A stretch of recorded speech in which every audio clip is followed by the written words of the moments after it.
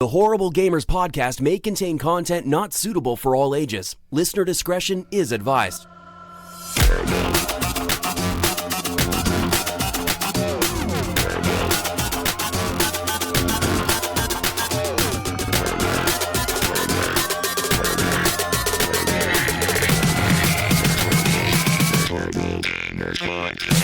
Welcome, ladies and gentlemen, to Horrible Gamers Podcast, show number 281, being recorded on November the 2nd, 2019. I'm one of your hosts, Jesus Gonzalez, known as Jesus Walks Out. Today, I'm joined by my friend from the West Coast, the best coast, Gunny Chief, Henley Merrill. Welcome back, Gunny. Welcome.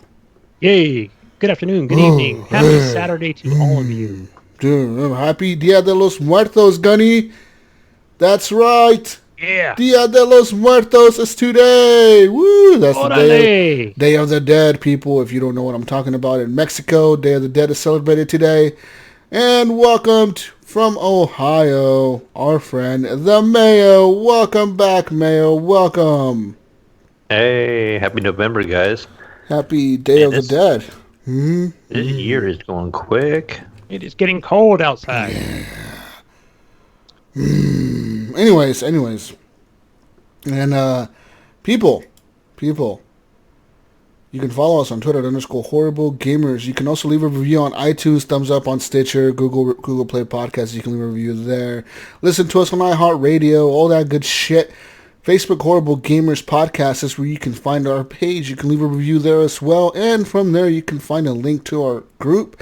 It is a closed group, so that means anything you post in the group cannot be seen by people that are not part of the group. And, as always, you can go and support the show on Patreon at patreon.com/horriblegamers and support us with the monies, like our friends Adam Sunday, Alan Maybe H, Bill Garner II, Brandon Willier, Brian Capessa, Chad, Commandalorian, David Snyder, Evan Tanaka, Henley, Jesse Kraft, John Jerome, Jonathan D. Hall, Jonathan Arcelo, M. Polo, Mechmod, Pork Chop Poo, Robbie Wheat, The Mayo, Subvader, and Vader Holic. Thank all of you for being supporters of the show. We love you. And this Christmas, I think I'm going to do something special for the Patreons. I was just trying to think where our next thing for our Patreons we need to be. So 12 days of HGP? I don't know. What do you guys think? Well, one thing of something, don't you worry, people. Don't you worry. Also, Thanksgiving is coming up, people. Holy shit. It's all here. It's all here. The games are here. Halloween is over. It's now Thanksgiving time. Thanksgiving is here. Holy shit, Gunny. we have Thanksgiving because, I went to the store the other day and they had Christmas decorations up and Christmas clothes for pets and everything else for sale already. I'm like, Too early. Oh, yeah, And man. I'm already Get seeing Thanksgiving things like check out Black Friday deals early. I'm like, it's not even. I see a lot of people talking early. about stocking stuffers at the store. I went to get my hair cut the other day, yesterday, if you noticed my beautiful hair today. And the lady cutting my hair, she was all like, oh, you want to buy some hair gel for half off? Buy one, get one free. And like shit at hair places cost like $30 for a bottle of fucking gel. Buy one, get one free. They make great stocking stuffers. I'm like, what? You could have got one for me, Jesus. I've You could have got that literally second never one and seen- sent it to me. I've never seen someone use hair gel as a stocking stuffer. Wait, I don't have hair. Yeah, So Gunny, you wouldn't benefit from this, Gunny. Anyways, I don't know what happened there, but yeah, like stocking stuffers, I don't know. It was just a really weird, upsell she was trying to do there. It didn't work, but I give her props for trying. Only $50. Anyways, Stitcher.com/premium is where you can go and sign up for a premium Stitcher account and listen to podcasts on Stitcher app ad-free. You can also get access to exclusive Stitcher premium shows and much more. To sign up for Stitcher Premium, you can just head on over to Stitcher.com/premium. Use promo code HorribleGamers and get yourself 1 month for free. That's right. Free. Use promo code HorribleGamers while signing up and get your shit. Go listen. God, what are we doing? Next plug. Redbubble. You can go over to redbubble.com and search for Horrible Gamers Podcast in the search bar. Once you find Horrible Gamers, you click on our little logo, because you definitely know it's us. You click on the logo. It looks just like the logo, like in the podcast, whatever you're listening to us on. It looks just like that. And in there, you'll find t-shirts, mugs, hats, clocks, blocks, rocks, docks, socks, glocks. Okay, maybe not glocks. What else? Shower curtains? You'll find a shower curtain. That's right, Gunny. A nice shower. You want a shower curtain that has our logo on it? I know I do. Makes a great stocking stuffer. Right. It does. I think I have my stickers on the stickers are on the way. They're shipping to my home. Nice. Yes. I got big stickers and small stickers. Oh shit! You're gonna put them all over the Jeep? Put them on the Jeep. I put it all over the PC, but I should put one on the Jeep. Put one on the Jeep, Gunny. Put it on the tailgate. Put it on where the wheel goes. You know how you guys have that extra wheel in the back? Yeah, the big wheel in the back. Put it on the wheel. Just put it on the wheel. Fuck it. Cover the Jeep logo. Put the Horrible Gamers over it. I figured I put one on my work truck because my Jeep only goes from home to work, and the truck drives around for 10 to 12 hours a day. There you go. We can piggyback you some free advertising. Most exposure that way. Free advertising. Anyways, we still need to work on the HGP flag. If you have any recommendations on designs for an HGP flag, people, submit your design. Submit your design. We need to get the best possible HGP flag made. Okay? We need a fucking flag, guys. We need to make a flag. Okay? How are we going to be able to fly our colors when we take over the government? We cannot take a stand without an HGP flag.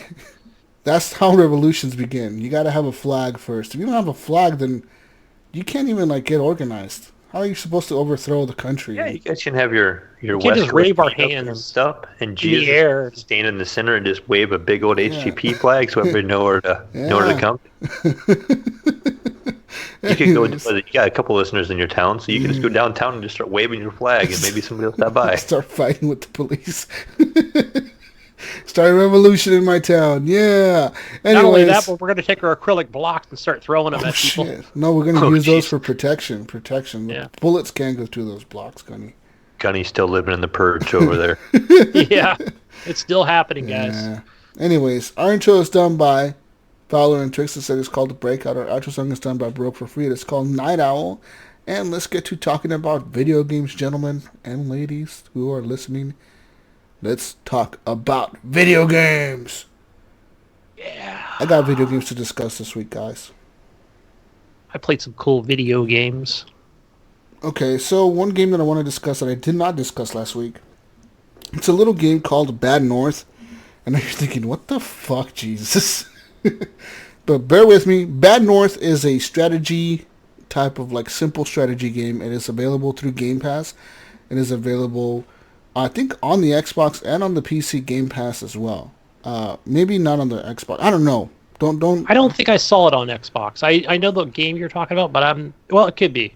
Could be on Xbox as well. I know for a fact it is on PC because that's where I played it. And it is also available on your Android devices, on your phone, your tablets. It's available on iPhone as of last week.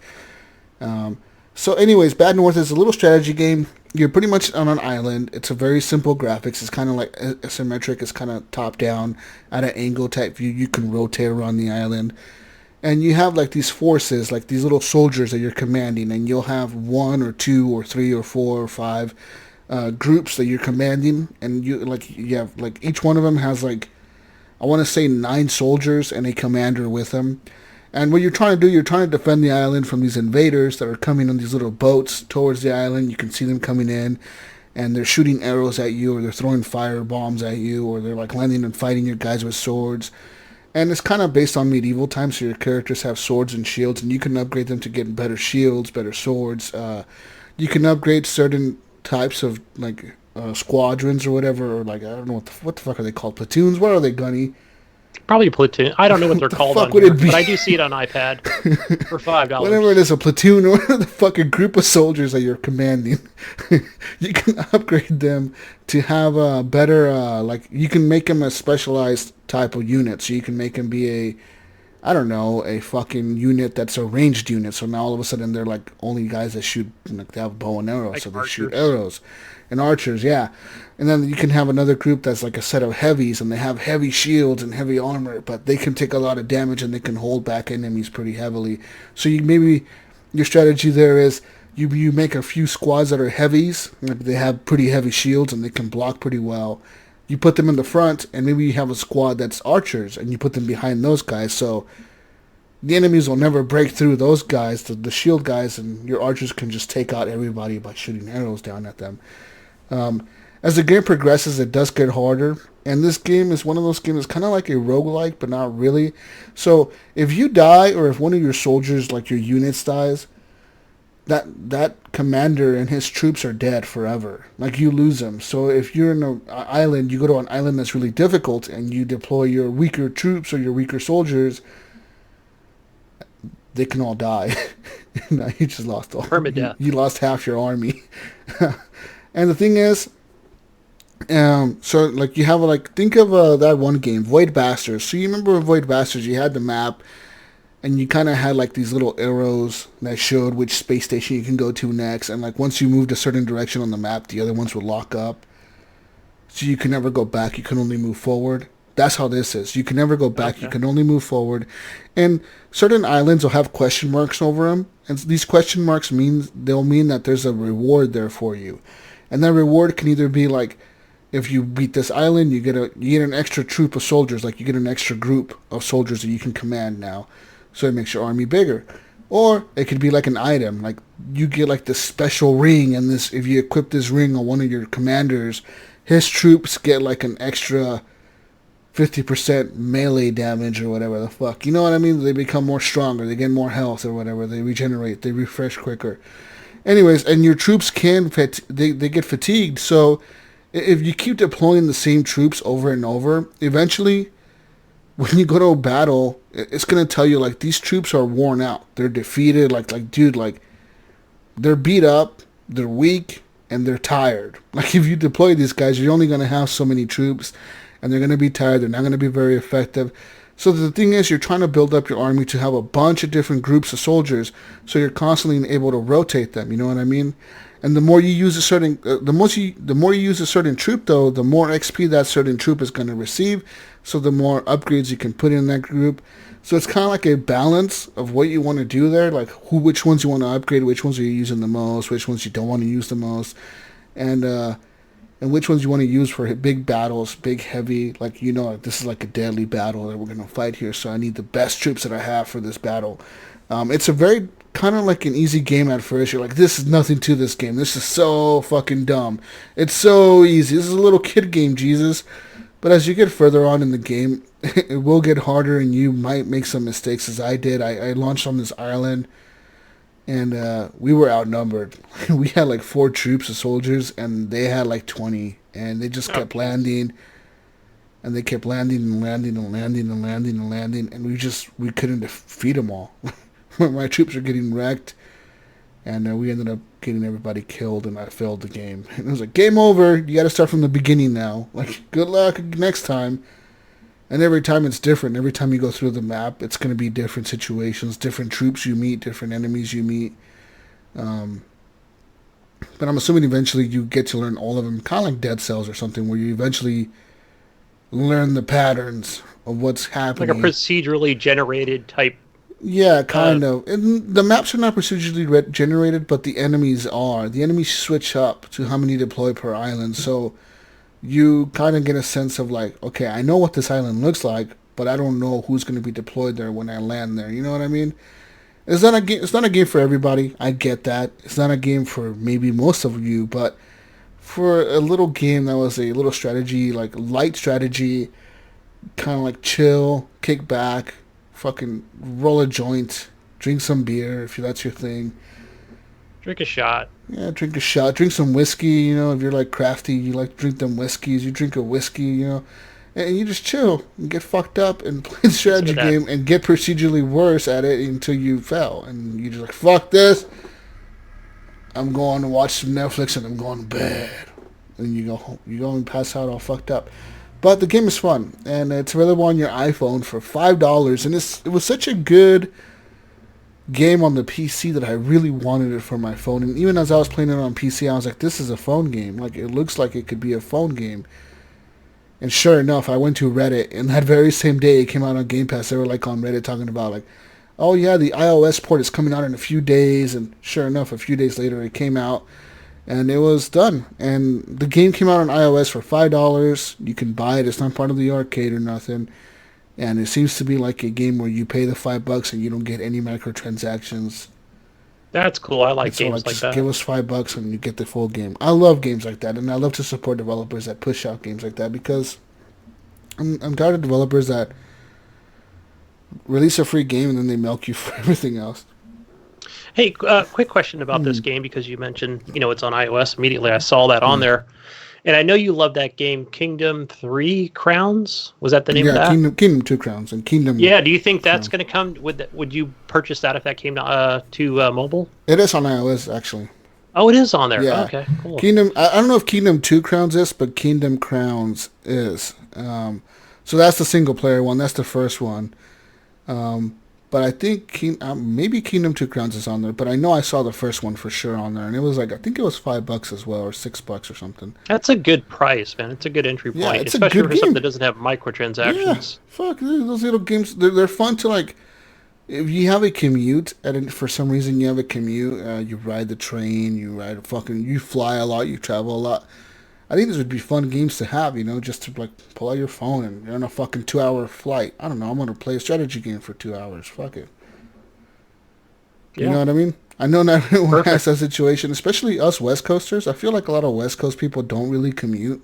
You know what I mean? Right, we don't have as many trains. Unless you're like near San Francisco or Los Angeles or Sacramento, you're riding a VTA or an Amtrak, where not us, we're in our cars. Yeah, we tend to drive everywhere. I know you East Coasters are like, what? They drive their own cars? Yeah, everyone tends to drive out here everywhere. So we don't really have like trains and subways and we did just get a train in our town for about a year ago. Yeah. But it only goes so far. It doesn't go quite to the city. I mean, there is like public transportation in Portland. There's like trains up there that like the Max line and light shit. rail. Yeah, it's light rail, but I mean, it's only like in Portland. And I don't live up there, so I'm not using that. San Jose kind of has their own, if you're just kind of staying in town. Yeah, and it's cool, but I mean, I don't use that. But anyway, some people might, and if you're using that, this might be a good way to pass the time instead of looking at that homeless person riding the train with you. Hasn't showered in 3 weeks. Yeah, I'm going to play my phone game. Hold my nose. Hold my breath. Out here in Ohio farm country, you pretty much just have to drive yourself everywhere. Like, you just don't have You just get on the tractor, don't you? Yeah, you just get on the tractor. You ride the horse down. Yeah. Sitting on the corn piles. But the best thing you could do is possibly get a bus, like local town busing or something like that. But that's only if you're in a bigger city. Like we have it here, but like I'm in a big city, so them fancy big cities. You know what I'm saying? You got to sit next to the Amish. Right. Mayo rides his wagon everywhere with his horses. I'm getting my Red Dead 2 experience in. I'm getting ready. This game is supposed to be a Western. This is like modern day Ohio. What are you talking about? Mayo on a Saturday morning wakes up and goes and gets the chickens from the hens, and me and Jebediah leads a barn or two. I know our listeners can't see this, but he does have a piece of straw in his mouth right now. He does, and he's wearing really dirty overalls. Yeah, straw hat. The straw hat. He was playing banjo earlier, but not now. Being a cat. He plays the banjo for a whole 30 minutes before we do the podcast every week, guys. You should hear him. Go to SoundCloud right now. Don't tell them about that stuff. That's my specialty. You only Jesus music. Anyways, moving on now. I played other games as well. So that was Bad North. Bad North. If you're interested, it's on Game Pass PC. It might be on the Xbox. It's a simple strategy game, military tactics or whatever. Very light, very, very easy to pick up. Available on iOS and Android as well. And moving on now to Call of Duty. So last week I kind of missed the whole Call of Duty talk. Well, this week it's a whole new beast. And I actually played it since the show and finished the campaign. That's good. I finished the campaign last week. Speaking of the campaign, so last week I was discussing about how I was in this one mission. Well, that was literally the last mission of the game that I was in when I was on the podcast. So yeah, I got on after the show ended, after we edited and everything went up. I got back on my PC and I started playing it. And lo and behold, like 20 minutes later, I was like watching the cutscene, I'm like the end credits. I'm like, what the fuck? Oh, you were like, oh man, I was at the end already. Like I could have just played 20 more minutes and finished this. But yeah, so I finished the campaign. I thought it was a good campaign. I thought it was well done. One of the best campaigns Call of Duty has done in a while. I mean, I really liked the Infinite Warfare campaign. That was the space one with the robot, remember? Yeah, Infinite Warfare. Yeah. But I hated... That's what I was thinking of last week. I hated the multiplayer. I've always hated the wall running and the double jumping and all. I've always hated that. I remember that beta. It was dumb. I didn't like that at all, that beta. I've hated... it drove me nuts. I hated the wall jumping, the double jumping, the wall running and all that shit in that game. And I also hated the one in Advanced Warfare. I hated the exoskeletons, the exosuits or whatever. Hated that. Hated Black Ops 3... Hated all the players, even Ghost. Infinite Warfare, Infinite Warfare, didn't they have... It was like these rolling spike balls. Yeah. Fucking drove me nuts, man. I couldn't stand those things. I hated all the thing about those multiplayers. Every single multiplayer that Call of Duty has released, with the exception, this generation, with the exception of World War II, because I really liked that one, I would say. I thought it was kind of like a little too basic, but I really enjoyed it. And I also kind of liked...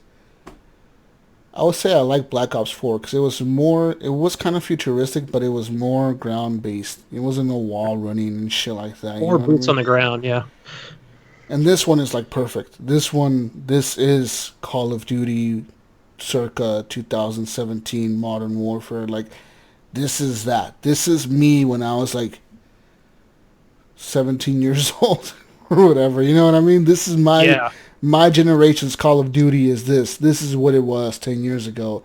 And even like, I was playing with all of you guys the other day, and like I even brought it up. I'm like, this game makes it feel like I'm back in like 2009, 2008, and just all my friends are all online playing the same game, and we're all inviting each other, and we're all staying up super fucking late. Like, hey bro, what time are you going to bed? I got a few more in me, and everyone's staying up till like 2 in the fucking morning, even though we all got shit to do the next day. And it feels amazing, man. Like, the multiplayer is really... It's kind of magical. You know, because they haven't been able to do this whole generation, in my opinion. They haven't been able to capture this Call of Duty magic since Modern Warfare 3, I would say. Or even, I would say since Black Ops 2, this Call of Duty hasn't had this much hype and this much, like huge... groups of people playing the game together and coordinating to get together and all this stuff. Like, I see it everywhere. I see it in the secret game chat we're part of, Gunny. I see it in the Discord. I see it in the group. I see it in other groups. I see it on Xbox. I see it on PC. Everyone's kind of getting together and everyone's like, fuck you, let's play. And everyone's playing, you know, and that's amazing. Like, I don't think Call of Duty would have thought they would have had this much success, but they obviously hit it out of the park, dude. It's like this is the best-selling Call of Duty since like Modern Warfare 3, I think. Yeah, and I see it everywhere. Yeah. Okay, so I wonder how this is panning out for them. I sat down the other night and I added like 30 people to my friends list, like and one sit down. It was just crazy, like guys from work, guys from HGP, guys from all the places. I'm like, holy cow, you know, and it's awesome to sit there and have this opportunity. But so before, you know, Call of Duty has always been like, what are you going to buy it on? You're going to buy it on the Xbox, you can buy it on the PlayStation. But then you had guys buying it on both. You know, you had guys be like, oh, I have to buy it for my PlayStation friends, then I have to buy it for my Xbox friends. So I wonder how many sales they're going to lose from that. But I wonder how many sales they've gained, and if they, you know, are balancing it out and they're seeing the benefit of this cross-play. And I think that is really helping the popularity of it right now too. I mean, besides the fact that it looks great plays great and it feels really good. The fact that we can all get together and play together really helps it too. I think they might have lost some sales with that, Mayo, but at the same time, I also think that maybe they've gained some sales as well, because there's people that have like an Xbox downstairs and a PC upstairs, and maybe they're like, you know what, I like this game so much that I'm playing it so much, maybe I want to play it downstairs sometimes, and maybe they'll buy an Xbox copy and keep it downstairs. You know, they're not everyone's like me, where like you have your TV next to your PC, next to your fucking room. You know what I mean? I'm in that same boat. Some people may split that up, and they have an Xbox in the living room or a PS4 even, and they're like, you know what, I'm gonna buy it on the PS4 because your progression carries over to your character no matter what system you're on. As long as you're logged into the same Activision account and everything, it's all tied together. So you carry your progression no matter what. Keeping that copy in the bedroom, that way you have, keeping it spicy in there. Be like, hey, honey, we gotta play some Modern Warfare. But I mean, I think that it's a hit, man. It's a fucking beautiful game. The campaign's amazing. I had a lot of fun with it. Iams gave me shit last week. He's like, "Well, Jesus, are you gonna spoil the whole campaign for us?" I'm like, "Fuck you, Iams, you pussy motherfucker, you." Hey, can I say something about the campaign? I know it's your time to talk here about the game, but great campaign. No, I want to say, I'm not Mr. Spoil It here, but man, it looks amazing on the Xbox X. Amazing. Yeah. Wow, like watching like the fire, and like, let's say there's a piece of fire, or excuse me, a piece of wood that's on fire, and it falls down and it's like just kind of fizzling out. It just, the graphics are unreal running on the X. Yeah. Unfortunately, I'm running into the same issue I did on the PC where the cutscenes were stuttering. They may have fixed that by now. I know that they've been constantly patching the game. I don't know if you guys probably noticed that every time you launch the game on Battle.net, it's like a 7 gig update every fucking time. Yeah. Oh, they keep trying to patch that in. I did play through. I finished a campaign last night, and I was having that issue actually where it wasn't stuttering, but something happened, and I kind of like, I don't know if I minimized or did something, but the voice got out of sync with the mouth movement, and so like everything was a little delayed. So I'm like watching it, but trying not to really focus on their lips because it was trying to drive me nuts. That happened to me too. Okay, don't look, don't focus, What happened to me was the frame rate dipped a lot. Like it started off at 60, then it went down to like 5, and then it went down to 4, and then it went back up to 60, but everything was out of sync. So I don't know. Yeah, on my Xbox, the cutscenes are good. Everything's good except for it just crashes periodically. Yeah. Like the game will crash, or it'll crash my Xbox. Some people have had their Xboxes bricked because of it. They say that their Xbox just really like doesn't work at all. It doesn't turn back on. So fortunately, I think that's just like a low risk type of situation where like it's not going to happen to everyone. That's not happening to everybody, but it has happened to some people on Reddit, and they're saying that they're trying to get their consoles replaced by Microsoft, and Microsoft is kind of like, fuck you. You had a warranty. Call Activision. Because Activision made the game, so that's kind of a hard thing. It's like, well, maybe it's something Activision done, and so that'd be a hard battle to figure out. As soon as you fire it up on, just be speaking for the X, that you can hear that GPU just fire up like a jet engine. It spins up, and I'm like, great, it's going to be GPU like intensive. Loud ass fucking fan going. It's like a PS4 Pro. Yeah. It only could run for 30 minutes. Yeah. Damn. Run for 30 minutes, and then it shuts off. I think it's a safety feature also. That's crazy. But, I don't know what's going on there. But anyways, besides that, the multiplayer is a lot of fun. I'm ranked 45 now, or 47. Some shit like that. Between 45 and 47, I think. Pretty close to 55. Once you hit 55... Nice. Okay, so last time I read an article talking about the prestiging system. I guess now I got a little bit more clarification with it now. Apparently when you hit 55, you don't prestige at all. You can't. But you start getting these officer ranks. Because I saw somebody that was rank 135. Somebody that was playing against us in a match. They were like rank 130 something. And I was like, how did you... How are you that high of a rank? But I'm assuming they must have been playing with a lot of double XP tokens on or something, and and just been playing since the game Yeah, I came think out. it's a max lot of of 2 hours Doritos. a day or something. You max out, I think, on the XP points. On the double XP, like Doritos and Mountain Dew shit, I think you can use up to 2 hours a day, but you can redeem up to 40 hours of double XP. That's a Right, but whole there's work only week. so much per. Was it so much per week? I wasn't sure how they did that. Well, it's 2 hours per day, so I'm assuming you get 14 hours a week that you can use for double XP. I don't think so. I think they capped it at your whole week or something in a 7 day Nah, period. you think so? I don't think so. I mean, That's what I heard in a podcast. You it's can only use so much 40 in a week. hours though that they cap it all together. So Oh, so it's 40 total. Okay. 40 total, yeah.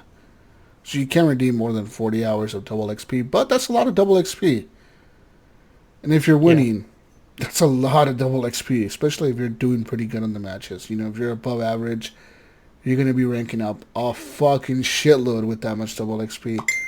Yeah. Personally, I've been having a blast with the game though, man. I can't say anything else about it. It's so fucking good that I've been hard pressed to like get away from it and try to play other games. I just really can't, you know, because every time I get on, there's somebody playing it. Fucking Nipron Yes. or Native Yeah. or somebody. Shout out to Native. He gave me some more embers this week. Fucking awesome, Native. I love you. Nipron was playing with me this week on Call of Duty. Had a lot of fun playing with him. One thing that I don't like is they removed the realism mode today. I don't know why, but they did. They removed it completely. But now realism is kind of tied in with the night vision mode because they've added the night vision maps. So night vision mode, I don't know if you've all probably played this before in the beta. It's night vision. It's nighttime maps. Same maps, but they're nighttime. And you got to start, as soon as you start the match, you got to put on your night vision goggles. The problem is in realism mode, there's no HUD. There's no tips. There's no nothing. You know, you don't even get a kill feed when you're playing in realism mode. So, like, starting up, I didn't know how to equip my night vision goggles. So I'm like holding Y, I'm holding X, I'm holding B, I'm holding Up A. on the D-pad. And then I was like, up on Or is it D-pad. down? Finally got it when I pressed up on D-pad. I was like, holy Was that what it was? shit. Yeah. I'm like, they don't even tell you in the beginning, like, yo, press up on D-pad, just in case you don't know, like me. Like, cause on PlayStation, it wasn't up on D-pad. It was like Something hold different. Yeah. hold Yeah. triangle, I think. So that's what I was trying to do. I was trying to hold Y, and it wasn't working. And I was like, what the fuck? And I was like, and I tried up on D-pad and it worked. Yeah. But like on PC, I would have been fucked. I would have been like, I don't know.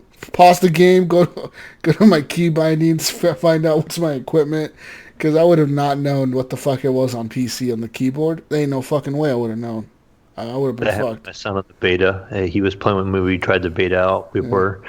And we did. I think he actually played a mode with you, Jesus. I think it was the first game he played with you for a minute, and he didn't know how to turn on the night mode. And we're like just hitting different keys. I'm like, just pull up the, just hit tab or escape, pull up the legend, and see, because you can't play this in the dark. He's trying to like shoot people when he couldn't even see. And I'm like, dude, you're gonna die anyways. You might as well stand still for a minute and just pull it up and see what it is, and sacrifice your KD for that round, because you're not gonna see anybody. Yeah, it was rough, but I mean, I really love the realism mode. It's so immersive when you're in there and there's nothing distracting you. There's nothing like no name on top of a person, no HUD, no like telling you how much ammo you have left, no kill feed. I mean, you kind of get a notification when you get a kill streak. You get like that little chirping, like the little noise when when you get a kill streak, and the guy will tell you like UAV standing by, and then you can call it in. But like if you just forget it, or if you're not paying attention when you get that kill streak, like there's been matches where I played the whole match, and at the end I pressed the kill streak button, and all of a sudden my guy's calling in a fucking UAV and a helicopter. I'm like, what the fuck? Yeah. I didn't even know I had these things the whole match. But yeah, night vision mode is kind of cool, man. I am really digging it and having a fucking blast with it. I kind of hope they do bring back the realism. Because as much as I like hardcore, I don't like the team killing in hardcore, and I feel like there's something special about realism where like there's nothing there. You don't even know if you got a kill. You know what I mean? In hardcore, they still tell you if you got the kill. You still like still pops up like you got 100 points for killing this person or whatever. But in realism, nothing pops up. Literally, there's nothing that shows up. Like if you shoot at somebody and they go like running into a house and you're shooting at them as they run in that house. Oh, you don't know. That's you crazy. don't know if you killed them. So like you sit there for a second. You're like, should I go in after that motherfucker? Yeah. Or should I just wait out here see if they come back out? Like you don't know what to do because you don't know if that person is dead or not. And like they kind of do up the damage on the headshots. So if you get a headshot in realism mode, it's pretty much a one-shot kill with every gun. Interesting. So like even a pistol, you can headshot somebody with a pistol, and it's going to be most likely a one-shot kill. They're going to go down right away because headshots, they're pretty much like one-shot kills, and I think body damage has increased a little bit too. So it takes a few less bullets to kill somebody. Like if you're hitting them center mass, but if you're hitting them on their leg or their arm, they might get away from you, and you might be screwed. You know what I mean? That's cool, man. Anyways, Yeah. what else have you played besides the modes? Besides, you play more multiplayer, man? How are you liking it?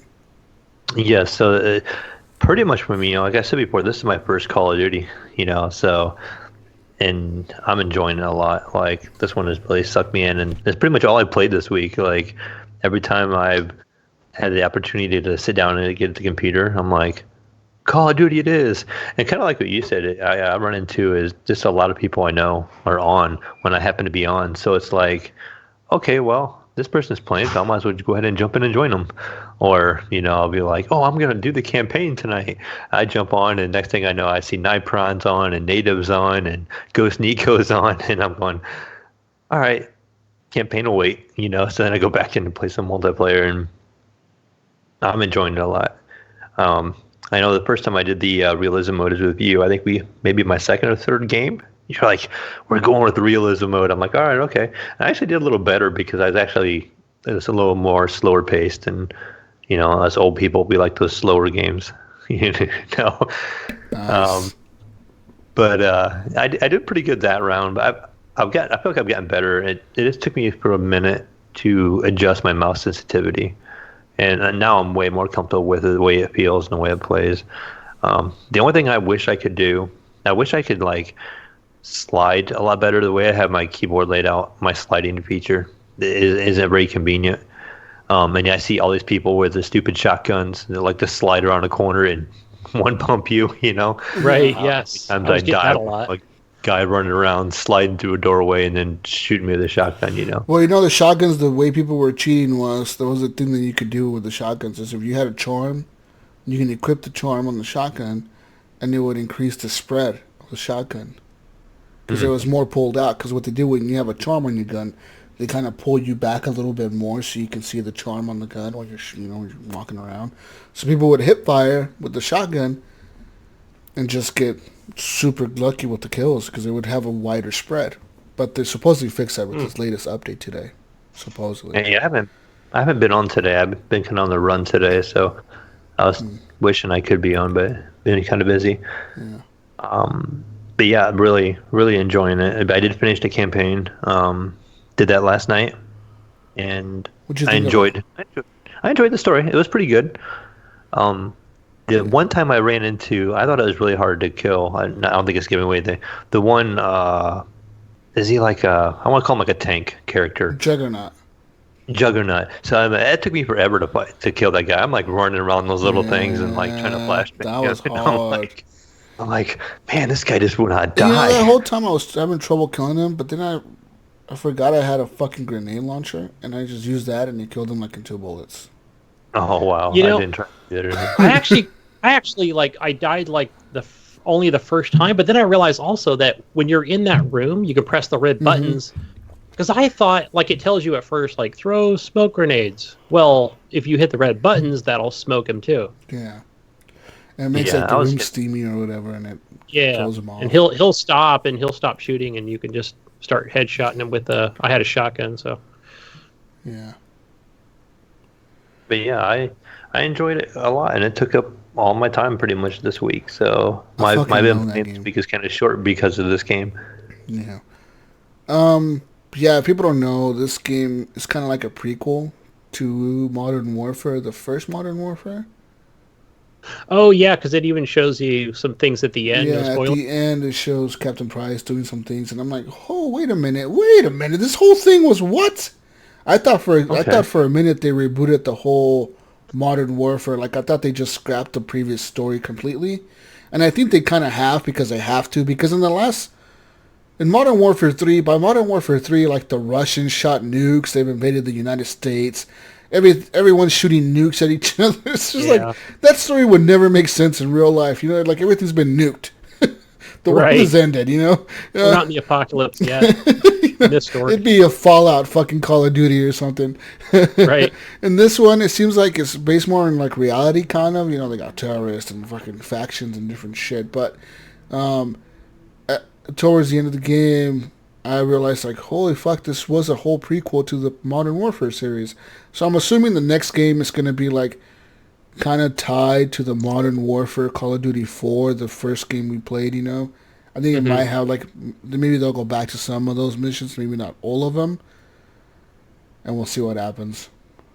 Yeah, I was actually going to ask you off air about, just because of spoilers, what that stuff was talking about. At the very end, after the credits rolled, there was another cutscene.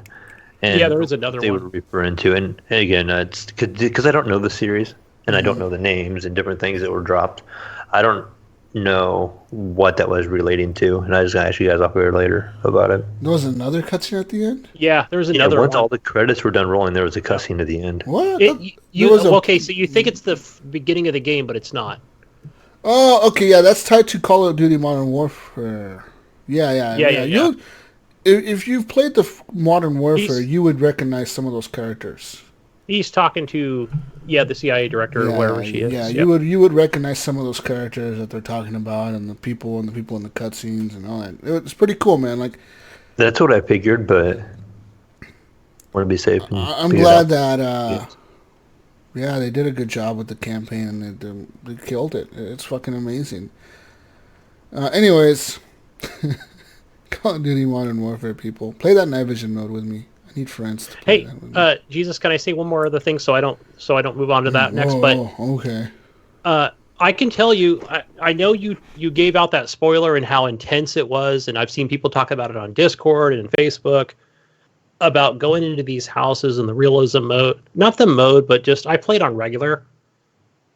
But holy fuck, there were like at least 2 occasions, especially even on the first time, where I'm coming into the house, and in this game there are men, women, and children. I'll just say that. And so there were times where I came in and I literally had to put the controller down and step away for a second. Honest to God, I thought, man, this game is messed up. There were at least 2 occasions where I had to do that. Yes, Why was it messed up? Did you shot somebody or something? What did you do? man. Yeah, and I was hoping I didn't shoot anybody else. That it was rough. I'll tell you that. And I thought, wow, this is. Oh, so you accidentally shot civilians without like. Yeah, you're they clearing weren't a house, civilians. right? And you kick in a door or something, and you just shot a bunch of people or something. Not a bunch of people, but it was He's not a bunch. Just like 3 not a or bunch. 4. It was I was killing the terrorists. You know how like you come in and then you go to the second floor and you're all stacked up, Yeah. and then there's like somebody who pokes their head around the corner, but then the terrorist is underneath the bed. But then there's the wife with the screaming baby, and then there's like other smaller young children.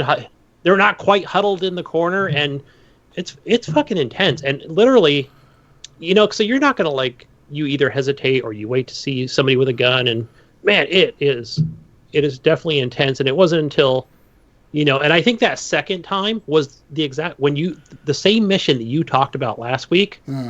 Until you're actually there in that situation with with a controller or keyboard and mouse in your hand and you're pointing guns at people, it's intense. Yeah. It's very intense. So there were definitely some wow moments and moments where I just had to like, oh my gosh, like I checked my own morality with those missions. I played all those missions in realism mode. I switched the difficulty up to realism in all those missions. Then I turned it back down for the other bullshit missions.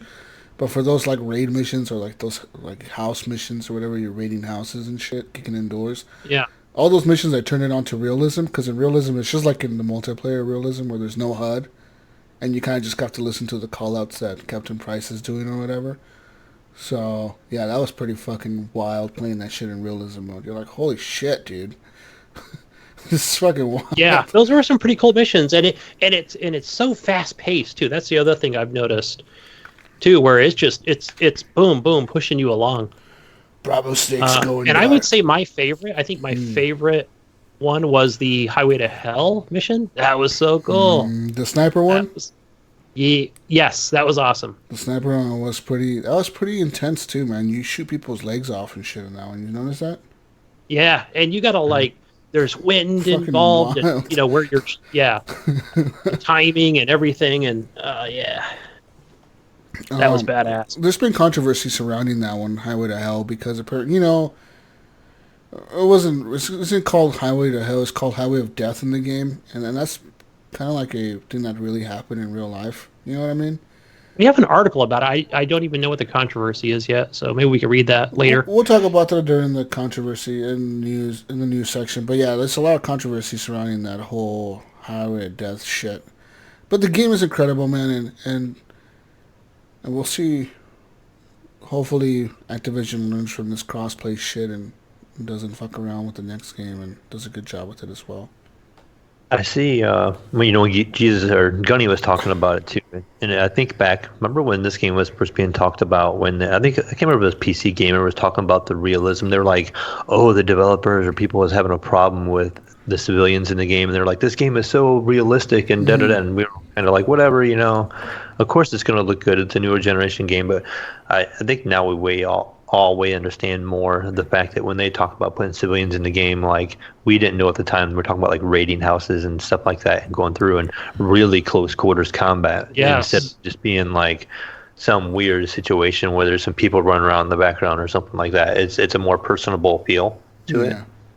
And I think that's what they were trying to get at without spoiling too much at the time. Damn, and they sure did. I would not want anybody in this room with me watching me play this game. It's that, to me, it was super intense. I thought it was pretty intense because like the people are screaming and they're all freaked the fuck out. You're like, this motherfucking SWAT team is at my fucking door telling me to get the fuck down on the ground and shit, and it's like, holy fuck.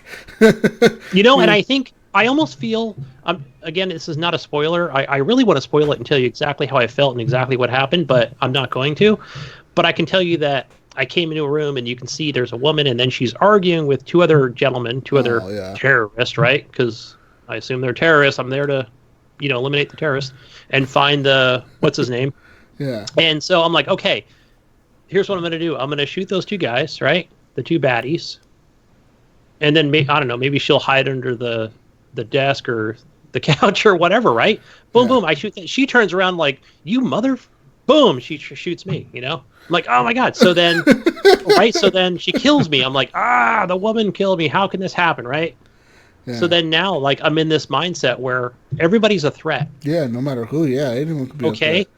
And then that's when I'm like, okay, she's going first, right? She's the closest to me through that door, either as I come through the door quietly or I burst through the door. Yeah. Okay, and then the next scene, man, it's messed up. It messed me up. It really did. It really messed me up. Yeah, it was intense. About the only thing they didn't do in that mission is have a little kid shooting a gun at you. You know what I mean? That's about the only thing. And it wouldn't have surprised me that, like having the little kid in the corner of the room standing there with a pistol or something trying to shoot you or something. Like that would have been the moment I would have been like, holy shit, they did it all. Fuck. Yeah.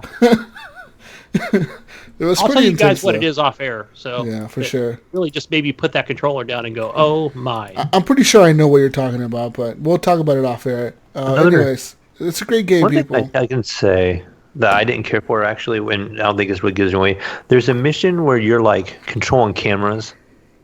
I just thought that was big kind of a Gazi weird mission, part. Yeah. Where I didn't really care for that. Yeah. Like, it was okay, but I was kind of like, let me get back to the shooting. You're going from camera to camera, and right. I don't really want to jump into it too much, but you guys know what I'm talking about. I thought that mission was super cool up to that point, but you're right. Up to that point, it was like slowed down. Yeah, it slowed down a lot, but like but the whole after that, it really picks up. The whole landing, like flying by in a helicopter and seeing everybody on the ground fucking protesting and screaming "Fuck America!" throwing fucking Molotovs over the wall Like, that shit is like, holy fuck, yeah, let's go in there and save everybody. Yeah. But you realize real quick, like, we're not going to be able to save everybody. What the fuck am I thinking? These motherfuckers are going to get in here somehow, you know what I mean? It's fucking wild. I like what they did after that mission, Mayo. Yeah, I like when you take the guy to the compound, he's like, bye, sunrise. They put him in the room. I'll be out of here. All hell breaks loose again. Yeah. He's like, by sunrise, I won't even be here. It was nice meeting you guys. And you're like, whatever, motherfucker, get in there. You're in a safe room. You can't get out. Yeah, you can't get out of there. That's what we thought. That whole mission was super cool when you're shooting the flares and it lights up the sky and you see the dudes walking through the... You're like, holy shit. It was like, holy fuck, there's a bunch of them out there. And every time the flare goes out, you're like, fuck, I gotta shoot another flare. You run back to shoot. There's even more people out there. It's like, fuck. more good game development utilizing ray tracing, I think. They're really just designing games around ray tracing. Like, they're using that technique and making games around it. It was insane because I thought that mission was pretty insane too. When you're first setting up and you first get to that compound away from the embassy, you get to that compound, you're like, all right, we're in the safe zone now, we're waiting for extraction, and you guys are like, all right, we're gonna set up on this rooftop, and you got like the sniper rifle gun with like an ACOG scope on it, and you're looking across to the street and you see a bunch of dudes over there talking, and you're like, fuck, are they terrorists? Can I shoot these guys? And they're like, no, they're not combatants. They're just standing there talking. One. Oh, you shot one? Yes, I shot one. You know what happened, right? Yeah. What happened? I thought I was supposed to shoot. So I'm like, I dialed in, and I saw the three guys you're talking about. Mm-hmm. Boom, you can't shoot civilians. Yeah. Restart again. I was like, oh, no, I got to wait for something to happen first. Yeah, because I was watching him, and it was like, okay, you don't engage until you see weapons. And remember, rules of engagement, you can't shoot somebody unless you see a weapon. And it's like, holy fuck, this must be intense, dude. Like you're fighting a war against an enemy that doesn't have uniforms. You know what I mean? Like, these motherfuckers are just standing there with guns, and you don't know what the fuck they're doing. They're just standing there, Right. I thought I'd get a few headshots, and, I thought I'd get ahead of the game here, but, oh, no, you can't do that. That mission was fucking intense. This game was fucking incredible, man. I loved all of it, and I can't wait to see what they do next year. But next year is supposed to be Black Ops again, they said. So I'm thinking they're going to go back to that futuristic Black Ops thing. I'm hoping they go back to the Black Ops 1 thing where they were back in like Vietnam, Cold War era. Mm-hmm. The Russians will probably get tired of us, Americans making these fucking games. Like, what the fuck, guys? They're going to hack into it. You make Russians the bad guys every fucking game. Change the game up. Can't play game no more. Speaking of video games and stuff, guys, I played some more games this week. I've actually went ahead and played some good old Firewall 0 Hour. Oh, got the VR out, did ya? Mm-hmm.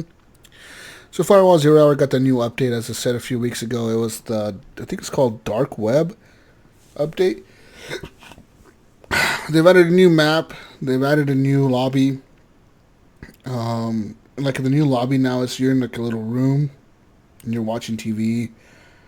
And this spider comes down from the vent. It looks pretty fucking real. And I think the spider just comes down randomly. You don't trigger it. It just kind of picks you. Like, I would set to, like, I don't know, randomly fucking fall down on people. And every so often you hear somebody screaming like, oh fuck, what the fuck? And it's like, because this huge spider comes down from the vent, and it's like a big black widow, and it like lands on your face, like it feels like it's on your face, lands on the fucking like in your face in VR, and you're like, what the fuck? Well, no, it doesn't land on your face, but it lands like on your chest in the game, and you can just look at it in the eyes and be like, whoa, dude, what the fuck? But it's pretty nuts. Firewall 0 Hour, man, it's so immersive. Like, there's nothing else like it out there. You know what I mean? As good as Call of Duty is, I don't think I could ever compare the two. Because when you're playing Firewall, you're in the game. You are holding the gun. You are in there. You're not doing, you know what I mean? And it's you and 3 other dudes like Rainbow Six or something where you have 1 life and that's it. And then if you guys are not coordinating, you guys are not talking, you're pretty much going to lose. So you got to have a lot of communication, a lot of talking, a lot of, like, all right, dude, I'm watching this corner, you watch that corner. And it's pretty wild.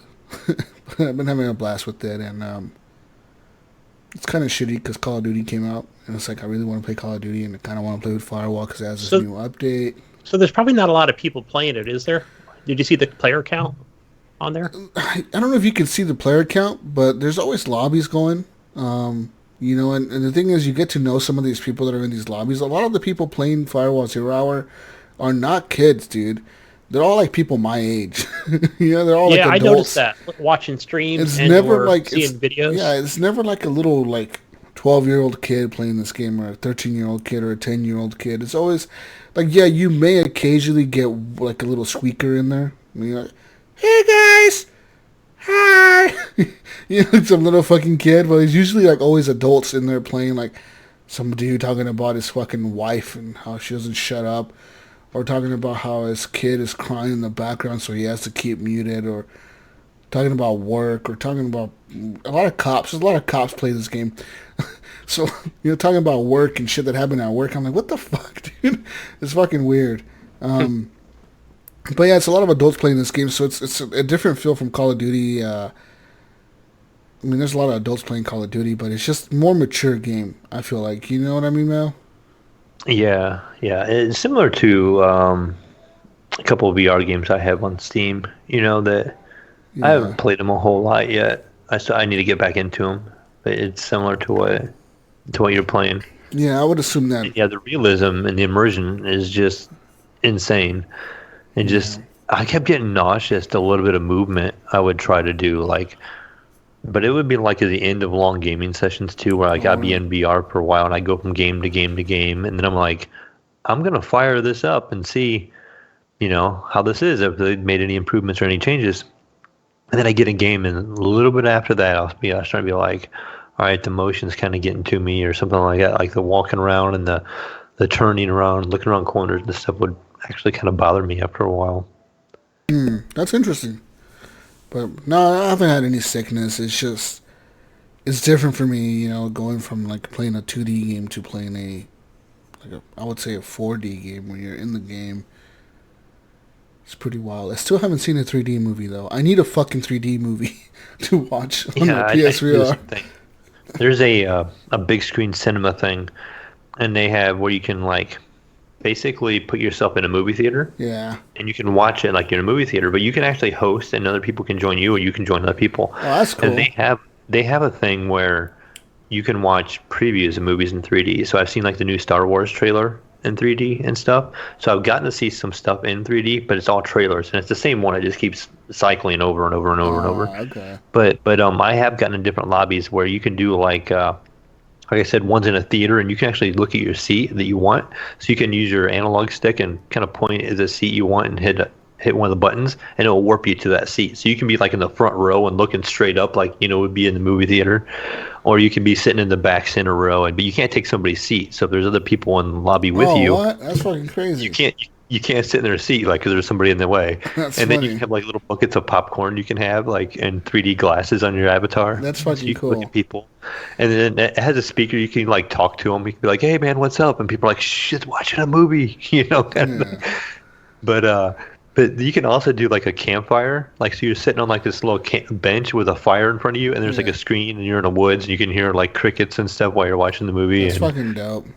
There's all these different modes. But I yeah, know you that Hulu has it on the PSVR. If you have PSVR people and you have a Hulu account, log into Hulu with, it's called PSVR Hulu or something like that.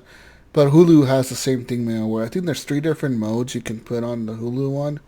And one is a beach house, so you see the ocean in the background, big windows, see the ocean in the background. You're in a living room type situation with the big TV. Another one's called theater mode, where you're kind of sitting in a big theater, huge screens in front of you. And then the other one, it's something else. I don't know if it's called basic or some shit like that, basic home. And you're in a regular looking living room, in a house. And I think they even have Halloween edition ones where you're in a spooky haunted house. So you're watching a movie, if you want to watch a scary movie, you would essentially pick this one. And it's a spooky setting. So you're in a haunted house. creepy house, yeah. Yeah, and you're sitting there watching a scary movie. You're like, oh fuck, and they'll like sometimes a door will open by itself in the background, or you see like a cabinet open and shut real quick or something. Like it does shit like that. So it's interesting to have different like little things like that. I wish Netflix had that because I watch way more Netflix stuff, especially recently. I've been watching a lot more Netflix stuff than Hulu. But it's cool that Hulu has it. I know Netflix back in the day had this feature on the 360 where you could invite friends to watch movies with you. Yes, that was fun. They didn't even need a Netflix account. So like if I was on Xbox Live, if I was on Xbox Live Mayo and you were my friend on Xbox Live and you were paying for gold, all you needed was gold. And if I had Netflix, I could just pick a movie, be like, I want to watch Star Wars, and I would put on Star Wars, and I'd be like, invite Mayo to my Netflix party, and you would get like an invite that said, Jesus invites you to watch Star Wars with him on Netflix. Do you want to join? And you would put yes, and they would like warp you to like a little movie theater thing. And it would show you your avatar. Yeah, and on your screen, it looks like a movie theater, and it shows the seats on the bottom, and it shows your little avatar sitting down next to my avatar. And you're watching the movie, kind of. You know what I mean? So that was pretty cool. Fun. But Netflix really quick, after like so many years, realized like, wait a minute. These people aren't paying for Netflix. It was dumb. I felt like it wasn't even quite a year, and Netflix is like, oh, we can't allow this people to watch and enjoy a movie together. You guys are watching. I don't know if it was Microsoft or whatever. You guys are watching free movies. Fuck you. You're not paying for Netflix. Yeah, so. That big screen thing actually has a thing where I believe is where I could host it besides other people with VR to come in and sit and watch it with me. So like if I had friends in VR that could, when we watch it, we could all watch it in a group. I think I can do like a web link, and people that doesn't have VR can watch it on the regular monitor with us also. And it has like an in-game, almost like an in-game chat, so we can still chat with each other. We could watch the movie together. Fucking cool. That's so like you don't have to have VR. Like I could create a lobby. So every HGP member can go in there and watch a movie? I think there's a max of 12 people, I think, in the lobbies. Okay. But, so yeah, like, I could host it, and we could literally watch it as a group. And the people that had the VR, and I'm not sure if, like, the PlayStation has it. It's called Big Screen Cinema, I think it was called. If it would have a cross, it'd be nice if it had like a cross thing, because it's all one account, like, and we could just log in together, get in the same group and have cross-platform VR. That'd be kind of nice. That'd be pretty dope. But yeah, there was an app on the PlayStation or something. But yeah, I'm pretty sure I can post a link and it will actually let you come and watch the movie with me just on your computer screen or on your TV or whatever. And the voice chat would still work. Facebook has that now too, where you can host a watch party. Yeah, I noticed that. And you can like if you find a movie on Facebook or something, you can I could share it to the Horrible Gamers podcast group, and I could be like, I want to host a watch party, and I could play a movie if I wanted to, if I owned it, and like you guys can just join and watch that in the group, and like you can comment and we can chat real time as the movie's playing and just fucking watch a movie on Facebook. Yeah, I noticed that with video. The future. Or like live news events or whatever it may be. Yeah. It says invite people to your watch party. Yeah, you're hosting a watch party. Woo! While we're on the subject too, is one thing I did do this week on last Sunday. I had a couple minutes after running and stuff when I got home. It was getting kind of late, but Oculus was doing a special promotion where they were letting you watch different like sporting events, and they had an NBA game going on in VR. I get to watch for free. So nice. I jumped in and watched. It was the Portland Trailblazers versus Dallas Mavericks, actually. Yeah. And I got to watch like the last 10 minutes of the game in VR.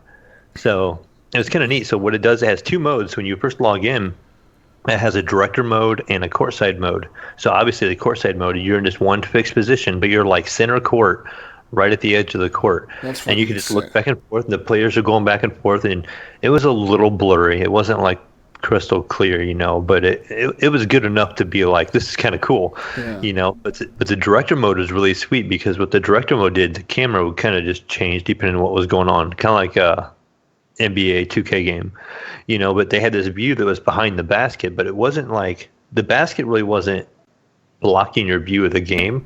It was kind of like in this right position where you could just see everything going on. And it was really neat because that game actually, ended with a call where like this guy for Dallas was going to the basket, and a guy for Portland like raked the ball across his arms, and he clearly fouled him. Like it looked like to me like he completely got him right across the both arms, and they kept showing the replay, and you get to see the replay and everything in VR. So it's like I'm standing like right in front of him watching this, and they ended up doing they called it a jump ball, and so I'm like, no way, I had clear view, you can tell, Yeah. Right. and Yeah. and they Mayo's did this calling jump ball, up the NBA. Yeah, He's calling the and, NBA commissioner's office. Hey, motherfuckers, I'm watching the replay. VR. This They is a screwed foul. They'll be like, hold on, the refs are calling the Mayo. They're going to verify with the Mayo this was a foul. The Mayo... People get the vote. The Mayo says this was indeed a foul, and everyone's mad. Fuck the Mayo! Fucking Mayo! That's right. Well, it was a Dallas game, so they would have been happy. Yeah. They'd been chanting me. They'd been like Mayo for president at that point. Mayo! Can you imagine that? Like, dude, that'd be so cool. Like, I've always thought about that. Like, someone needs to come up with an app to just put on the PlayStation and put on PC. An app where if you have a VR headset, whether it's Oculus, whether it's the Rift, whether it's the Quest, that free one without a PC, whether it's a PSVR or a Windows mixed reality headset, you can just wear a VR headset, log into the site, and watch sports games for maybe a fee, like say $5. But I would totally watch the Super Bowl and big games like the Dallas Cowboys is like the team I watch. I would watch them play in VR. If you can put me on a fucking court set and I had to pay you $5 for the game, I would pay that just to watch it, Even if they had something like you said, like just kind of add on to that, Jesus, if it was something like, like you said, sports, right? It doesn't have to be football. For me, it would be football. And also, even if it was like this NBC, NBA, all access, what have you, give me that option to put that headset on and be able to watch normal, and or I can just click to the next camera. Yeah, that would be so sick. Imagine being able to watch. Let me click to the game. top overview camera, the one they have over the football field, and or the NBA one. Or just fucking click on any camera that I want to click on. I get camera 1, camera 2. You just I feel like I'm in control of what I want to see and where. So this app, Jesus, is called Next VR. And I'm just going to read off the store page real quick. They have multiple things on there, so it's kind of like what you guys were talking about. They feature NBA games, WWE, boxing, NHRA, ICC soccer, concerts, exclusive behind-the-scenes music experiences, and stand-up comedy events. So they did have a Post Malone concert they did. I'd missed that. But that was, I think, that was the night we recorded last week. But so, yeah, they have different like concerts and just different events that they I host. actually have used this app on the PlayStation. It actually is available on the PSVR. Well, there you go, PSVR people. You check out Next VR. Yeah. They have I've watched music videos. It was a really weird music video. I forget who was singing I forget what even song it was. It was like some kind of electro fucking EDM song. But, it was really fucking trippy. I was like, dude, if I was high as fuck right now, I would love watching these horses and naked girls dancing all around me, because this is fucking incredible. But everywhere you turn, like, the video was a 360 video, so like they made this music video, but there was some weird shit going on. You're like, what the fuck? You're just looking around like tripping out. But yeah, I know exactly what you're talking about. Next VR. I actually saw that they were advertising that Post Malone concert, I think on the PS Store the other day when I was in there downloading Death Stranding. Yeah, I was curious about that. Like Post Malone was being advertised. Like, you go watch Post Malone. Okay. Yeah, they're doing the same thing on the Oculus Store, and that's what brought me to it. I was like, oh, they're doing Post Malone. I was like, oh, it'll be kind of neat. And then I seen the NBA games behind it, so I'm like, oh, this is kind of like a courtside seat, kind of one place holds it all, Yeah. So I didn't know how it was going to work. Like, I was like, do you have to have the NBA Game Pass subscription or whatever? I can't remember what they call it, League Pass. Yeah. Or do you have to have this? Because I'm like, I don't have League Pass, but they're doing a free trial of the League Pass. If I could watch the Super Bowl this way, man, I would totally watch the Super Bowl this way. Yeah, that would fuck be neat. Being with people. Fuck a Super Bowl party. I'm watching the Super Bowl in my VR headset, courtside, motherfucker. Yeah, I'm on the field next to the players on the bench. And they're showing different things, and it looks pretty cool. Like, and on their website, it shows like a football game, like a like a college game, Yeah. and it shows a wrestling event, like a WWE event, and there's a guy on the corner of the ring. So it's kind of neat. I know they do boxing matches, and they put the cameras on the corners of the edge of the ring or whatever in the corners. So you watch the boxers fucking punching the shit out of each other like right there. You're like, oh fuck. Anyways, enough VR talk. Damn it, fucking console peasant shit. Yeah. Moving on now to a game that I played this week, guys. Outer Worlds. Outer Worlds. I played a little bit of this last week. So, I think we all have. Outer Worlds came out a couple weeks ago, I guess now. Same day as Call of Duty. But I played quite a bit of it, and I'm actually really, really, really enjoying the game, dude. Obsidian, you can definitely tell they made a Fallout game in the past. Because this game is pretty much Fallout in space with bright colors. Way better color palette than bullshit-ass Fallout brown and gray and dirty brown. I mean, that's all Fallout is ugly brown and gray. The non-apocalyptic Fallout.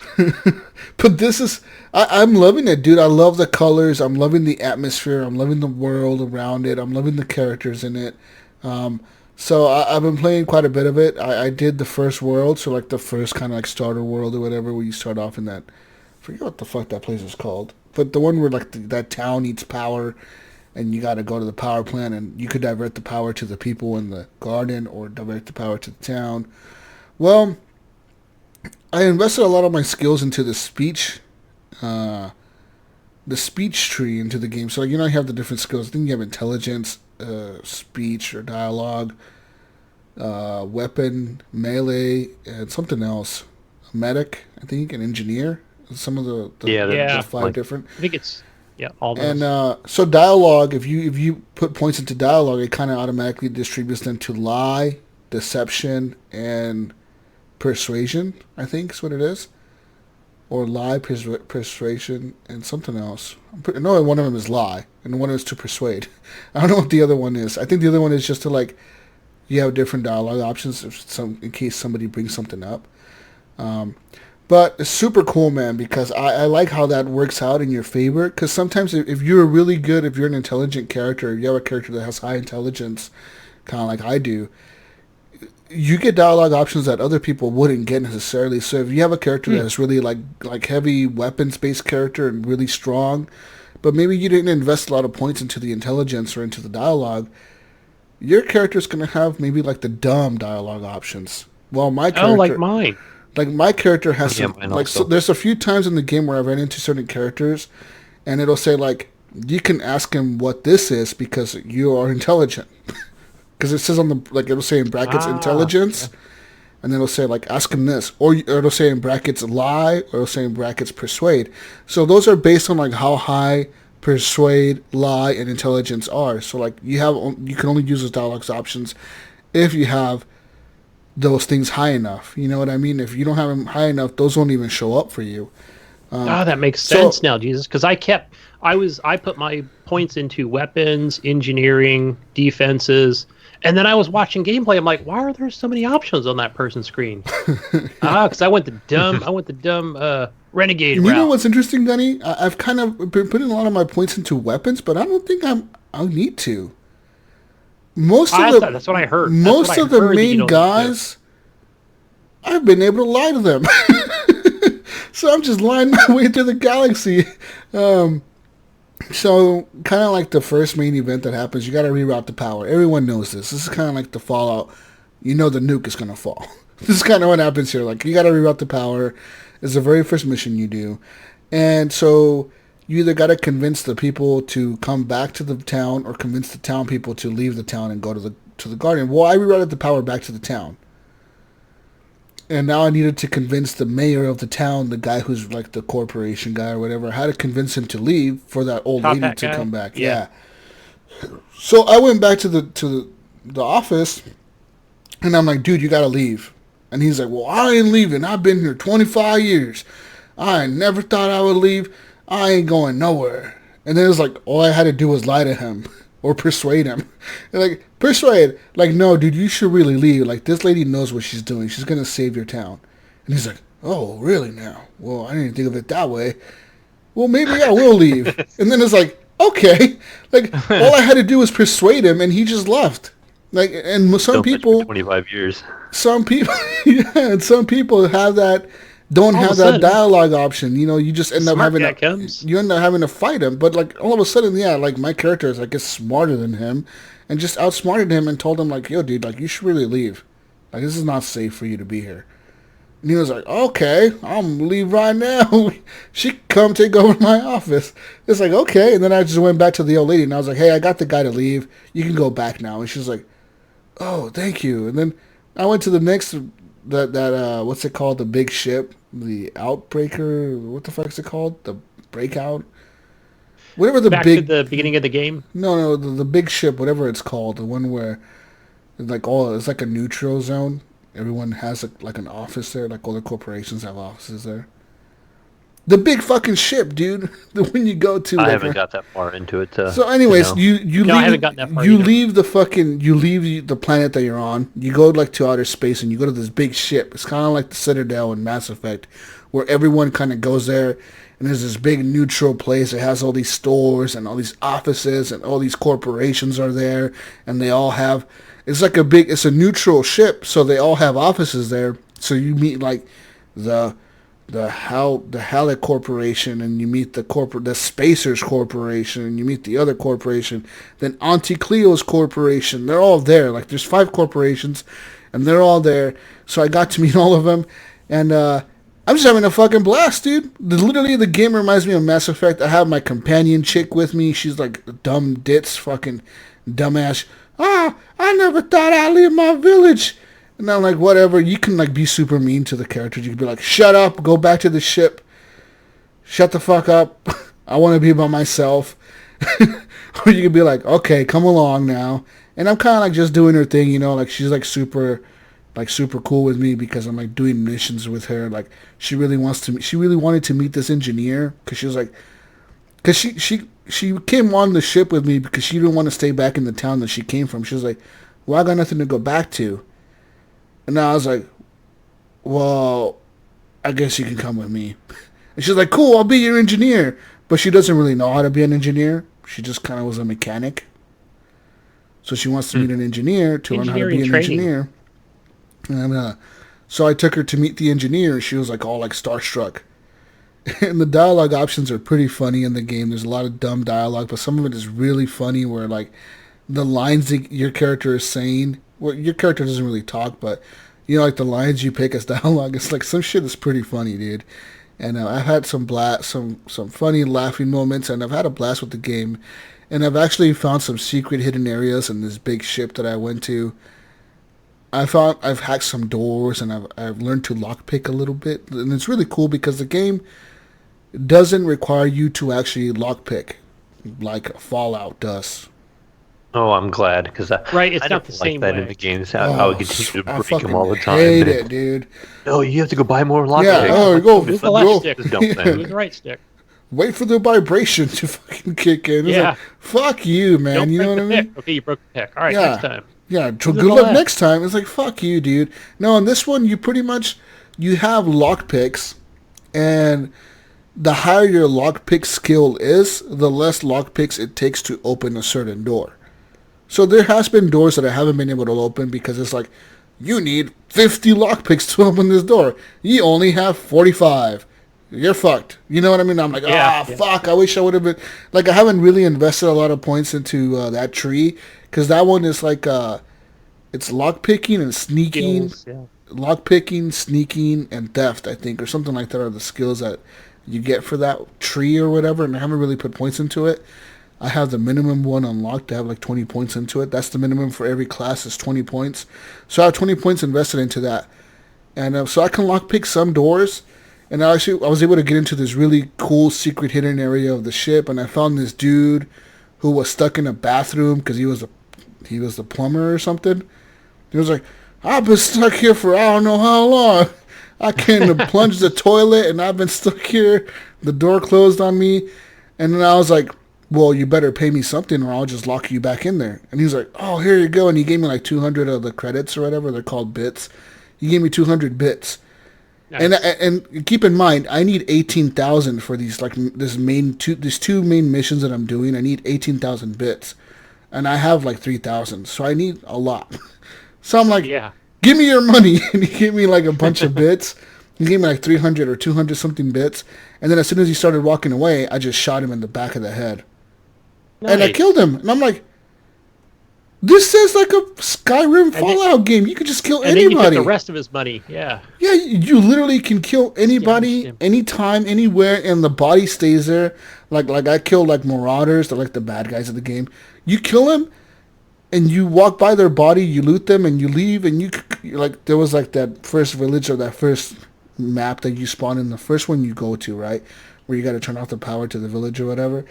That one. I walked back and forth the same area like 3 or 4 or 5 times, and the marauders that I killed in the very beginning, their bodies were right there. Their bodies were just they're still there. I noticed that. It's like, I thought it was a glitch that they didn't move, but apparently they all stay there. The bodies all stay where you leave them.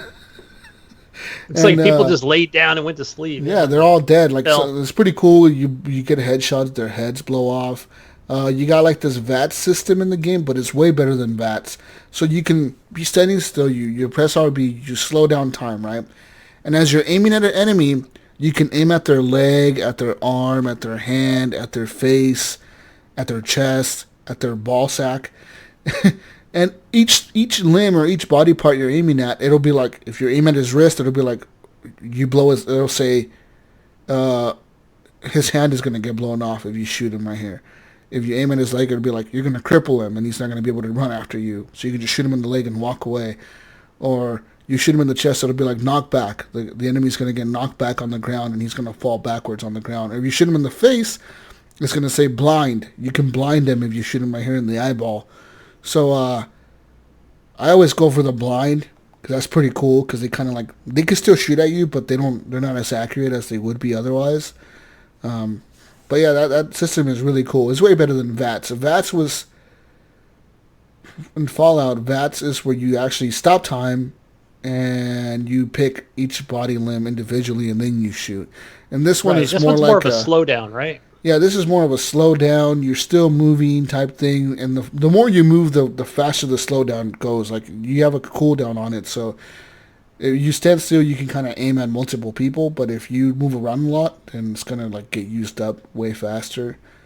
And your companions have special abilities that they have. So like the girl that I have with me, the engineer chick, I forget her name. I should really know her name, but I forget it at this point in time. She has like this fucking wrench. She runs at these people and hits them with like this huge wrench or this huge hammer, and that's her special. Like, she really hits them really hard. And this other guy that I recently got with me, he reminds me of like a funny character from Mass Effect. Think of somebody funny, like a Joker type person. You know what I mean? Like a fucking goofball. That's what he reminds me of. He just joined my crew like right now before I started the podcast. Like, he joined because he wanted to leave his village or his fucking city or the space station that he was on. And I was like, sure, dude, I'll fucking take you on. I'm part of my crew, whatever. Let's go. Yeah, he's like a jester from Skyrim type style. Yeah, and the thing is, all these characters, you can just tell them fuck off. You can you can recruit nobody if you wanted to. You can literally be on this spaceship by yourself, playing the whole game any way you want to. That's what's amazing about this game. They really did go all out like a Fallout game, and you can legitimately pick and choose how you want to play the game to your style. So I know for a fact that Mayo's playthrough is going to be completely different from mine, that your playthrough is going to be completely different from mine, Gunny, and we're all going to have different experiences, you know what I mean? Like us, where I'm a guy that's just kind of like bullshitting my way through the galaxy, lying to everybody and betraying people. You might be the rough and tumble fucking gun, and you know, I'm a fucking cowboy, I'm going to shoot everybody, everyone's going to know my name, motherfucker. I'm a rebel. You know what I mean? And Mayo may be the different fucking nerd character that's just using science to fix all the problems in the world. I don't know, you know what I mean? So like, we can all have completely different playthroughs, but we're all going to get to the same ending. And I think there's like multiple different endings to this game. It has different endings, and it has different outcomes. So like now I met this dude who told me like, hey, if you turn this guy in, the scientist from the beginning of the game, he reminds me of Rick from Rick and Morty for some reason. But they're like, if you turn him in, I'll give you a big reward. And I'm like, okay, I'll turn him in. And the guy's like, wait a minute, you know where he is? And I'm like, yeah, I know where he is. He revived me. And the dude's like, what? Like, we've been looking for him for decades. How the fuck do you know where he is? So, like, my whole goal with this situation, like this corporation that I'm fucking helping right now, I forget their name. They're called the corporation in my head. They're like the assholes of the game, right? They're like the big evil corporation. Well, I'm helping them because I'm going to turn this guy in. But see, my whole thing, Gunny, is I'm going to help him. And when it comes time to turn the guy in, I'm going to betray them. I'm going to be like, fuck you! Ooh, yeah. I lied this whole time. I'm not going to help you. I'll see how that works out for me. Maybe I'm going to die. Maybe it's going to fucking backfire on me. But I'm going to like, lead them on. You know what I mean? I'm going to try to lead them on and keep getting missions from them. Because I know like the game ends in different ways. Like the game can end with you being like part of them, or you being part of the rebels, you being part of another corporation, you being part of this, part of that. So the game has like multiple endings. And I don't know what I'm going to end up with. And I'm just going with the game, kind of like going with the flow like a Mass Effect where like, I'll see what happens. I'm doing. I'm going with the flow as well. Yeah. And I think that's really how I've started out. And so I'll just tell you this, where the part where I've left off at is that mayor guy with the top hat, whatever. I'm back to talk to him about whether I need to tell him he needs to leave or, I'm going to help him, you know. I've already met with the woman and so everything I've done is like I almost feel like I'm at this like undecided point. I'm not siding with anybody. I haven't killed anybody yet. I think I'm just getting a feel for you know, for each character.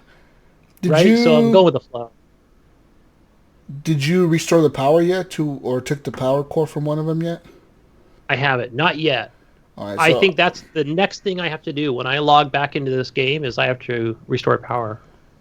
Yeah, so that one's pretty interesting. I want to see where you restore power to, because you can either restore power to the garden, the botanical area or whatever, or to the city, and it's up to you. Because I told her, I said I'll see what I can do. Because that was my dialogue. Yeah. Because I'm like, this is interesting. Like, do I want to tell her like, yeah, I'm on your side and I am going to help you, right? Or do I tell Top Hat Dude? Basically, I took his companion, right? Because she was like, I want to hang out with you, Gunny. I was like, cool, come with me. And then I told him, I said, I'll see what I can do, right? So I feel like I'm undecided on everything at this point. Yeah, Top Hat Dude was being a real dick to that girl. That's the engineer girl. That's the one that ends up being she wanted out of there anyway. Yeah, she was like, I want to come with you. I'm bored over here. I'm like, come on, baby, let's go. Yeah, I was like, come on, let's go. Get the fuck out of here. This guy's being a dick to you. Fuck this guy. That's the vibe I got also. That I only played a little bit, and that was the vibe I got. Did Mayo, I know I watched you stream this for a little bit, and I know you took her with you. Yeah, I brought her with me, and then I pretty much stopped a little bit after that. Like, you kind of go to like a little camp, and then a couple more people talk to me, and it's like, all right, that's might be a good stopping point. I think I had maybe like a little bit over an hour and a half into it or something at that point. Yeah, I know you made it to the garden. Like, yeah, that's right. Call of Duty time it is. It was getting a little late. And I was starting to get a little tired because I was up early, you know, and I'm going, all this reading and dialogue, I need to shoot some things. And sure enough, I log into Call of Duty, and I think Jesus is on, and I can't remember who else was on, so we ended up shooting some bad guys for a while. It's a beautiful game, though, dude. And I ended up turning off the subtitles when they're talking to me, so I'm actually listening to the dialogue more. You know what I mean? I want to be more immersed. Yeah, I got the headphones on. Yeah. Yeah, and I play with headphones on. Dude, I am fucking loving this game, man. There's far few in between games that come out that make me fall in love with them like this, and this is a game that I'm actually, like, really, really, really want to invest in. Like I'm just doing, like, all the dumbest little shit you can do. Like, going around stealing shit and fucking... Like, I broke into this lady's gun store.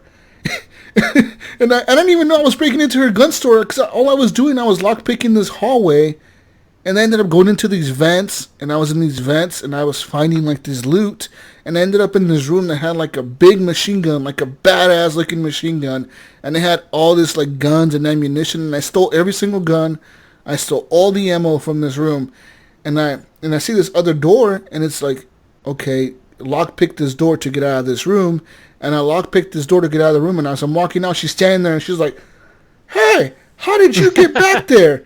And I'm like, oh shit. I'm like, and I just kind of like walked past her, and I was like, doo, like, don't mind me.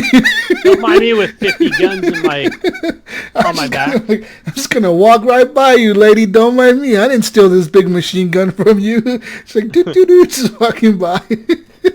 But I legit stole her inventory. You know what I mean? Like, that shit is awesome. I love that shit, like Skyrim and Fallout. It's totally awesome. Fallout, man. Like, you didn't see me steal it, so I didn't steal it. I didn't do shit. Technically, yeah, I didn't do nothing. But she stole her shit. Like, I just thought it was hilarious because I'm being all like real sneaky. I don't even know how I ended up in this room, right? Like, I don't know how the fuck to get out of there. All I know is that I came in through a vent.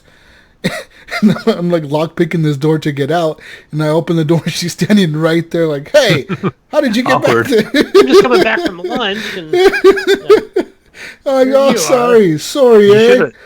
You should use your intelligence and been like your intelligence and been like, "I've been locked in this room for how long was that guy locked in the bathroom?" Oh, I don't know, weeks. He said, like in the same situation. I've been in here for weeks. You know. Thank you for letting me out. No, and I've actually used that logic on one of the guards, because in the beginning of the game you have that big spaceship that you first land. Well, it's parked illegally, so like I went in there, and I walk out, and there's a cop there, or like a soldier, and she's like, "Hey, you look like you own this ship. Like, you just walked in there like you own it." And I was like, "Well, yes, I do own it." She's like, "Well, you parked it illegally, so I'm gonna have to fine you like 10,000 bits or whatever for parking illegally." And I was like, "Wait a minute, I don't own it." Yes, she's like, that's cool that it. And she's like, I feel like it's a tutorial on like, hey, where do you want to invest more points, right? Isn't it? It's kind of clever how it's fucking awesome. And then she's like, "What do you mean? You just said you did." I was like, "I was lying. I actually am just the maintenance guy." I told her I was the captain, or what's his name? I told her I was like the maintenance guy looking for, like, doing some maintenance or looking at the ship for some maintenance or something. And she was like, "Oh, that makes sense." And I told her, like, get back to work and do your job or something like that before I tell your superior or something like that. And she's like, "Yes, sir, right away." I fucking laughed. Oh, it's fucking funny, dude. You can just lie to anybody. Yeah, I think I did the "I don't have a job" thing. I was like, "I don't have any money" or something. And they're like, what I said. "Oh, well, okay. I guess you did help us for like killing these vandals or whatever. We'll just let you go this time." I'm like, okay. The game is funny though with the dialogue. It's so stupid but it's so good, and it reminds me a lot of Fallout, because a lot of the billboards in the game have that Fallout aesthetic to them. The posters in the walls have that Fallout aesthetic to them. Like, it looks like the Fallout posters. It looks just like that. It looks like Fallout, but super colorful and in space, and I'm fucking loving it so much, dude. I can't wait to see where the game takes me, and I think the Outer World is probably going to be like a big series in the future. Like, I think it's going to become like if it's not like a Fallout, maybe like a Mass Effect type thing, where like we're going to see different stories based in the Outer Worlds, Yeah, you could do I so can much. See them coming up with something even bigger, because now they have a larger budget with Microsoft. Yeah, all Microsoft's backing with that. So, I mean, can you imagine an RPG like this based on this game, on this IP, like huge though? Like take this and multiply it, make it twice as large, make it 3 times as large. It could be incredible, dude. Yeah, I enjoyed the little bit I played. But like I said, I got to a point. I think I was just getting tired, and so I'm like, all right, I've kind of had enough of this for now. I was kind of streaming it, and I'm like, yeah, it's time for some Call of Duty. So yeah, I need to get back into it. I'm having a blast. Playing it on my TV on the OLED, 4K, HDR on. I'm having a little bit of issues, so running everything on Ultra defaults, because it was on my monitor. It defaulted to Ultra on everything. Ain't no fucking way I'm playing this on Ultra. I switched it over to the 4K TV, and obviously the frame rate was down to like 30s, and it was like 35, And it's not bad. It's better than it's on the consoles even, because the consoles are doing 30 locked, and like they dip down, like the Xbox One and Xbox One S and PS4 original, they dip down to like 22 frames a second sometimes, where like shit's really blowing up on screen. And the Xbox One X and the PS4 Pro, they go from 30 to like 28 at lowest. Yeah, 27. I'm not getting that whole like. I mean, it's right. I don't see that whole 4K-ness in this game at all. Yeah. I mean, is it 4K? I don't even know. It doesn't look like it, and I do see the blown upness, like kind of like Metro. Exodus or whatever the last one was. It doesn't. That's what it reminds me of. And it seems very so. Like playing it like that for a bit, like the first few minutes, I was playing it at 30 frames a second, like 35 frames on Ultra, and the game looked beautiful and everything looked nice, but like the movement felt really slow. Everything just felt slow. You know what I mean? That it felt like 30 frames. It felt really slow. So what I ended up doing, I dumbed down the graphics a little bit. Not a whole bunch. I'm still playing on high resolution, like high textures. Still playing in 4K, but I dropped the 4K to 70% instead of 100. So it's still displaying at 4K, but it's 70% of 4K, whatever the fuck that means. And then I dropped down the shadows. You know, like in Call of Duty, you can drop down the resolution of like 1080p, but you can do 1080p at 50% or whatever the fuck. It's the same thing in this game. It has those settings, and it really bumps up your FPS. So right now I have it running, and it does mostly a solid 60 throughout the whole game, but at times it does dip down to like 57, 56 when it's crazy shit on screen, but it's not like super game breaking, so I don't mind it. But the game, it looks fucking incredible, dude. It looks beautiful as fuck, honey. So I'd say what you're doing there is actually kind of like what your console's doing. You should talk about hearing that 8K support in the future here. So your image coming out of your computer is whatever resolution you set it at, but it's still putting it on your TV as 4K. Yeah. So it's kind of like you're playing, let's just say 1080p. You could do 1080p. It's still showing up on your 4K TV as a 4K resolution, but the base picture is actually 1080p based. Yeah. If that makes sense. I do see that. I see that. So I'm playing in 4K, but I'm dumbing it down 70% of the 4K. The input is less than 4K. Yeah, which it makes your graphics look a little bit less like they would in 4K, but in reality, it's not much of an impact. Like you're not gonna really, really notice it unless you're like absolutely looking for it. Right. And I'm not. You know, the biggest thing you probably would notice that on is if you have a really big TV. Because, you know, the bigger the TV, the more pixels you're going to have. Yeah. I noticed the pixels are going to be a little bigger on your... If you're running a lower resolution coming into it, even though it's putting it in 4K, on a really big, I'm going to say probably like a 70-inch TV, you're probably going to notice it more than you would on a 50-inch 4K TV. You know, so... Because those pixels are that much closer together on a 50-inch TV, so you won't notice it quite so much. So... Okay, so it's called 3D resolution. That's the setting that I mess with, and I'm looking at a website here that says this pretty much renders the game at a lower resolution, helping to take some of the load off of your GPU, but then it scales it back up again to match your chosen resolution, giving you the illusion of say 1920 by 1080 while actually rendering it at a lower resolution. So it says here. You can adjust it in 1% increments to whatever percentage you like, letting you render the game at things like 97% of 1920 by 1080, or 2560 by 1440, which is 82% of that, or 63% or 39%. So you can pretty much just it's not in 4K, but it's outputting the picture to 4K. Honestly, I'm playing on a pretty big TV. It's 50 inches, and I'm sitting like 3 feet away from it, so I don't notice a difference. So I don't know what the fuck's going on. Maybe I'm looking at it wrong, but I'm still seeing the HDR. I'm still seeing the colors. Everything looks beautiful. It's a cartoony kind of game that looks kind of like Fallout, but it has like that cartoony, bright, colorful look to it. So maybe that's what is kind of hiding that from me. It's not like this Call of Duty look or something. It's like this cartoony type world almost. So I don't know. It works for me, and it helped out my frame rates a lot. All I know is that I'm saying the game feels much better at 60 than it does at 30. You can actually I haven't tried it on PC yet. So you can do the opposite. I know you can do this on Metal Gear Solid, some good old Kojima stuff here. You could actually, under PC, Jesus, fire that game up, and you can actually make it render or display, like the output being in 4K on a regular high def screen or a 1080p screen. Say. Yeah.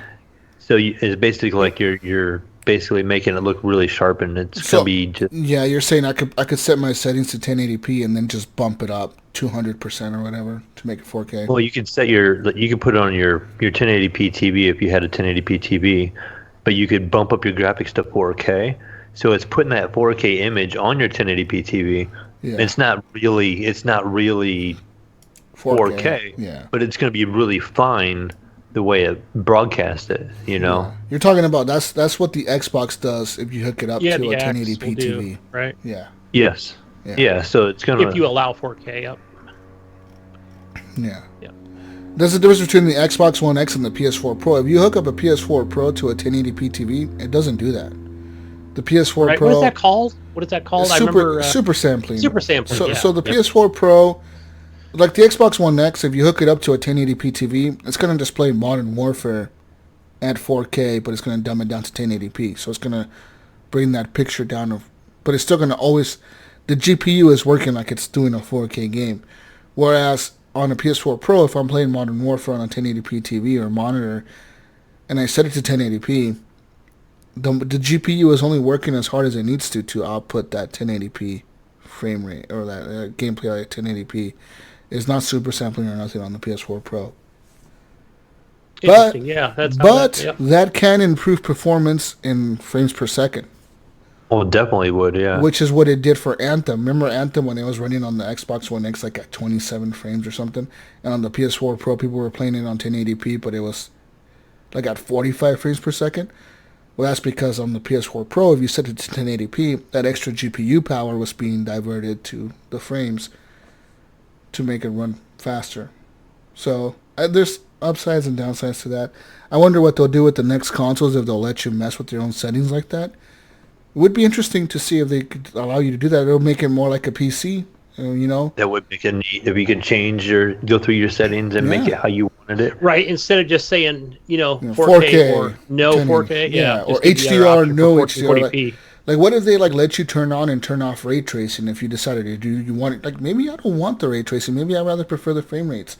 Like, I wonder if either Xbox or Sony, I think one of them will do it. I think it's going to be Xbox. I think they will allow people to change with settings. I think we're at that point where people kind of know about them. And it doesn't take a rocket scientist to figure it out. You know what I mean? And people know what frame rates are because they've been talking about frame rates. So I'm assuming when they come out and they talk about the 120 frames per second, Mayo and Gunny, I think next year we're going to see that they're talking about 120 frames, but the 120 frames at 4K is if you're lowering certain settings only. You know what I mean? Right. There's that trade-off like you talked about. There's a trade-off there because you got to think about it. The hardware is locked in at this point. Right now they have dev kits out there. And yes, the dev kits, we might see a slight change from that in terms of hardware, but they're not going to change out like the GPU in them. They might change out like the RAM or something in there based on something easy that can be changed out. But I think as far as GPUs, we're locked in, and as far as from what I've seen from the GPUs this generation, a lot of them struggle to do like ray tracing. Even a 2080 card, those are doing ray tracing, but like that is like first gen ray tracing. You know what I mean? Yeah. A couple years from now, we're gonna be into like second, third generation ray tracing, and it's gonna be way more advanced. So I think we definitely need to see settings on these consoles coming out in the future. But other than that, guys, I mean, Outer Worlds is incredible. Play it. It's fucking on Game Pass, man. And if you don't have Game Pass, either on PC or Xbox, you just have a PS4. It's like $1. I kind of recommend you buy this game, even at $60. Yeah. It's definitely a AAA title. Close to it. AA. It does feel like a AAA title, but I don't know. People say it's 40 hours. Yeah, 30 to 35, something like that. That's what I heard. It doesn't There's a seem... speed run in 25 minutes. Really? Yeah. I just seen that tonight. How do you do that? Do you just? Oh, I'm assuming. Okay, I think I know how. I think you just skip to the fucking end. I don't know. But yeah, Just they beat it turn 25 minutes. turn everybody in, and we're done, boys. The game's over. Yeah. Right back. I turned into the freaking good guys. There's no more rebel faction. We're all evil now.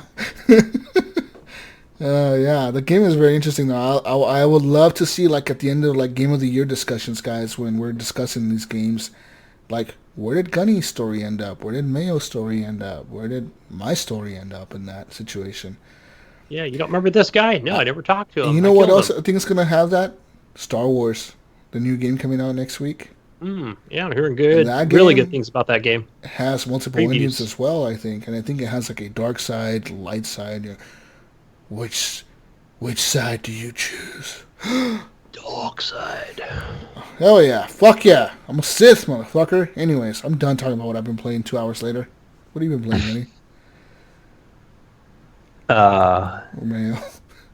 Sorry, you're gonna cut out on me for a second. I'm like, were you talking to me? Yeah. Sound like Mayo. Yeah, it sounded like it. But yeah, I've been playing a lot of the same stuff. You know, we talked about Modern Warfare, and we talked about the Outer Worlds. You know, on my end of the Outer Worlds, I did find it funny at the very beginning of the game when you're supposed to meet up with the guy in the ship, landed on him, and his little body. And the dude's like, fuck, I told him to put the beacon down, not to hold it. And it's like, I'll fucking not to hold on to it. You know?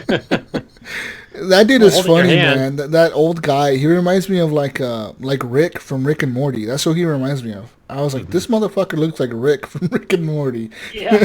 Like a super genius that's like everyone wants to arrest him, but no one can because he's too fucking smart. You know what I mean? He's outsmarting everyone. Yeah, and then I remember going to, you know, you kill those first couple of bandits, it's teaching about the game, and I get down there and you go in the ship for the first time, and the computer's like, are you such and such? And you're like, no. And then the computer's like, well, you have to be such and such, and so you were basically like had to tell the computer you were it or whatever, and so it's like, I'm just gonna start calling you Captain.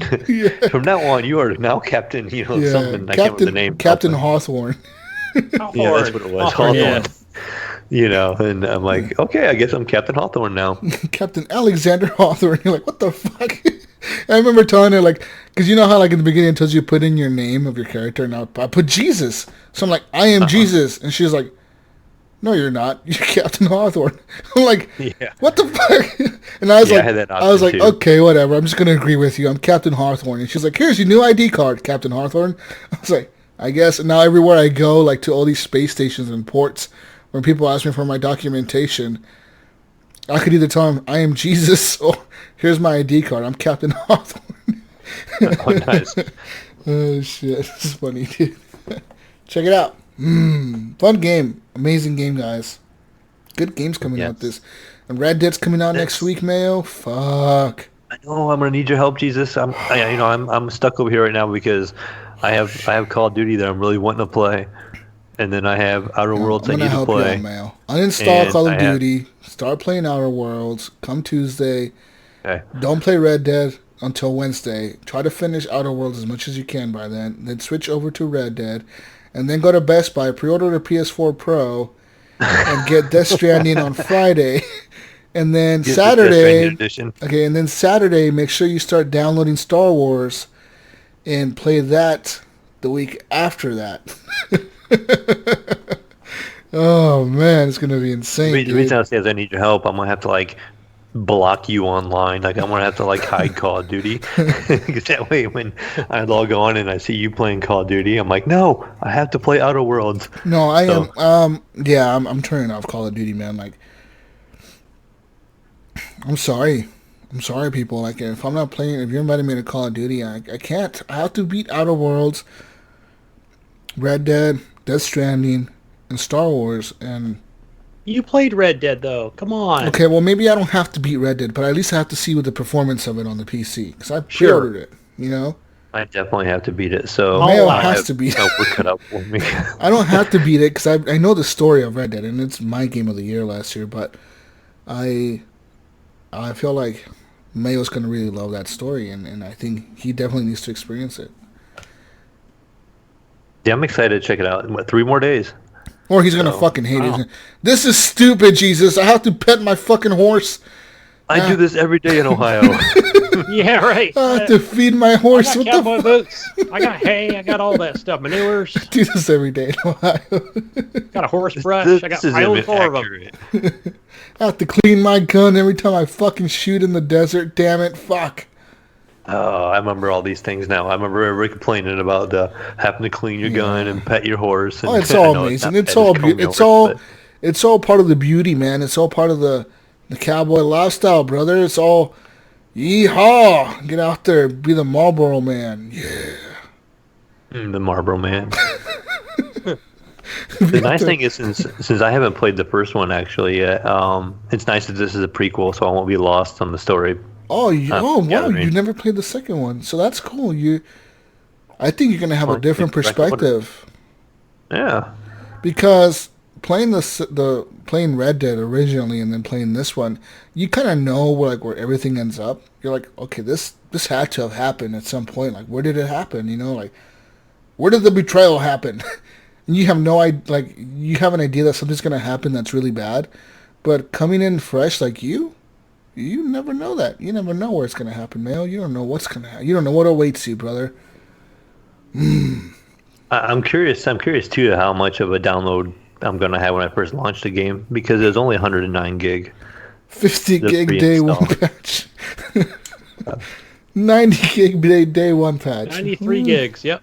Right. Or if it's gonna have like a 4K texture pack, because really 109 gig doesn't sound that big for a 4K high res. Well, actually, on the Xbox One X, it's that size. Yeah. So I don't know. And Maybe it is. It did run 4K on the Xbox One X. Yeah, to me, it just sounds like it's such a bigger game. Like, we see games like Call of Duty and stuff like that now that are these huge download sizes. Even like Gears 5, that was a big game. Mm-hmm. And when you added that texture pack, that 4K texture pack, it was bigger than what Red Dead is. Yeah. I believe. Yeah, Gears was... I just feel like Gears has always been badly, optimized. Like, not badly optimized, because this one actually ran pretty good on PC, but... Like, I feel like Microsoft doesn't know how to make their games compress the files. They release some games, man, that are fucking huge. Like, what the fuck? Mm-hmm. Like, why is your game 200 gigabytes, Microsoft? Right? Yeah. Why is Gears of War taking up 170 gigs on my hard drive right now? What the fuck's going on? You know what I mean? If you look at the largest bigger file, hard drive that way. If you look at the largest file on my hard drive, and Mayo, thanks for the hard drive that I got. I think was 500 or 1 terabyte, whatever it was, 500 gigs, right? Yeah. And, speaking of, so I got that. So now I can actually install Scum and a couple others that I want to install. Probably like Outer Worlds. I want to put that on PC as well as my Xbox. Get that difference. But like Forza 7, right? It's Forza 7, the Apex one. It's the one that it was more of a test thing on PC. That thing was like 92 gigs. Yeah, but I it remember looked that. incredible. Incredible. But 92 gigs? Yeah, it was a lot, though. It was like... Finally uninstalled. I just had flashbacks of back when I was listening, when you guys would give Gunny crap about playing Forza. You guys be like, but that rain tech, bro. Yeah, it was like 80 gigs of texture packs or something. I don't know. You're like 90 gig for that rain tech. I remember you guys getting after him for that. Oh yes, yeah, when they did that on Xbox One, yeah. Shit. Yeah. X. We all got X's, yeah. But yeah. Anything else you played, Mayo? So I also did. Wow, I can't remember what night it was. I think it was the night.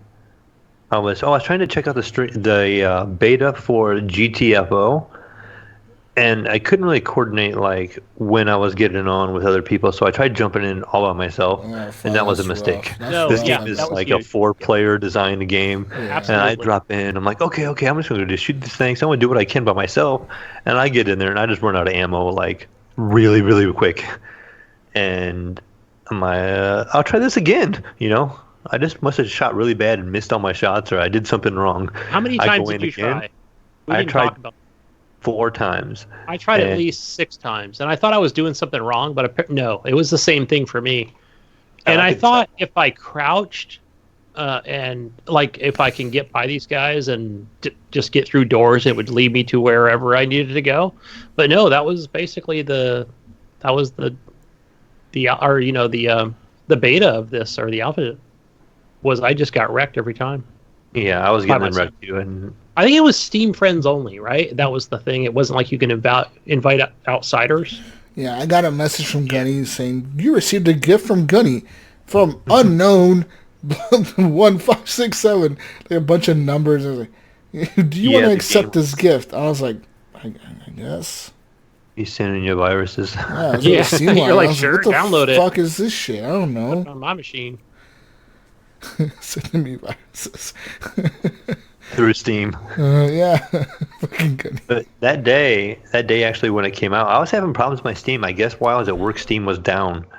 And it was down for a little while. When I got home, it was up. And so I was able to log in.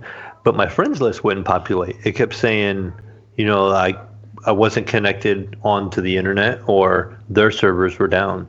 And I knew I had connection because I had logged into Steam and was on Discord and everything else at the time.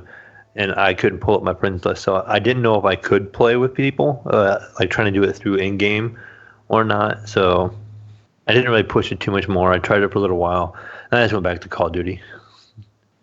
But what made me think about it was, at the same time, I'm doing this alpha test. I happened to look at my phone, and Microsoft had sent me an email that I was accepted into the beta for the xCloud. So I kind of read up on that off the email, and it taught me how I needed to sign in and get access to this xCloud and start streaming to my phone. And so far, I fired it up. It's asking me to log in with my Microsoft ID. Download this app through the Google Play Store. It had an app for Google Play and iOS, and they're like, download the app. Log in with your Microsoft credentials, and you're gonna be good to go. So I was pretty excited for it. We're getting to check this thing out. So I have two Xbox controllers laying around the house. One that has Bluetooth and one that does not. And they're kind of hard to tell the difference between just looking at them. So I grabbed the one, fired up, and tried to pair it with my phone, and it wouldn't pair up with my phone. So I'm like, okay, it has to be the other one. So then I go grab the other one, pair it up with my phone, launch the app, and so it asked me right away, log in with your Microsoft account. So I log in, and there's like 5 games available for the xCloud preview. So right away I checked out Gears 5. And Gears 5 didn't want to load very well for me. It took a minute. Like, it got stuck on the loading screen. I got to the title screen where you can select, like, campaign and multiplayer and all that stuff.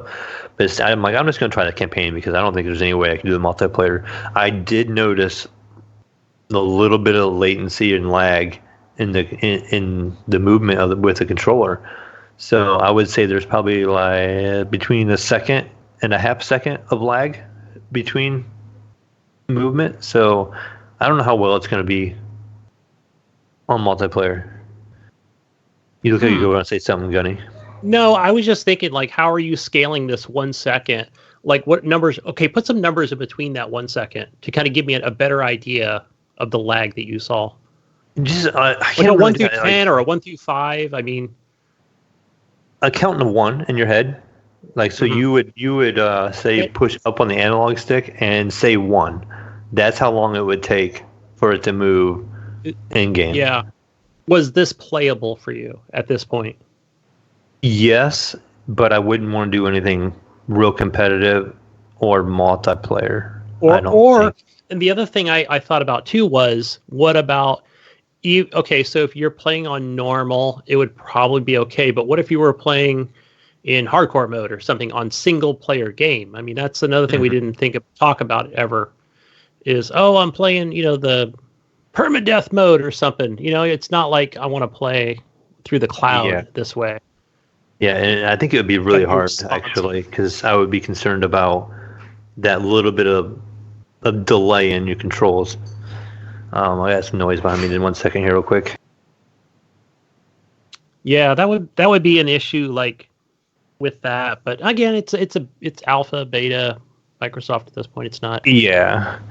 We're not they do have the option yet.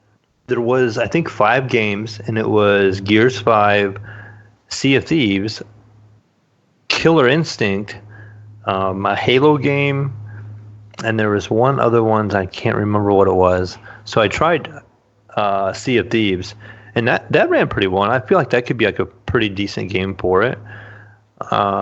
Right, running that would be a around the game where I tavern. can say, "Oh, like, oh man, one more second," or and I would have had that kill, or what, you know what I mean? And so it's not something that needs, like snappy controls to, Mhm. to have that enjoyable experience.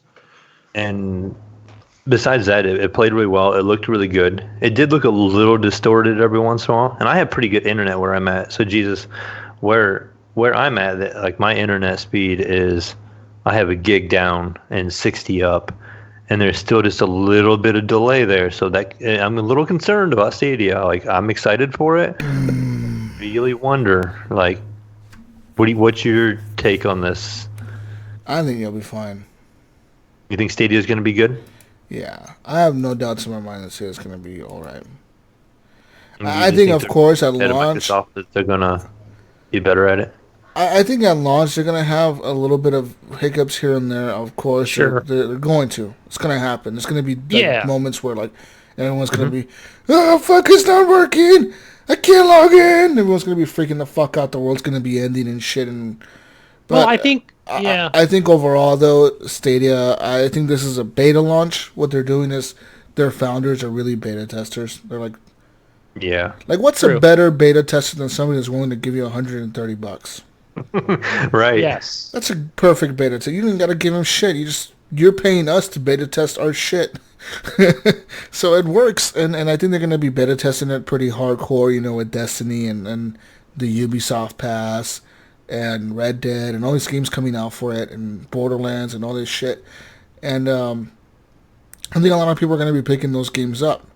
Believe it or not, I think a lot more people than you may realize are going to be picking these games up, because I think there's a thing there where people want this and they don't want to upgrade to a new console next generation. I think some people want to they want to be able to experience 4K 60 frames without the hassle of the console. Now you may be thinking, well, what about the internet? Some people don't give a fuck about And the internet. They don't have data caps. I don't have a data cap. and there's people that don't give a fuck about the 4K, 60. They just want They'll play that, like, 1080p with 60. yeah, they want to play 1080p, or they want to play 1440p. They want to play COD. They want to If you play can play this this shit on their monitor, phone, on your laptop, on your right? phone, They on want it your to be TV. snappy and responsive, and they want it in the cloud. They don't want this, like, do I need a better card in my phone? Yeah, like think brute. about it. If Stadia is a success in the future, you will never have to worry about what kind of fucking graphics card you have. You have to worry about, I'm playing on the Xbox and the Xbox network is down, or I'm playing on the Xbox One X. Well, what are you playing on? I'm playing on the S, or I'm playing on the original, and my shit doesn't work as Yeah. good as yours. Like, you're not worried about any of that, dude. Like, what are you playing on, bro? Stadia. Oh, okay, we're good. Like, Yes. Yeah. Yeah. Well, I the could same do my performance. iPhone, my Android, my Samsung. everyone yeah, has the same my performance. PC monitor. They play anywhere. Like, you don't have to worry about that. I think that hopefully Stadia is able to integrate crossplay somehow with the consoles. I think at this point it's not going to be like Xbox versus PlayStation, like crossplay. It's going to be Xbox, PlayStation, and Nintendo. Like, fuck you, Stadia. We're not letting you in. And Stadia's going to be like, come on, guys, let me in. I want to play too. Yeah. I got toys. I got a shovel. I got a bucket. I want to play, guys. Let me in. Look, guys, look at my new And, army like, man. PlayStation and the Xbox box. and Nintendo and Steam, they're all going to be hanging out in the house like fuck that guy. You don't like him. He's a nerd. Somebody leans out the window. Jesus, did you bring beer? Yeah, I can go to the store and get some. We'll go to the store, and then we'll let you in. We'll let you in if you bring the beer. Come back. Like I feel like Stadia's going to be the one left out, and hopefully, like, somehow Google is able to work out a deal with either one of the platforms or all of them. Even if they just work out a deal with Steam and they exclude the Xbox and the PlayStation for now, that'll be enough. But they need to work out a deal, and I think because there's going to be a problem there if not a lot of people adopt Stadia at first. And we're hearing a lot of complaints of like, oh, well, I can't find a full lobby of Destiny, or I can't find a full lobby of whatever, Red Dead Online or whatever the fuck. I can't find a full lobby. There's going to be a lot of complaints, and less people are going to be willing to jump on it. They're going to be like, oh, well, nobody's playing that. Look at it. People can't find full lobbies. So I think it's in the best interest of Stadia and Google to just like try to make a deal as quick as possible with somebody. Be like, hey, let us crossplay, man. Just let us join you. Just a little bit. I think Stadia is going to be actually probably decent too, because could you imagine, like right now, say Stadia came out and you bought Red Dead on Stadia, and then you started playing it and it did have a lot of lag? How many people will be out there with their pitchforks? Oh, yeah. You know, I paid $60 for this game and it plays really bad, and I mean that they would go south real quick on them. So maybe they have to be pretty confident that this is going to work well. And just the Xbox One I've done, I know it's a beta also. I know it's a test, and they're just trying to figure this out too. There was just that little bit of delay. They do offer where they said there's going to be, I can stream from your console. I don't think it's available yet. It says I can in the app. I haven't tried to yet. Like, I haven't turned my Xbox on downstairs. They're saying you can stream from your console to any device, or just some? Yeah, to my phone, yeah. But I don't think it's available yet. Do you have to be in-home network? I think so. I think that's what they're doing. I think it's literal user network. You can do that right now on your PC. Right. It's probably the same thing that the PC is doing. And the PC one doesn't work that good. Have you ever tried it? Yeah, yes, I've tried Steam Link. No. Try the console to the PC. Yeah. Yeah, Xbox. So right now there's a mode. You know how you have the Xbox console companion. Launch that on your Windows. When you launch that, go down to your Xbox One, turn it on, and then launch share with PC or some shit. It's called something. I don't know what you have to do. I know you have to go back to your PC and you can click the little console icon on your PC, and it'll connect your PC to your Xbox, and you'll see whatever's on the screen on your Xbox on your PC. But there's such a delay there, even being an in-home network thing, that I just don't think Microsoft has the chops to pull this off like Stadia does.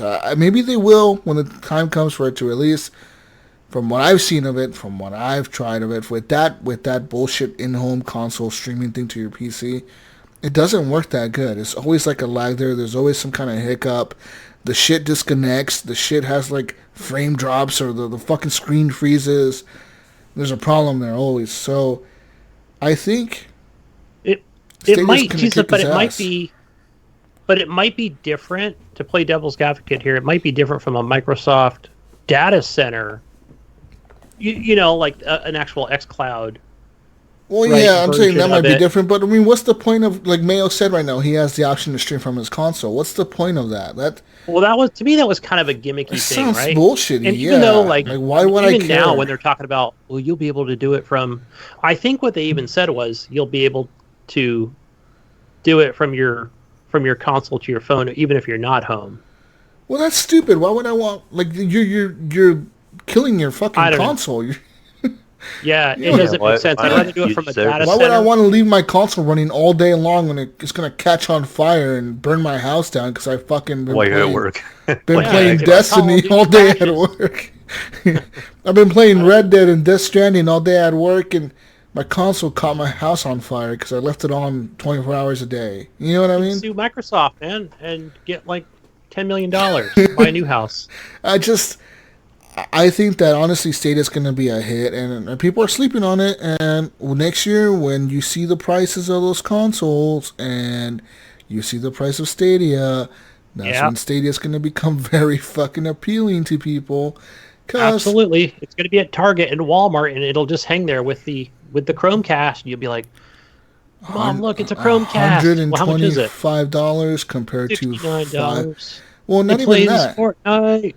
No, not even that, Gunny. It's $129 with the Chromecast and the controller, and you get 3 months of Stadia Plus or whatever the fuck, Stadia Premium, compared to $500 of a new console. Like, what do you think? Parents are going to be totally flocking to the Stadia thing. Absolutely, yeah. And even at GameStop, right? Right away though too. So you're probably looking closer to 200. Well, think about it, Mayo. By next year, it'll be out, but it'll be out a year. So there will be deals on the Stadia store and shit. It's going to be bundles. They could work out a bundle even for a free game. Hey, Mayo, even if I mean, and Google's a smart ass company. Hey, even if they put that the Chromecast on the, like, it's a little package at Costco and it's on a hook or it's in a big pallet. Hey, all Google has to do is put in big block letters below the little Chromecast, use any controller, Bluetooth controller. Boom. Play any game on this. Buy it right here, on any screen. $49, Anywhere, $49, right? Every parent is going to be like, "Oh, Johnny's going to love this," right? Yeah, those are going to go. Yeah, quick. It's going to be big, man. And I think people are sleeping on it. And I think next gen is really what's going to make Stadia big. And I think they're really smart to launch it a year before the next console comes out, because they know when Xbox launches, they're going to have an expensive box. And so is PlayStation. Say what you will, but $500 is expensive. But that's why I think also Microsoft has been really smart, and they've introduced a new program, which we will talk about in the news section. But yes, I mean, it's going to be a war next year, and I think the biggest loser might just be Sony. 'Cause it seems like they're not doing anything. They're like, whatever, dude, we're on top. is that? I always say that's like the Japanese mentality for some reason, and not to pick on the Japanese, but Nintendo and Sony are, we're gonna do our thing no matter what. We don't care what anybody else is doing. This is how we're gonna do it, and this is what we're doing. And Nintendo's been that way forever. Oh, they don't give a fuck. It's we don't care. We don't care what you think about graphics. Our Switch is at, what is it, like 720p? Yeah, the max, right? Yeah, you can max it out on and that. We're going to make good content, and this is how we're going to do it. And Sony does it, we're going to fight the hardware war, the consoles war, but we're going to do it with exclusives, and we're going to do it with, high quality exclusives. And, and that's their draw. But they also don't like to play nice with other people too. We were talking about crossplay. Look who dragged their feet about doing crossplay. It was Sony, because Sony is like, we don't want to play with you guys. We want to, we don't want to infect our, PlayStations with your Xboxness. But what did it take, Mail? What did it take? It took Epic to come out with DOS and said, "Fuck you, put it on your console or not." But if aren't they? They're still so petty. And then you got Activision, Blizzard, this huge company, or whoever. Excuse me. What is it? We're talking about Call of Duty, and they're so petty they won't show each other's icons in the match. When we're in the lobby, us on the PC, it shows Battle.net, it shows other console, PlayStation, it shows Xbox. And what's it show when you're on the console, Gunny?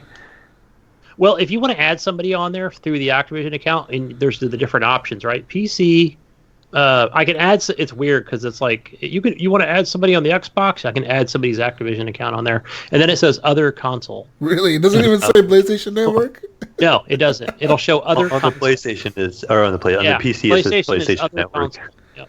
Yeah, on the PC it says Xbox Live, Battle.net, Activision, PlayStation. It says all the shit on there. It has all the accounts. Like, add them to whichever one. I just find that hilarious. That's just a very petty thing to me. Like, we're not going to show you. We know it's a PlayStation, guys. Okay, I'm playing with the Xbox guys. It has their logo. I'm playing with PC guys. It has their logo. Who else am I playing with? Switch people? No. Right. Stadia, it's a PlayStation guy. The Stadia is going to be even more petty. They're not even going to show. Internet. It's going to have a letter G. Internet people. We'll have a letter C for console. That guy's playing on a console. Yeah, they're pretty petty. So I think you're right. But it's just the way it is, man. We'll see. Yeah, it's gonna be interesting, at least, to say the least. I can't wait for next year's E3. I think it's gonna be fucking huge. Yeah, everybody will be there. It'll be a big war. Big war. We got to start planning now, Jesus, to come to Gunny's house. We're all going to E3 together. Yeah, we're gonna go fucking fight the war, Gunny. Yeah. I'm gonna go plan one of my vacation weeks for E3 week, and I'm flying out. Let's go. I'm down. Fuck yeah. Anyways. Leaving the kids here at the house. The kids are all going to party up. My wife and I are going to come out to California. The kids are going to party up. Your house will be fucking trashed. If it would still be up.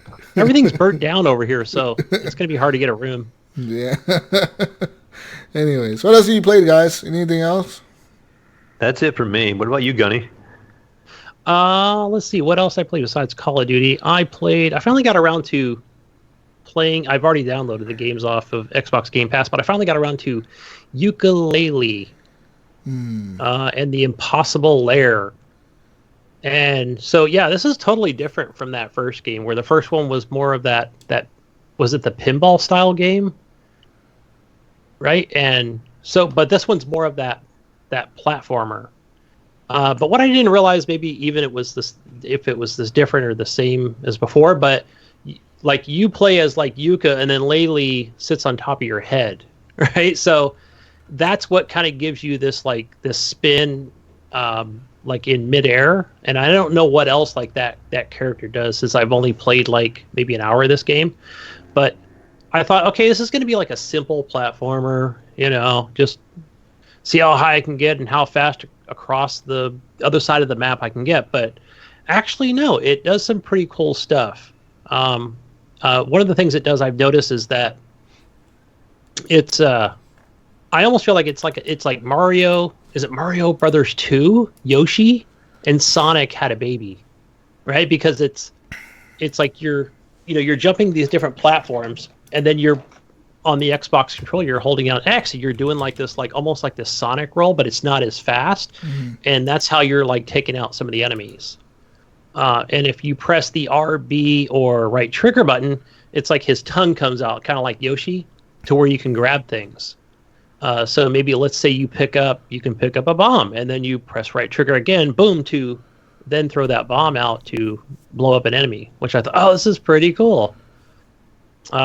So it's got like one of the things I thought was funny was, you start out and it's a simple thing, and then it'll bring you into like another kind of Mario Brothers setting where it's almost like that top-down view, where it's like, oh, okay, here's your different levels, right? You finish level 1, you can actually go back into it and find more things that you can gather. You can find like these coins, like a 1 through 5, and I think I only found 1 coin in the first one.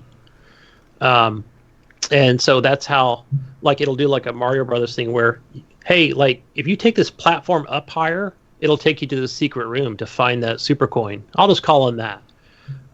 Or you can just kind of like play it all the way across the board and just get to the other end. I don't think there's a timer, like it won't show like, oh, this is how fast you did it. But hey, you made it through and you've completed it.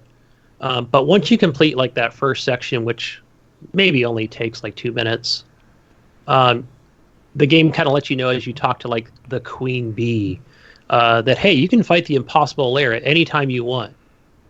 So if you want to go for it, good luck, right? So that's at the very top of like mission 1. So you can walk up there and try and fight the end boss at any time. So I'm like, of course I'm going to try and fight the end, because you do fight him in the very beginning of the game. And of course, it's not like where I'm like, okay, am I just supposed to like avoid all the things he throws at me? Because another thing, this might be for you too, Mayo, is I feel like there's a pinch of dead cells in here with this game from what I played with it. And I thought, interesting how it's kind of throwing all these different old games in there, and then it throws a little pinch of Dead Cells. With a light RPG elements. So, yeah, and of course I try to fight the boss, and he's just like, nope, sorry, it's not your day, right? Kills me. So as I'm coming down, I come down to level 2, right? And I finish that one up real quick, and then boom, like this wall like shoots up. Not like a very big wall, and then there's a guy standing on top of there, and he's like, and you're like, hey, like, what's this wall you put up in front of me? He's just like, you know what this is? This is a paywall, right? Like, you're going to have to, like, earn some more coins to get through the paywall, So I thought it was a little This is fun. the EA wall. Yeah, this is the EA wall, right? I thought, this is funny, right? It's cute, right? It's a cute game. And even the boss, like, his name is Capital B, right? So I'm like, yeah, you bitch, right? But it's cute. It's for kids as well. So it's very... I enjoy a good side-scroller every once in a while, though. I think it's why I like Dead Cells so much. You'll like this one, too, because I thought, okay, this will be easy, right? I can actually jump and then press X and roll like Sonic. And yeah, I kind of did that. And it did some things like Super Meat Boy, where it's got like the blades rolling, and they're moving in different directions. But I thought, hey, they're easy to get through. But then there'll be like a section, like a pitfall section, where this rope, it's kind of going back and forth. And I'm like, easy, jump on the rope, right? No, you have to like I don't know, it's like just frustrating because it's like the rope's right there, and every time I keep falling down and dying, like down into the pit, you know. I'm like, oh my god, this is freaking like now it's like making it frustrating for me, you know. So it's not like exactly like you can jump at any point in the where the rope is. Yeah, it's like you got to jump like right as the rope's coming down, not as it's coming up. So yeah, there was like times where I died like 7-8 times, you know, or I'd fall off a ledge or something. But either way, I was able to. It loads you right back up. There's like the save points. I feel like are very generous. Oh yeah, some of those platformers I find are too generous. I know it's maybe for like a younger generation at times, so they can get their way through it. But it's like you'll come to a ledge and you'll die, and you'll respawn right at the edge of that ledge again. You're right there immediately. So you can correct it really, really easily and get through it pretty quickly. Yeah, what's the game that I think Ubisoft has the rights to? I don't think they make it.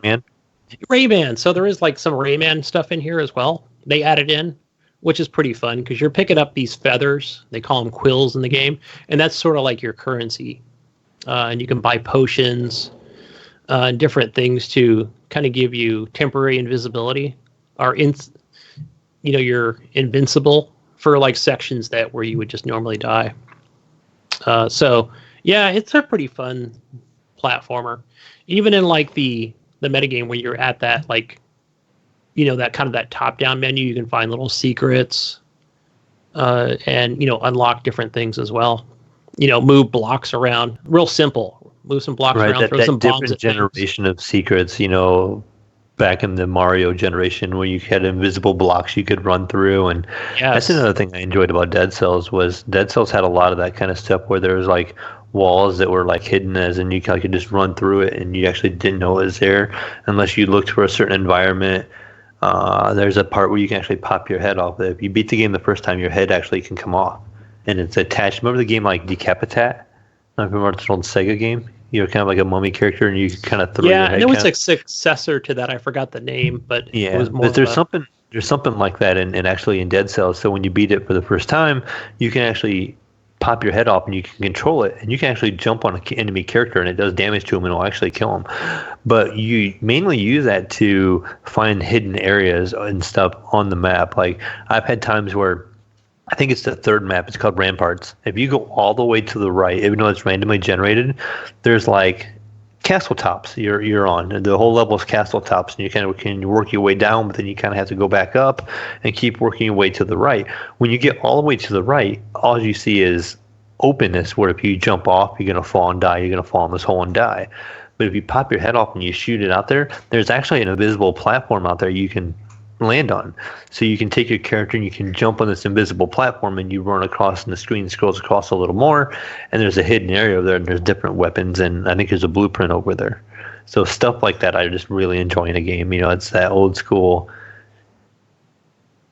hiding stuff. You don't see that much in adventure games nowadays. You don't have that where they hide stuff like that. Our adventure game more is all super serious and. Yeah, so I feel like this one is more, like I said, it's a little easier, and it gives you a really good tutorial, and it even shows you like, hey, there's some ferns. Why don't you go over there? You press LB and A at the same time, and you kind of buddy bump or something like that, or friend slam, or I don't know what the name of it was, but basically that's where you just jump in the air a little bit and then slam down, and then like a secret will pop up, secret item. So then like obviously every time you see a fern, you're gonna want to do that same thing. Right, to get that secret item. So there's just different things like that. But I think I made it to level 4, 5. But yeah, it's fun so far. I'm having a good time with it. Definitely gonna finish it. I definitely feels that the old Mario and Donkey Kong Jr. goodness in there. Definitely some throwbacks. You want to check out sometime graphically that's really impressive. It's that kind of game. It's got a little bit more strategy behind it. Check out Trine. I had the first 2 or 3 in my Mayo pass, and they're a slow side scroller, but they are just beautiful looking. Like graphically top notch. Even though they're older games, they look just absolutely amazing, and they got a lot of puzzle elements to it, but maybe check that out sometime, since this is kind of late. You have access to it laying around there. Yeah, and I see Trine 4 on Steam a lot, but I haven't like looked at it. That's a new one. It just came out within the last couple months. Okay. Yeah, I'll definitely check out the old ones on the Mail Pass, because I have not. I don't think I've ever played a Trine game. Yeah, so a Trine game, you basically will have 3 characters. You have like a thief, a knight, and a magician. And the magician is kind of cool because he can make like boxes out of midair. So you take your cursor of your mouse and you hold down right click and you draw a box, and that box will just appear in the game, and you can jump on top of it, but he can levitate it too. So if you click on it, you can drag it around the map, so you can place it where you need to maybe clear some kind of height obstacle or something like that. But you have to, on the later games, actually, it has a version, I think it's co-op, where you can actually work together to get through these puzzles. Single player, you can just hit, I think, RB, and if you're using a controller, which I would highly suggest, you can just switch between the characters. They just kind of disappear, and you have the new character. You can have, the knight. And the knight has like a shield where he will deflect like fire attack, and sometimes you have to deflect the fire to hit something else to trigger something. And just stuff like that. The rogue thief type person has a grappling hook that you can kind of shoot anywhere and grapple. And you can grapple, let's say you can stick it into like a boulder, and you can pull on it, and it will fall from where it's at, and it will roll and cause a chain reaction somewhere. And that's how you'll get through the level in that little spot. But it's a lot of little puzzles like that where you'll cycle between the characters. But it's just a really nice looking game, like presentation wise. It's a little slow. Mm-hmm. But it's kind of neat. I think you will like it. I think that's something I'd probably be more interested in than the next game that I played. Let's see what that one was. That was Felix the Reaper, another game that's on Game Pass. And I don't know anything about this one. It's a weird game. So, you're like this like character that he'll put on like a cassette player, and he puts the headphones on, and he's just constantly dancing, right? And anyway, so yeah, your name's Felix. You work for the Ministry of Death as a field reaper. And so that one of the things you're doing is it's basically like it's just a heavy puzzle game with a love and death story. Bizarre as hell. But so yeah, you basically like you're on this platform of just all these blocks. And since you're working, as on the side of death, you have to stay in the shadows at all times. And so all the blocks that are kind of like in the shadows, that's the ones you can work off of. So when you're pressing like right trigger, it'll kind of show you like, the just the blocks that you're allowed to interact with, or that you can go to. And so so once you do that, and then you'll get to the object that you need to move, or interact with, and then you need to then take that, like, let's say, for example, I needed to take this deer and place it in a certain position so that the human could then shoot that deer and kill it instead of I think what the whole idea is, like, otherwise the deer kills the human. So, like that's your whole job, to keep him alive or something, in this first mission. Keep things balanced or something like that. Yeah, you're like, that's what you're doing. Supposed to happen. Right. He's not supposed to die yet. That's kind of what I'm gathering, here, that, so he's not. So I don't know. It was just so frustrating on the second puzzle that it wasn't satisfying to me, because I couldn't figure out how to move this cart back and forth, by using blocks. And, you can actually pan around the entire like map and section and zoom in and out. I mean, it's not visually stunning or anything, and even your character, like he, even though he's constantly, making these like this dumb dance, I thought, okay, well, maybe the music will be good, right?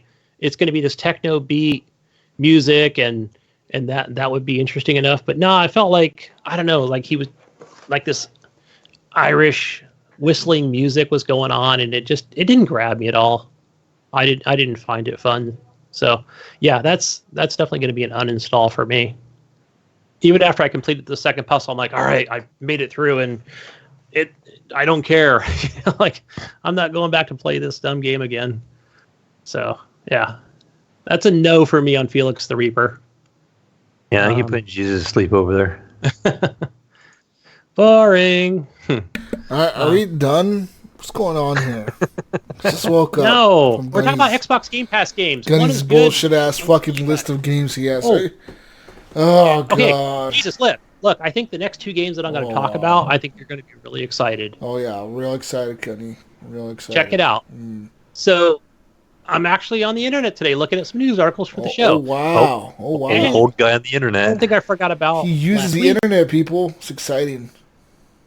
One of the things I forgot about was What browser are you using? Are you using Internet Explorer or are you using? I used what does Microsoft use? Bing. I was binging things. Oh my god. No, I'm Chrome all the way, guys. Chrome all the way.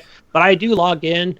I do use Bing to get my Microsoft points because I'm a console peasant and I do need those points. And I think I'm going to claim. I should be up to $10 now. I can claim a $10 rewards card. Wow. Okay. How long did that take? I'm up to like 20,000 points. But no, Battlefield 5. Oh wow. It is a free weekend. I think from basically from Halloween until the November 3rd. And so I'm like, oh, like I still don't know what part is free. Is Battlefield 5 free with the new maps this weekend, or is the new maps free this weekend? And so what I'm talking about is the Pacific War in the Pacific. That's what it's actually called. And so that starts out with you get the 2 free maps. The 2 maps that are out, and those are, let's see, what are those? Pacific Storm and Iwo Jima. So if you remember back from, was it 1943? I think that was the actual name of the game that I played back on the Xbox 360. Yeah. Yeah, those were cool, man. It reminded me of a little bit of Battlefield 4 that we played. You know, with like the different vehicles, you spawn back on the ship and stuff. But yeah, it was cool. It's definitely like I like that engine that they had, man, and just the explosions and that shit is cool. So yeah, I had a good time. The what's cool about like those boats that you take off from the ship, I guess they're the amphibious, like the tanks. So you can just drive up on the land and just start trying to take take at 'em, man. While you just and you're just sitting in any other seat. But I usually just jump out and I'll just try and use my Panzercheck, man, and just start blowing everything up. But it was pretty cool. They got some new weapons, the M1 Garand, the Type 99 Arasaka, Type 100, and another new weapon. So you're just fighting the Japanese there on Iwo Jima, man. Pretty good time. You got to check this out. It's pretty cool, man. I don't care. You don't care about Battlefield? No. The new maps? Nope. Oh, man. It was a lot of fun. Pork Chop Poo, I know you're interested in this. Definitely play that this weekend.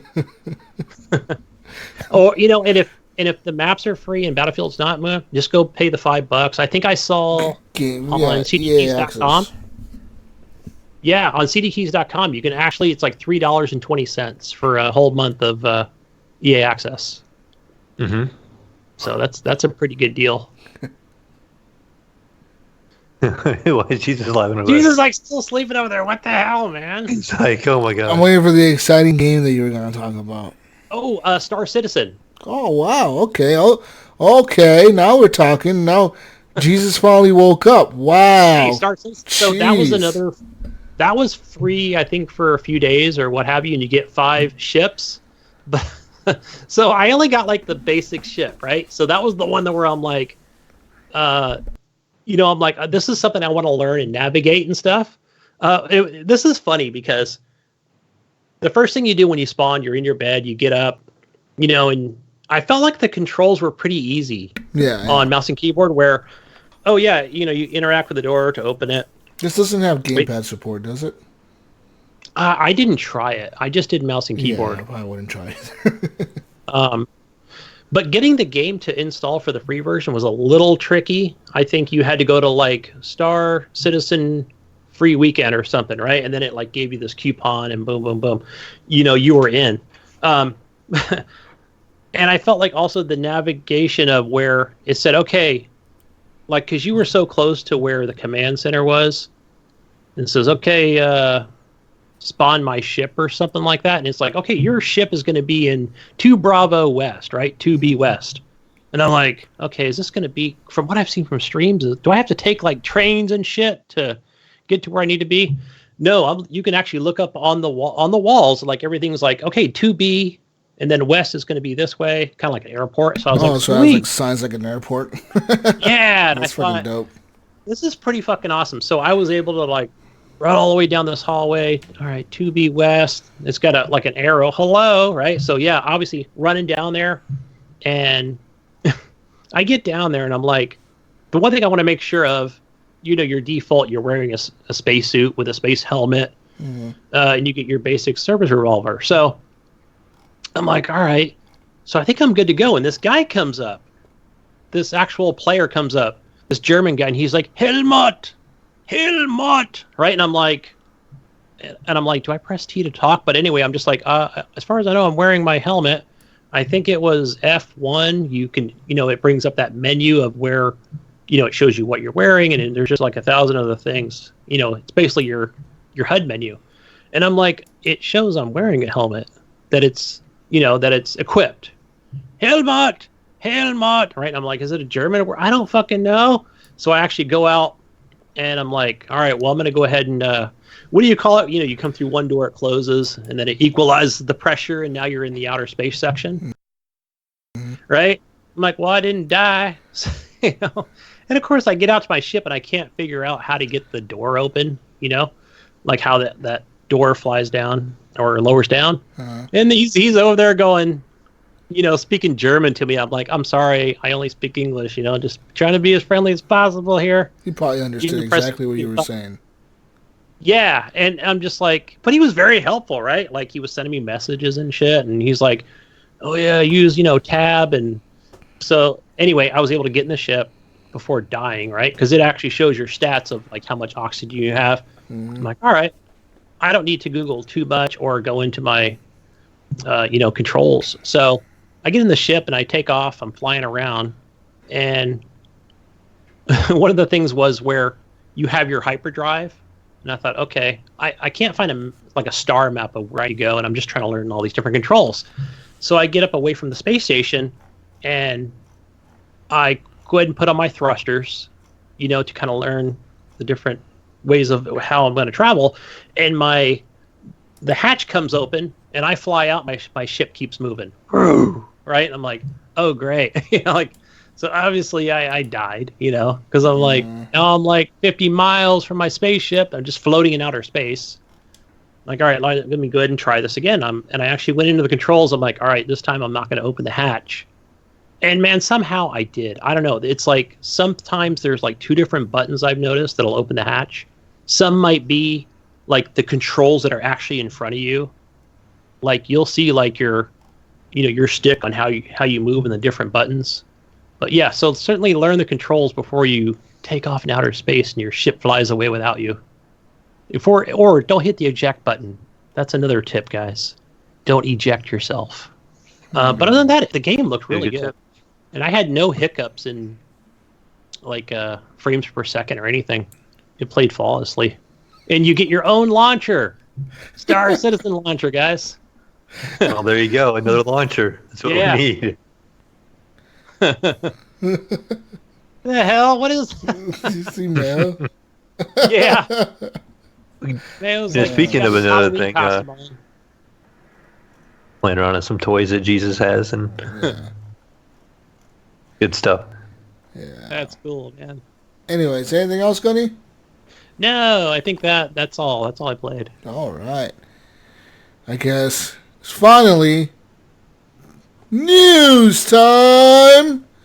Let's get into the world of video game news. That doesn't come to the end, Gunny. Damn it. Oh, I guess we changed it. All right. Oh, you people.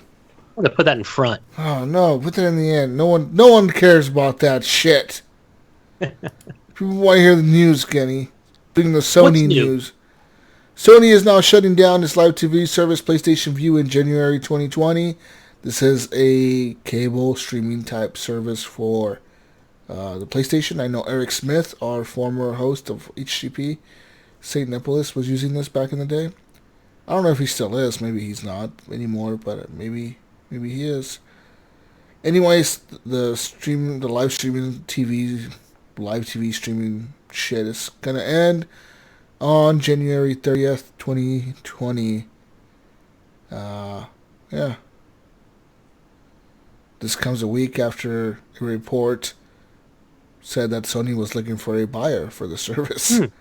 It says here Sony claims that it has continually lost money for the company since they launched it back in March of 2015. So, yeah.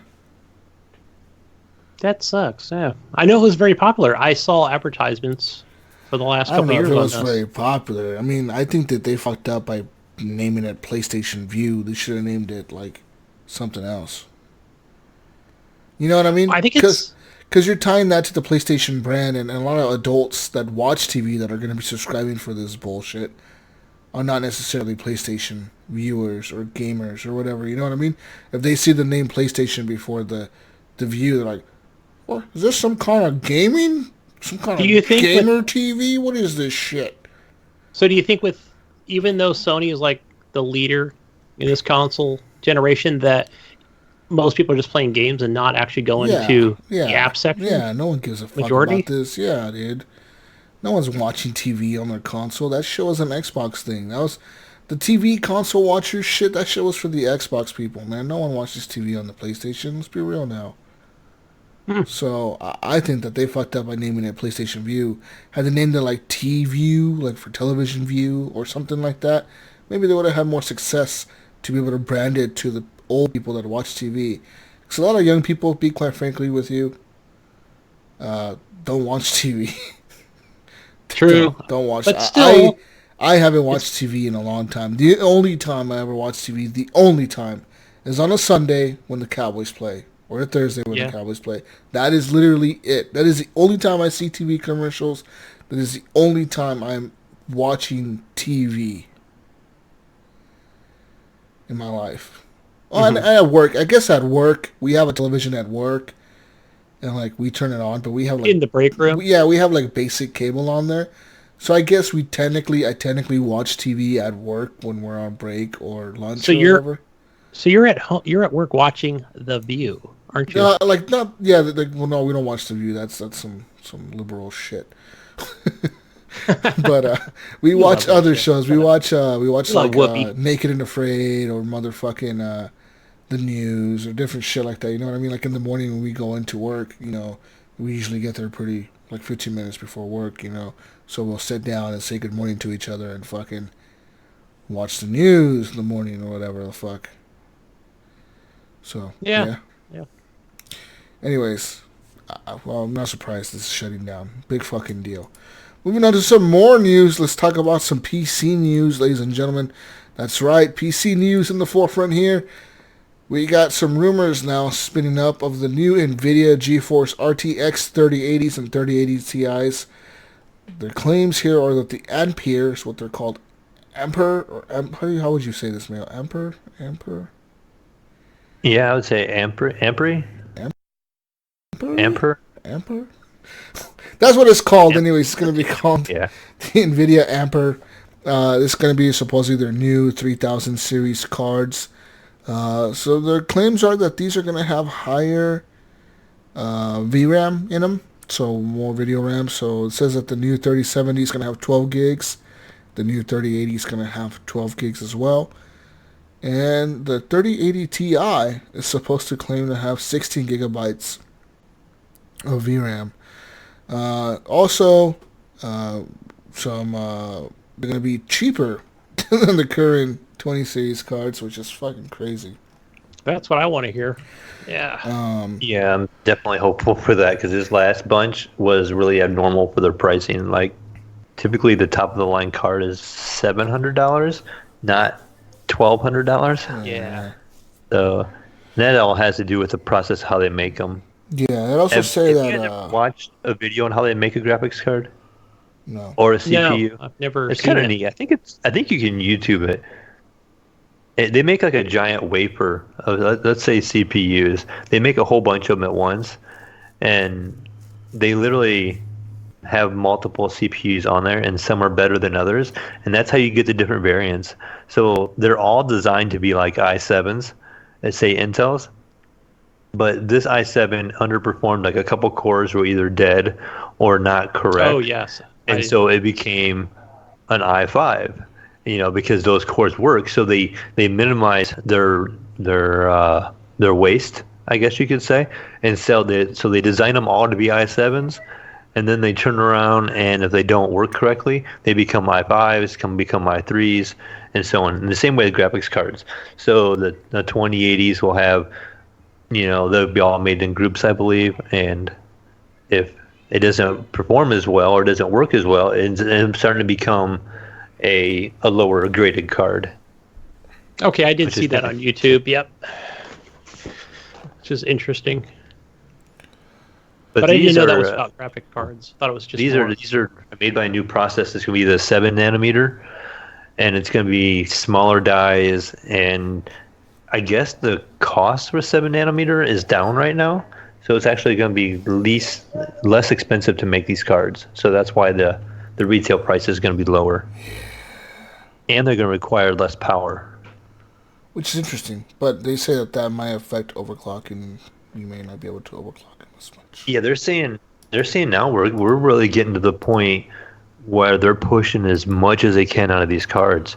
And the overclock, when you buy an aftermarket card, it's pretty much an overclocked card from that company. MSI card over a reference card is an overclocked graphics card a little bit.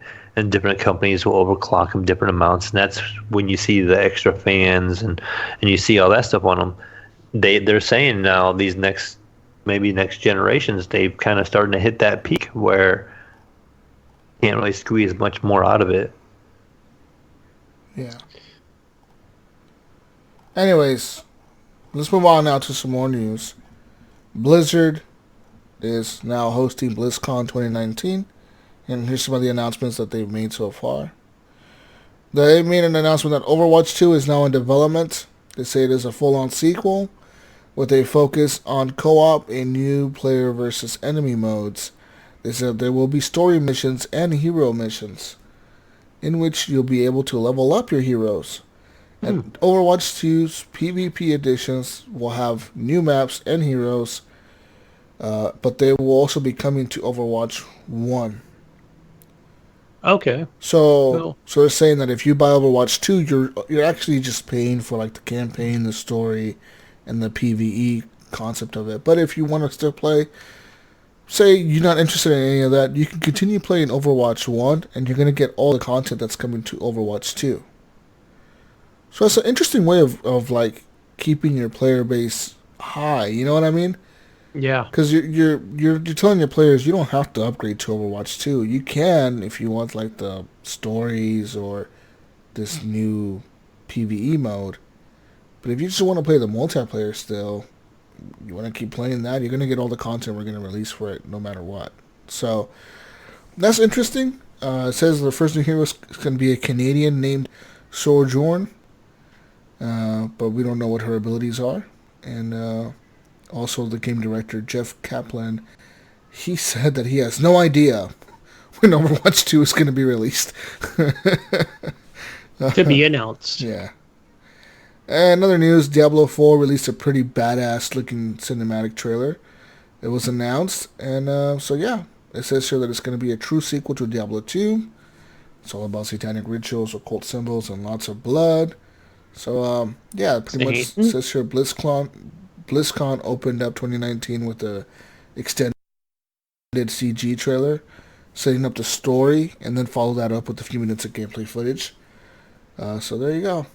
Diablo 4. I haven't seen that yet. I got to go watch that after the show. It looks badass. Like all their trailers always look pretty badass. Like even the World of Warcraft cinematics look pretty badass all the time. You know what I mean? Oh, absolutely. Diablo 3 was a lot of fun. I never played 1 and 2. Yeah. In other news, speaking of World of Warcraft, their next expansion is called Shadowlands, and it's going to release next year. It's going to take players to an alternate realm of death and decay, where they must choose one of several factions to align with to fight against Sylvanas. The trailer was pretty fucking wild. It says, with Sylvanas dueling Bolvar, the Lich King, before using his helmet to tear open the sky and obliterate a barrier between Azeroth and the Shadowlands. Da, da, da, da. Like any expansion, Shadowlands will implement sweeping changes to most of WoW's current system and progression. And so stay tuned for more news on that. And it says here, WoW Classic, they have a new update coming on November 12th for the people playing WoW Classic. Also, speaking of all those games, Hearthstone, they have a new expansion. It's called a Descent of Dragons. And so they're adding a bunch of more dragons to the game. More dragons. I like it. More, that's what everybody needs, more dragons. More dragons. In a card game.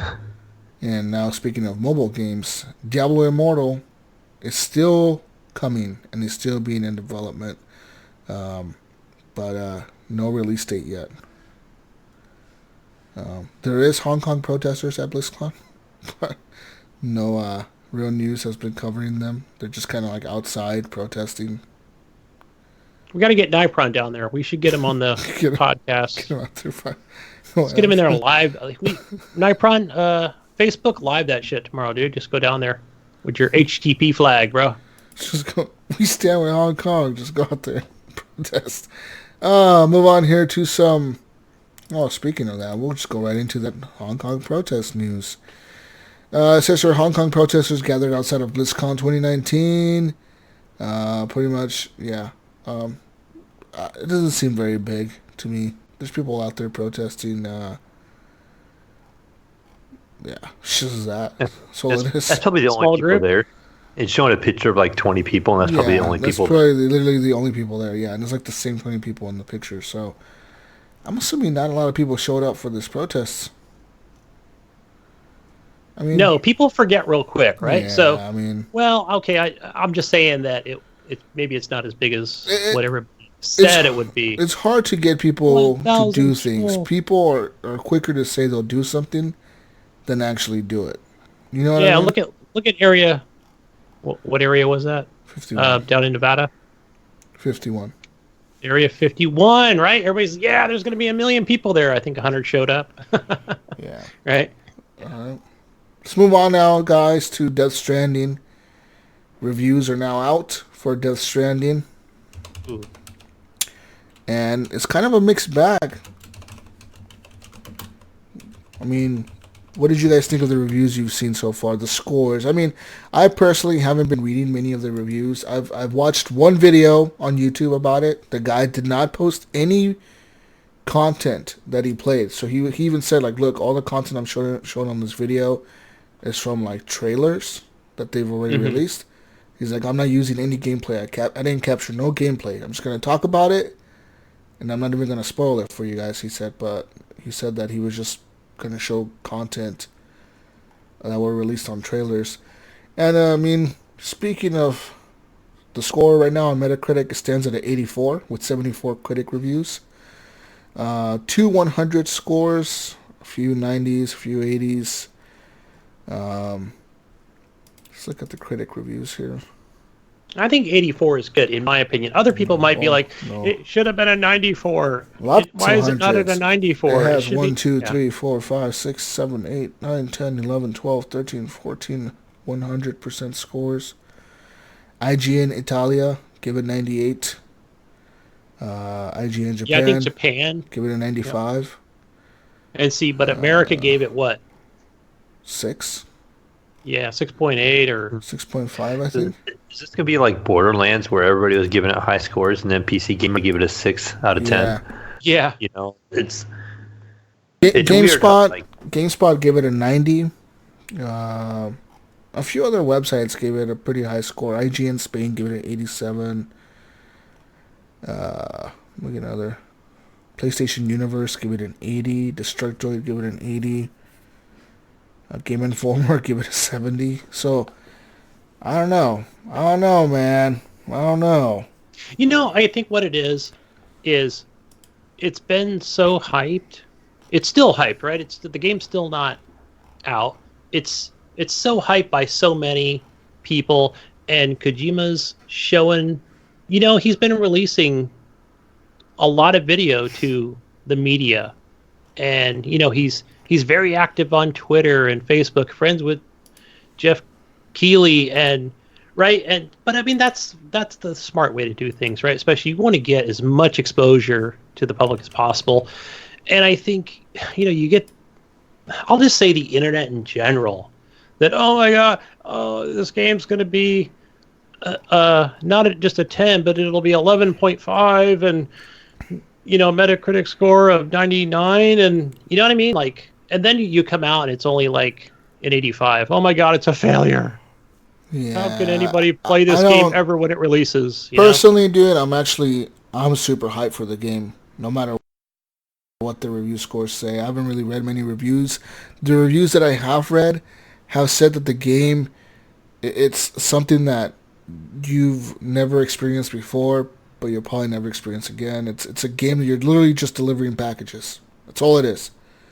You're going from point A to point B. You're delivering packages, different packages with different things in them.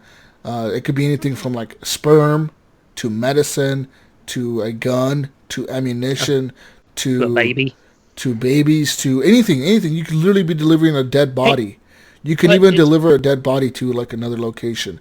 And they said that the game, it's about the connections you're making. That's the whole thing, that it's about connections you're making. And they said like the whole gameplay, you're never going to see anybody. You're never going to see another player. But you will see their items that they leave behind to like that helps them in their journey, and like now it's helping you in your journey. You took the same path this other person took. So like maybe during your gameplay, Gunny, you'll see a ladder that I left. Or you'll see a rope that I left like off of this cliff. And you're like, holy shit, Jesus went this way and Jesus left this rope right here. And you can thumb that up and be like, hey, Jesus, thanks for leaving this rope. There's been a review, like one guy said he was having such a hard time at the beginning of the game in this one area with all the enemies or whatever, because you really can't fight them. You're trying to avoid them. It's like a stealth game kind of. And he was saying that he was having such a hard time in this area that he stopped playing the story. He stopped completely. He was like, I'm done playing the story for the next 10 hours. And he went and collected resources. All the resources he can collect, all the metal and all that shit he needed to collect. And he built a road over the area where he had to go through. He said once he built that road, now he could just drive a car across the highway and get to the other side of the map quick in 10 seconds.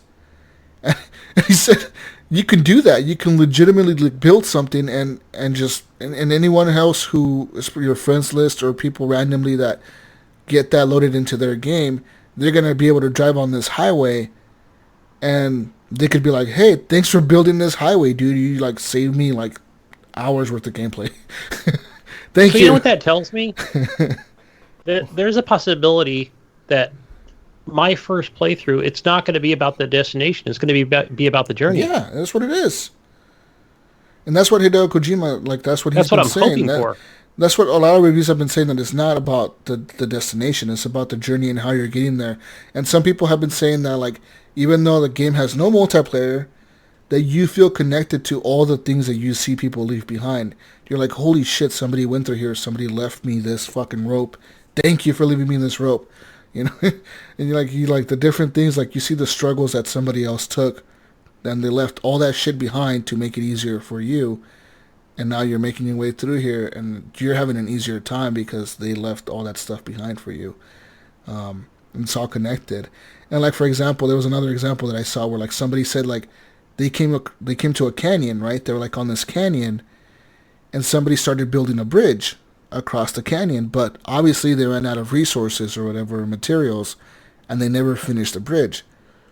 Well, you can continue building the bridge that they started building and finish it if you wanted to. You know what I mean? What, Jesus? What about this? You get what credit if I for it. continue to build this road or this set of ladders to what the last person left me, but not finish it?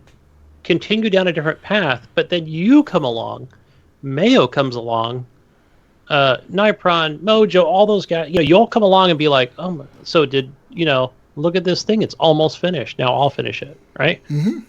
And see, I love shit like that. It sounds dope. To me, it sounds like really like a cool game It sounds a lot like Red Dead. People were giving Red, like Mayo was saying, like people, like oh fuck, people were giving Red Dead a lot of shit because you gotta take care of your horse, you gotta take care of your character, you gotta shave, you gotta cut your hair, you gotta take a bath, you gotta clean your clothes or whatever the fuck, you know what I mean? Your character gets dirty, your character gets blood on him or whatever, you gotta go take a bath.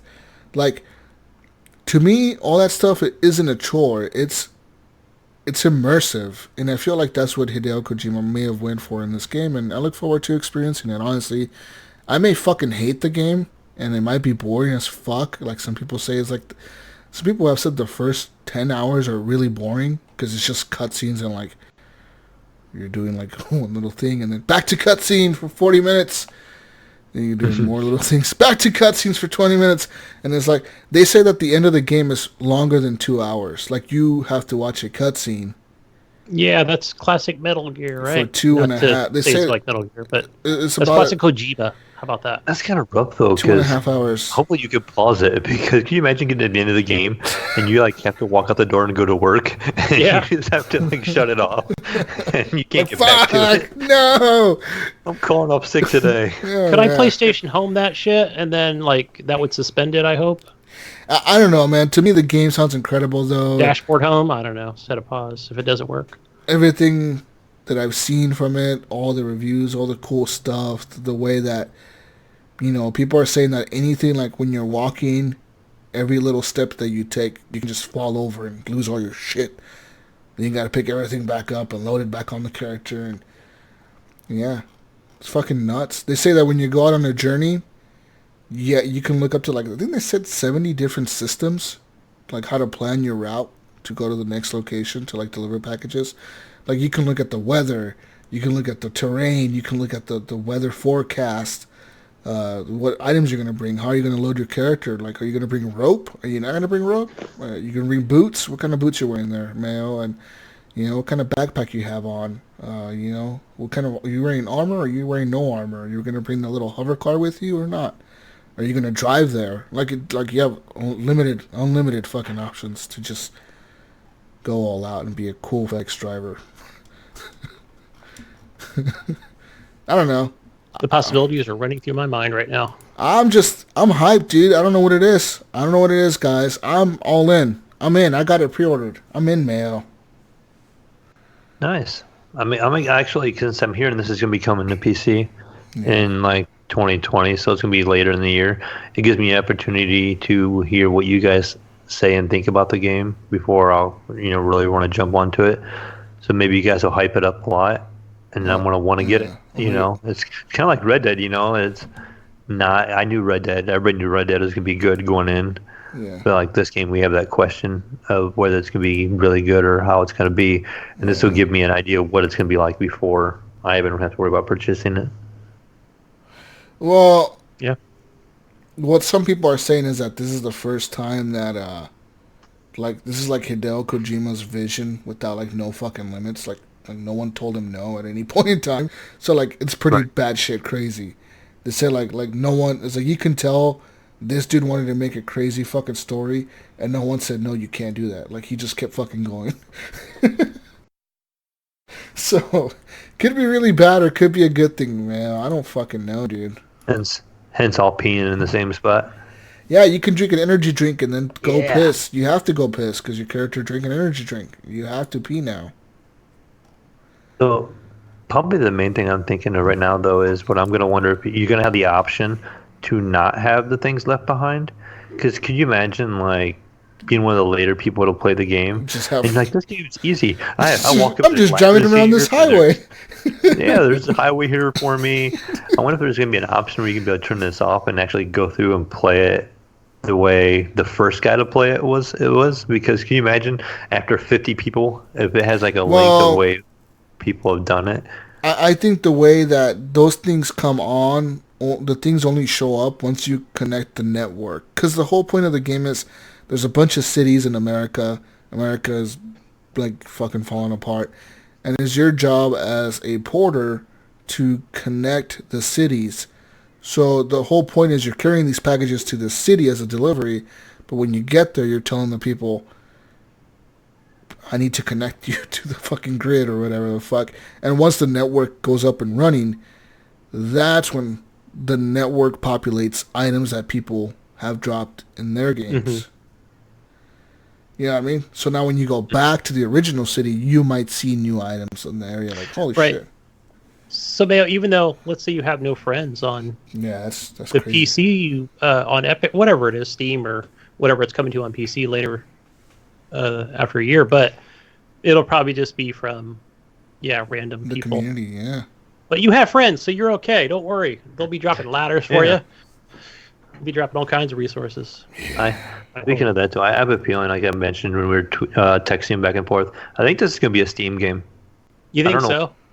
If you look at the tweet that Kojima had, it's all Steam colors. It's actually white and blue, and it looks like it's like a Steam, almost like the Steam messaging. If you ever look at Steam messaging, it kind of reminds me of that, and kind of the design of it's kind of like in the Steam forums. It looks, and then also like a year and a half ago, I want to say he was at Valve and did a walkthrough because a lot of people were like, "Oh, he's gonna make a Valve game, or he's gonna team up with Valve, or he's gonna make a PC game." So I have a feeling it's gonna be a Steam game.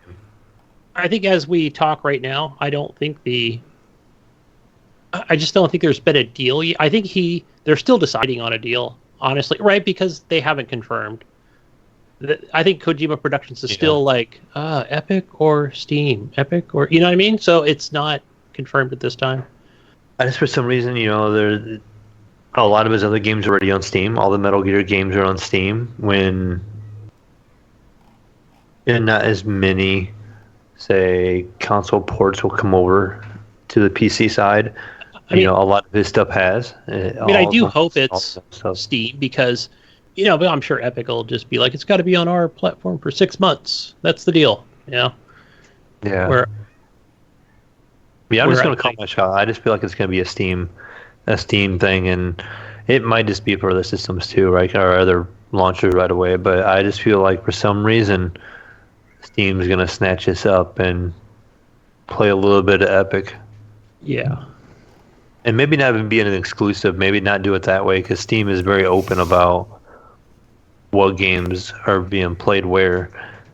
But maybe they will at least be, okay, we have it on here and, we don't really care where else you play it, but we're definitely going to have it.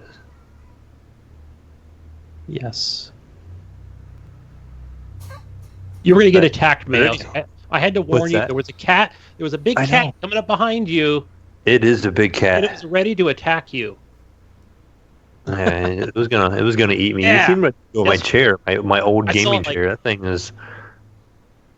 Yeah. All I see is vicious. Talk. This cat's. We'll see, man. We'll see. All I know is that I want to be crafting boots because you got to make new clothing for your character, and I'm gonna be drinking Monster energy drinks. Fuck yeah! Here comes some more promo codes. Buy your Monster energy drink and get a Kojima extra ladder. Yeah, they said they have Monster energy drinks in the game. That's what you drink to stay energized, motherfucker. They give you more energy for your character so you can run around faster. Yeah, you gotta deliver them packages, bro. It's Christmas season. You gotta deliver them packages.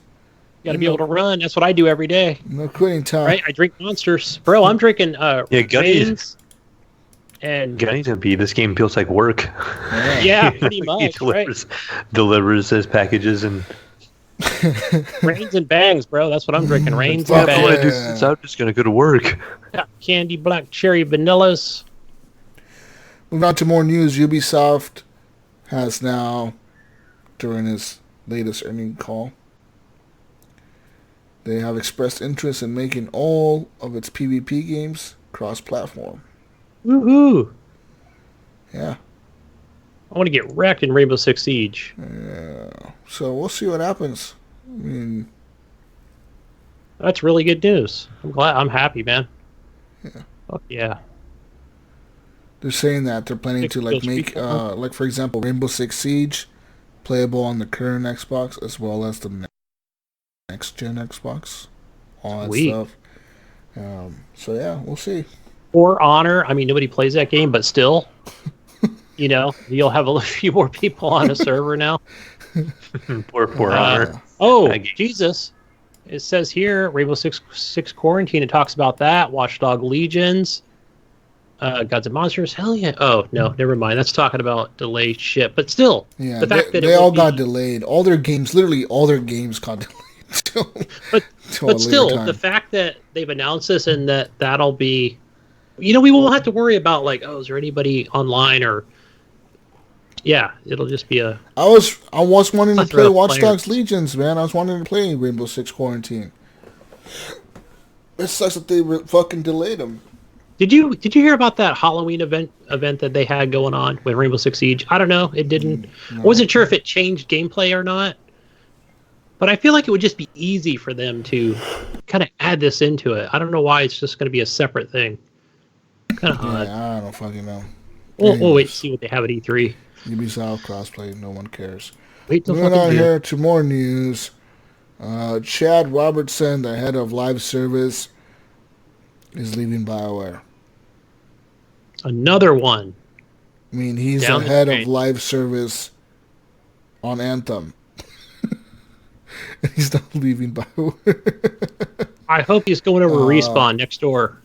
He said, "This is my last week with BioWare. I've been with the company for 14 years, and I am grateful for everything I've been a part of here.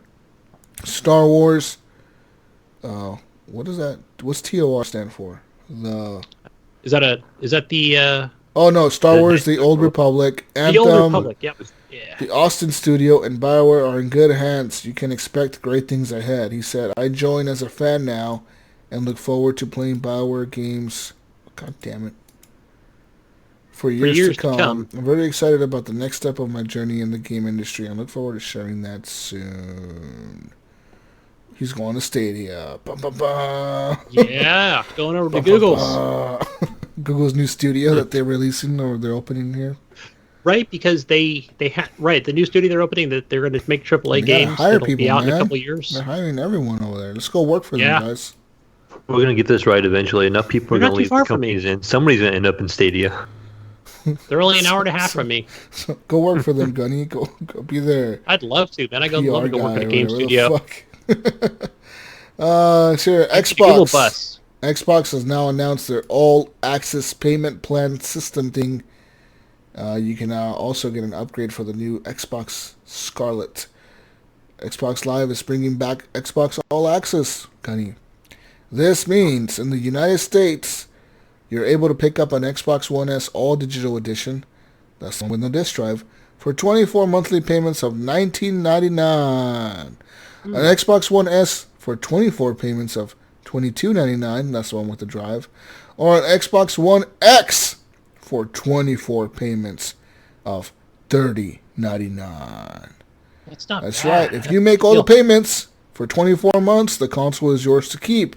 This is also, though, including Xbox Live Gold and Game Pass during the time you're paying for it monthly. And people who sign up for the Xbox One X or Xbox... Okay, if you sign up for the Xbox One S, you're able to upgrade the console. So you make all your payments on time.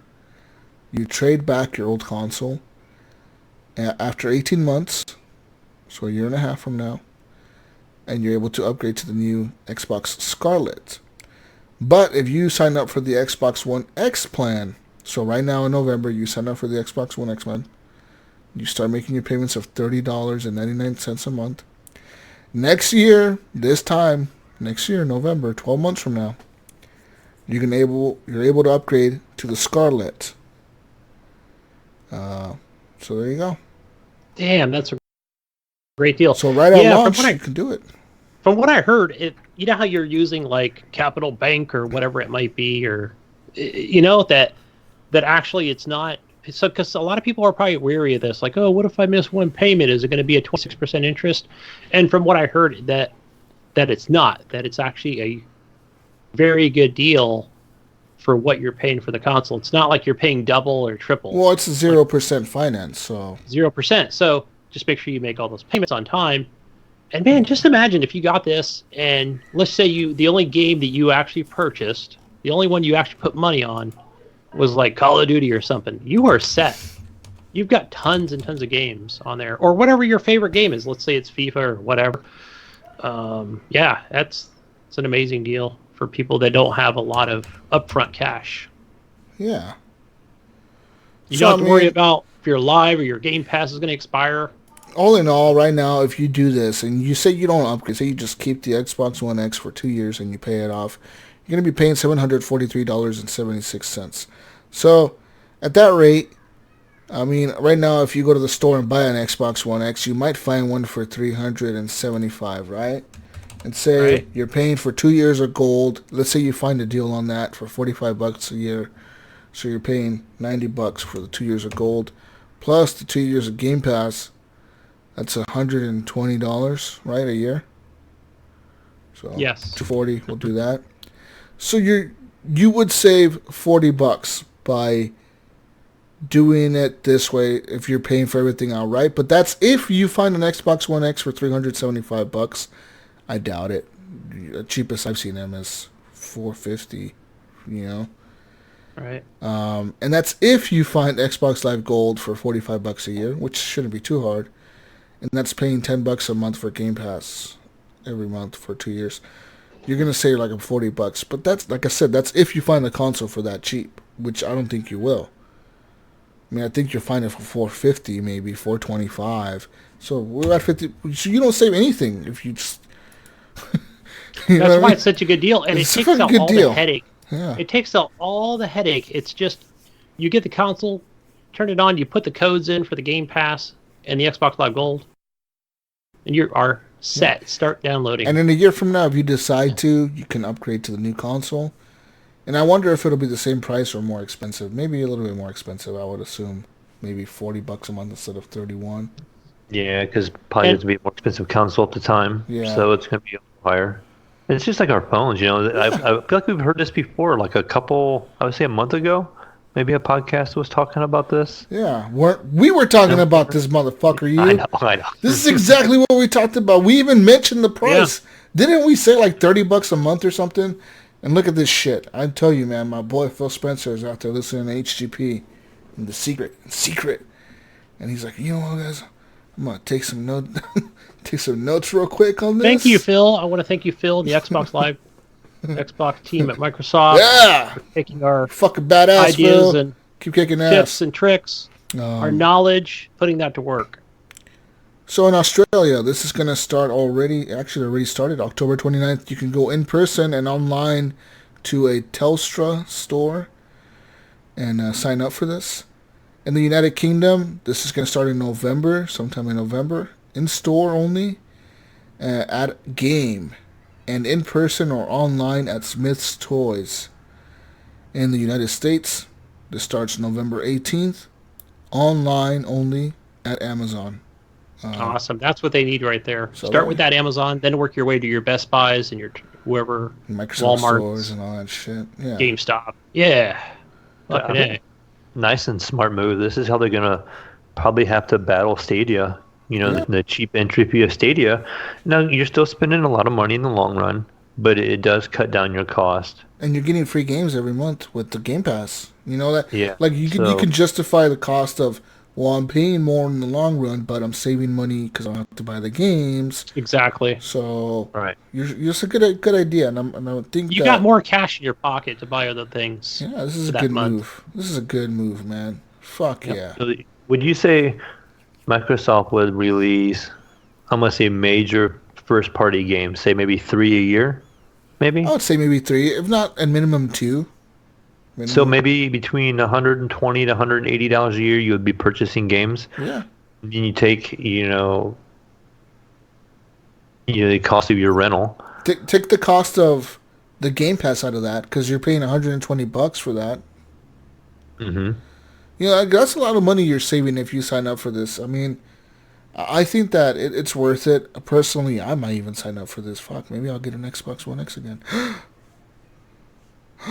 No, guys. Come on, settle down now, Jesus. You're going to get your phone, maybe.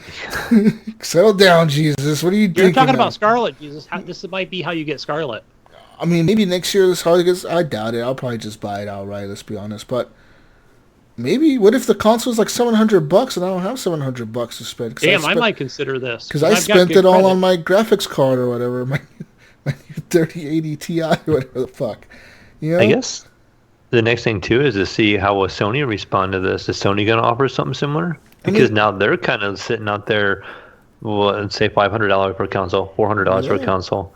Okay, well, Microsoft has this option where I can do $30 a month.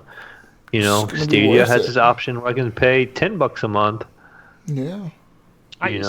So the other thing too I thought about too was where this is perfect for somebody who's younger, might still be in school, that doesn't have the $700 in cash to buy the console, get the Game Pass, and or I got to have a live subscription. Oh my gosh, I'm not going to have all this, but I want it, right? This is how I want to play these, this game on Game Pass or Sea of Thieves, whatever that, I want to play Fortnite, right? And I want to play it on a console. And how do I do that?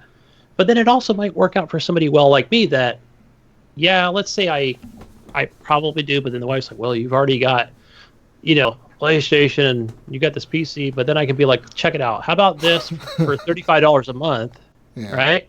She would actually agree to that. She likes plans like this. She loves plans like this where she's like, hey, if it's something like $35 a month and I don't have to pay an upfront $600, that's her idea. What I don't know is how this would work.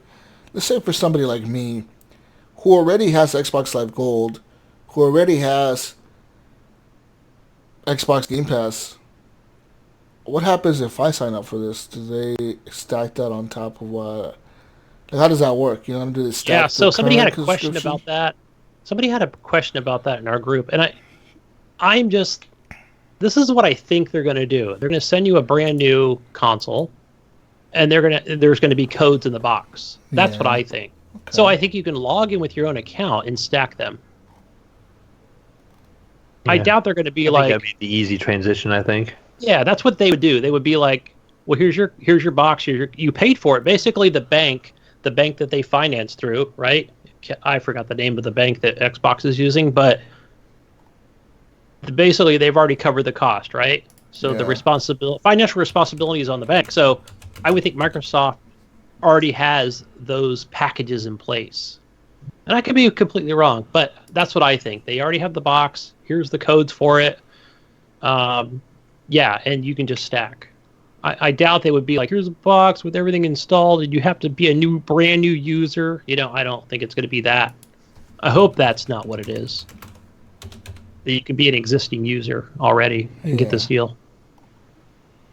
Yeah, I mean, right now the Xbox One X is $400. So, I mean, and then Black Friday's coming up too. So maybe you want to wait for those deals instead of signing up for this. I don't know. I mean, yeah.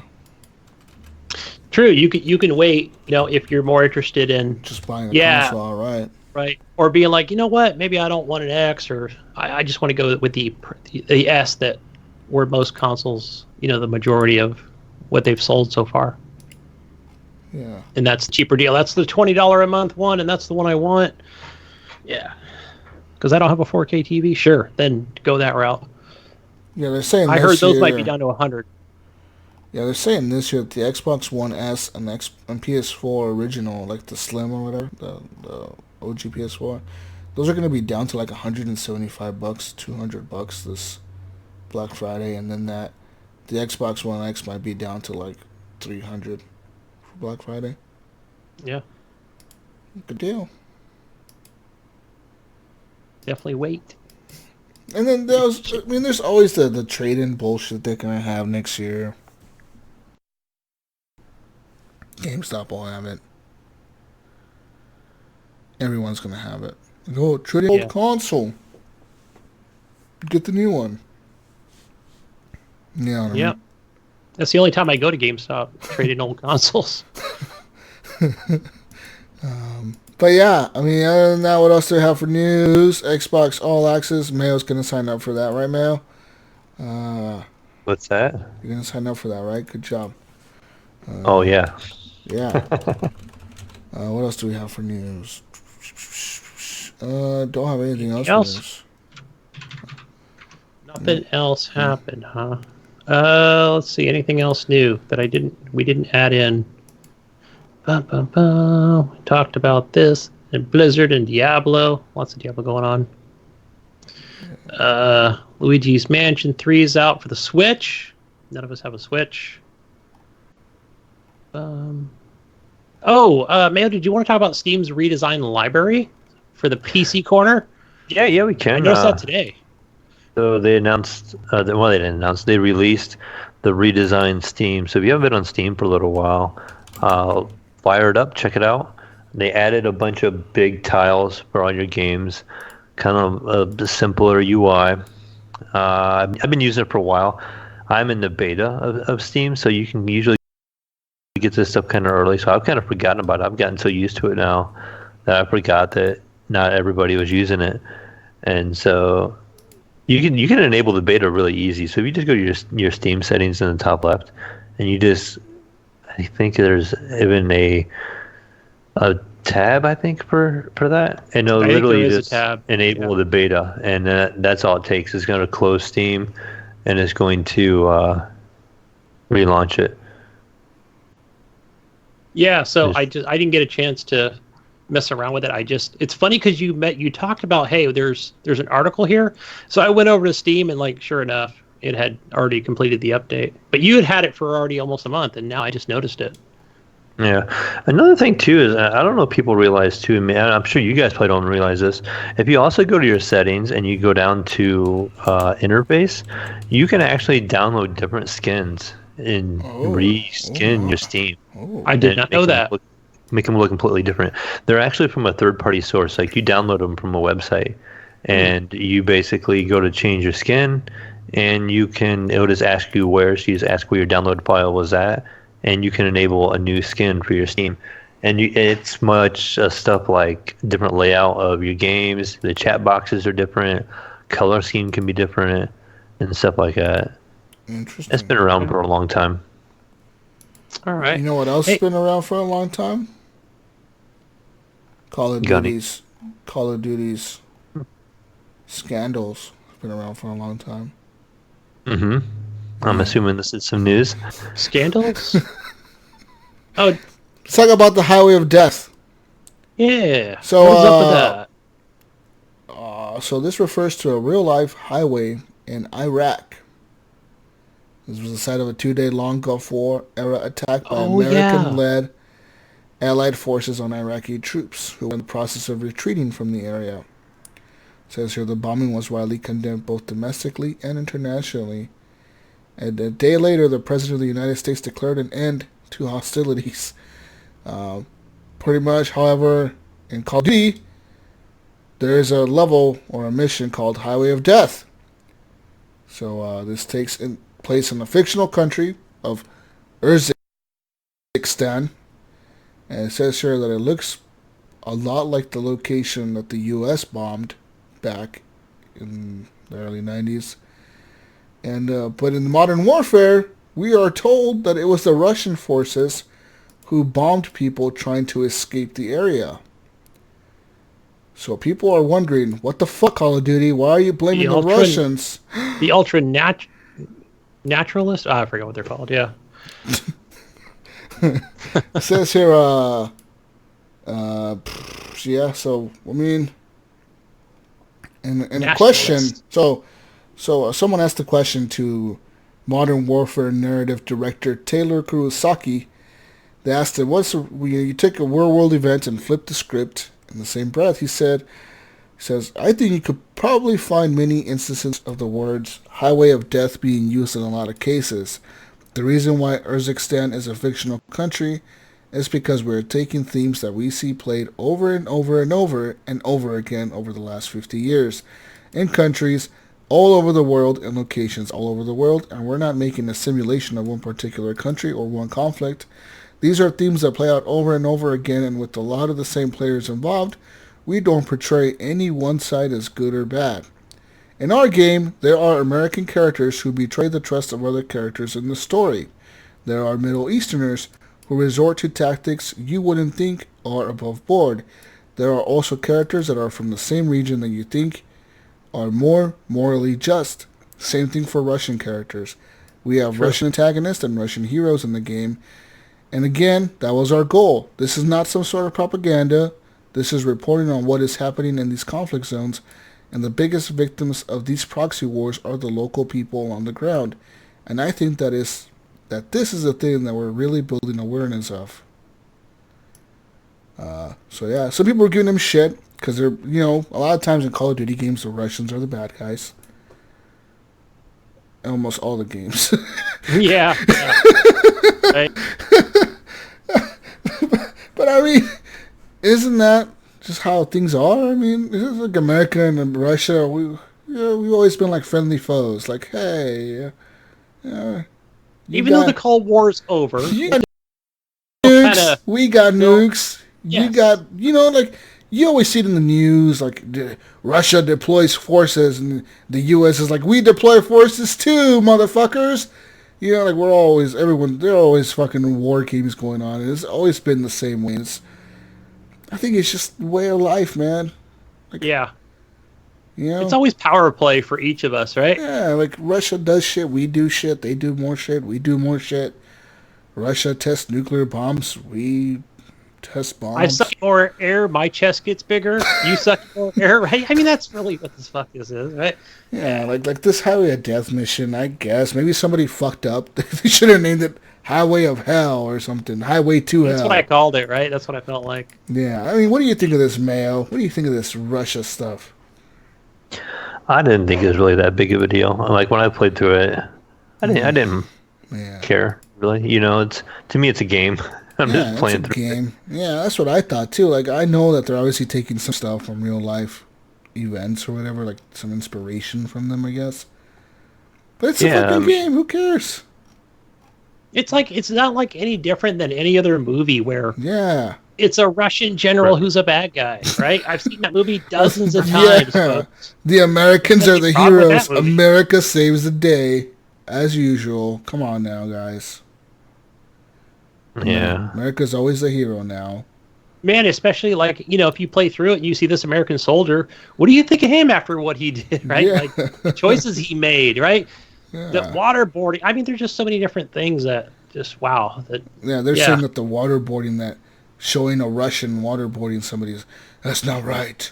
Americans do the waterboarding. It's like, play the game, okay? Stop whining and play the game. I'm pretty sure everyone does the waterboarding. It isn't a one country thing. That shit is not just American, motherfucker. Everyone does the waterboarding. Let's be real here. Yeah. It's a war story. It's a war story, whatever. Like, yeah, man. Big deal. Bunch of fucking crybabies. Oh, I hurt my feelings. Yeah, I feel like just people want to complain and complain. I'm going to find something wrong with this game or many things. And the more things I find wrong with it, the more people that'll follow me on Twitter. And this game hurt my feelings, Gunny. All right. I'm going to come attack you on Twitter later. Guys, check it out. Remember the article we talked about last week? Oh, shit. About EA possibly coming to Steam? Well, I think it was like the next day or it was Monday. EA said it will start releasing games on Steam again. Yeah, after it moved away from the... Starting with Star Wars. Yeah, start with Star Wars Jedi Fallen Order. You can actually go and pre-order that right now. Making it its first new EA game released on Steam since 2011. Why would you pre-order on Steam, though, when you could just pay $15 and play it? Yeah, that's the thing. It's going to hurt the sales of that game. Well, not hurt the sales, but, it's kind of like the Microsoft Game Pass thing. Yeah. Why would you buy the game when you can get it in a subscription and then just cancel if you're done, or just take advantage of that subscription and keep it and play other games too? But let me tell you why. Because additionally, EA announced plans to bring its EA Access subscription service to Steam starting next year. But most people are not going to wait until next year, right? Fuck no. They want to add this to their Steam library. Steam has been around for a very long time. So hey, they're going to pre-order to add this. I guess if you want to get rid of the Origin launcher, you pre-order Star Wars. But I mean, I don't know. Do I really want to pay $60 for a game that I could pay $15 for and get the Ultimate Edition? But Jesus 2, I read, and Gunny. Ooh. This access on Steam is going to be different from the Origins All Access package. it's going to be like the Xbox and PlayStation version. Oh, it's just EA Access. It's not EA Premier. Yes. Oh, it does say Access. Oh, there's the hook right there. Yeah. Yep. So you're not going to get the full library like you do on Premiere. Aha. Yeah, it's Premiere. Premiere is probably locked down to Origin, huh? So yeah, Origin's So- holding back. So wait a minute. So this coming to Steam bullshit, right? Is this if I download? Say I'm one of those people that are. I love Steam. Steam is my life. I am Mayo, and I'm like I love Steam so much. I'm buying everything on the Steam because I'm Mayo, and then I buy the Star Wars on the Steam, and I go to launch it. Is it gonna pull that bullshit that Ubisoft does, where like all of a sudden the Origin fucking launcher starts turning up and it's like, oh, we're launching through Origin. We're going. Is it going to do that? Where it's like actually really launching through Origin? Pretty much, I can almost guarantee it will, because what's going to happen is it's going to want you to log into your, how anymore like any game seems to have like a login ID or an It account tells ID. you it requires one, right? It does tell you it requires it. That's bullshit. So like, what's the point? Yeah, I was gonna say the only draw I could even possibly think is if, say, Star Wars, the new Star Wars game, you want to keep your library together. Like, I have a ton of Star Wars games on Steam already, and I want to keep all of my games together in one location, all my Star Wars games here, instead of me having 10 different Star Wars games on Steam and the new Star Wars game is on Origin. I want to have it all in one location so I can just click on the one I want to play and play. That's the only thing I can think of that would be beneficial at all. It just keeps your library a little neater, keeps it all in one place. It's not so fragmented. But yeah, I don't. Hey, Myself, Mayo, I don't see myself jumping on any of them. Mayo, remember you said you could add non-Steam games to your library? Mm-hmm. Well, I didn't mention this before, but a couple years ago, I had, or maybe a year. Yeah, it's been a couple years. I added. There was an Ubisoft game. It was the one where you play the Stone Age. It wasn't Watch Dogs. It was because I bought that and I had another game on there that I went ahead and I figured out how to add those to Steam. And so those were on my Steam library, even though I launched them through the Uplay app. Mm-hmm. Well, when Google Stadia came along, I think it was just like perfect timing. So when that came along and they started doing the exclusive, they were doing the exclusives with them, right? And I'm not sure if those were on Steam or not at the time, but Steam basically, I got a message from them saying, get these stupid games off your library. They don't belong here. Oh, really? Wow. Yes, absolutely. Matter of fact, they forced them off of my Steam library. It might have been a contract thing where it says you're not allowed to have them on here. Yeah, so I think Steam is pretty laid back about things like what's on there, because it, like I was just saying, it will let you import pretty much any game into the library. So I wonder if that was a Uplay thing. No, I'm not trying to point fingers, but I'm just wondering if that was more Ubisoft and not allowing their stuff on Steam at all. Right. So I'm thinking it was more of the Epic thing where this is the contract that we have for these these games or something. Guys. So now I don't know. Need for Speed Heat comes out next week. That one's sneaking up on me. The fuck? Yes, it reminds me. I need to buy a. Yeah, no one's talking about. Why is no one talking about Need for Speed Heat? What's going on there? I think it's a racing game, and we've played so many racing games and so many Need for Speeds. Need for I've kind of fallen off the Heat. racing scene as of late, especially with Forza. Grip came out. Nobody's talking about that. A new Grip. The fuck is Grip? I don't know. They were back on the last generation. They were quite popular. They're a racing game. Yeah. There's a Grid game too. Price. There's a new Grid that came out. Grid, Grid, not Grip. Okay, that's what you're talking about. The fuck is Grip? I've never heard of Grip. I don't know. Isn't Grip an Xbox One title? It's on Game Pass, where you can the thing That's flips right. down. You're driving on the walls and stuff. The ceiling, the wall, yeah. Yeah. See, I know my Xbox game titles. Call me Mr. Master Race all the time. I say I learn these things every once in a while. Grid 2019 video game. Grid was cool. Like you just crash into cars going around a circle. Boom, boom. Fun. Yeah, the new Need for Speed is coming out next Friday. Star Wars comes out the next day. So I'm signing up for EA Access and playing both of those, or EA Premier and playing both of those. Hopefully, I might not sign up for it next Friday since Death Stranding's coming out and I already got Red Dead. I'm gonna be pretty busy.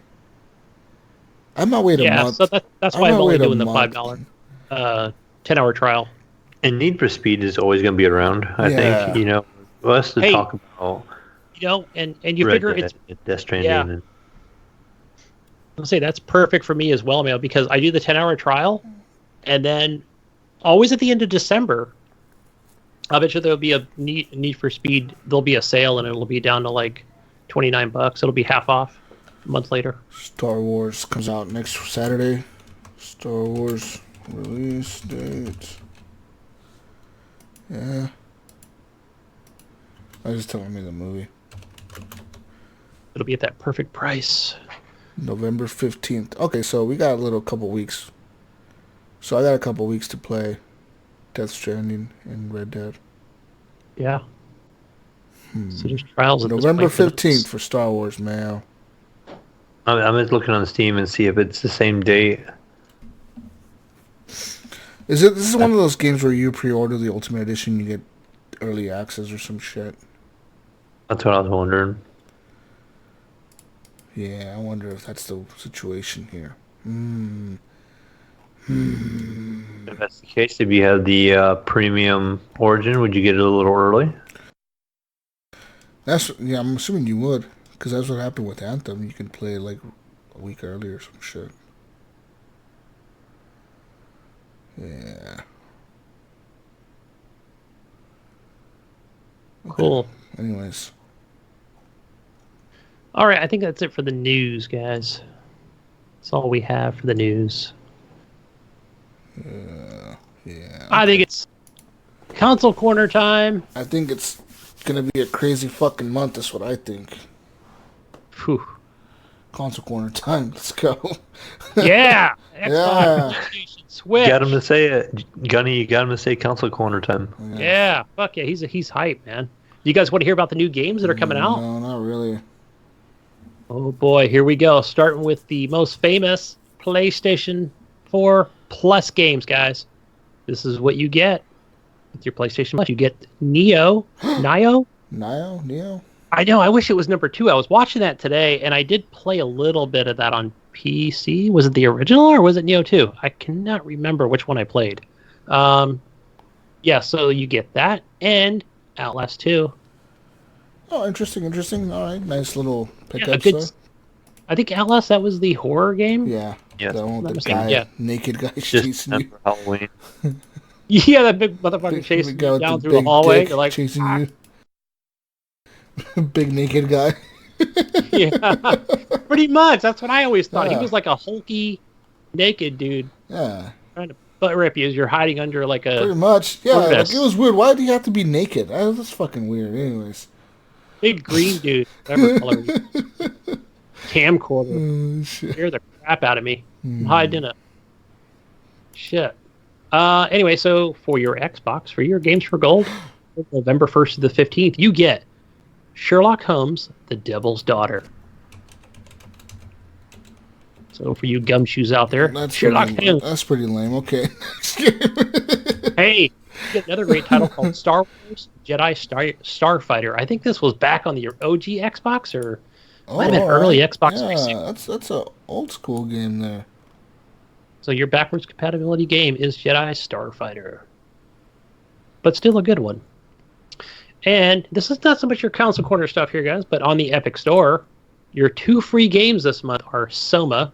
It's another horror adventure game. I don't think I've played that one. And a game that I did enjoy, Costume Quest. Okay. And there is a Costume Quest 2. Might even be a 3 out there, but you get the original. And that is a fun game for the kids to play. So go ahead and download those 2 games, Soma and Costume Quest. I didn't download the ones last week. Was it Layers of Fear and Cube or whatever? Yeah. I always forget, man. Epic Store. Layers of Fear was good. Layers of Fear 1 and 2 are really good. I never launched that fucking launcher.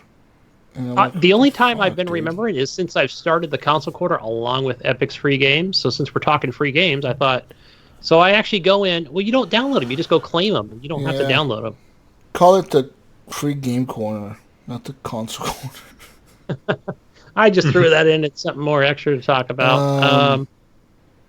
Yeah, I mean, oh man, I've got all these fucking launchers now on my PC. You know, Amazon's Twitch does the same thing, and I think I do go in and claim a free game from them every so often. Oh, what's Prime got for us? What's Twitch got for us? Twitch Prime. Yeah, I'd have to update my Twitch. I go in there at least once a week. I always watch on my iPad, iPhone. You know what I mean? So there's not. Matter of fact, you're finally able to, as of last week, you can now subscribe to people from your mobile devices, where before you had to actually get onto the actual, PC application to do so, or through a Chrome browser. But now you can actually do that on your phone, You get some Red Dead loot right now, Mayo, if you got Twitch Prime. Mm-hmm. And there's always. Here. Where was it? It was you get you get some gold bars and shit and a bounty hunter license. There's always cool skins you can download for Apex Legends. Let's see. A few other free-to-play games, Warface. They're always putting stuff up on there on your Amazon Prime Twitch account. So make sure you guys log into that, claim that. And for anybody else out there that thinks, well, let's say that your wife it's her Amazon account. Okay, that's fine. As long as you claim it through like your email that you set up for your specific system, whether it be Xbox, PlayStation, or PC. So it's still possible. You don't have to actually have it. It could be somebody else's account. As long as you claim it through your email, you still get that benefit, which I have found out. So yeah, sometimes it's like, do I want to claim that for my Xbox version of a game, or do I want to claim it for my PC version of a game? It's cool to get that choice. For Apex Legends would be a good example. Yeah. You only choose one. So wherever you play it the most is where I recommend you take advantage of that. I did see too in the news, they did mention for some reason they're going to do duos again in Apex. So that's like the third time they're doing it as a special. I wonder if they're just going to hurry up and just launch the duo option, because it's starting to get kind of old. Yeah. I mean, it's fun. But have they, I guess I take it back. Have they been doing duos? I know they've done solos. They've been doing solos. Yeah, that's right. So yeah, I guess I think next week they're doing duos. That's interesting. Wonder how that'll work out. I think they should just do solo mode, like standard solo mode, man. Like people will play that a lot more, I think.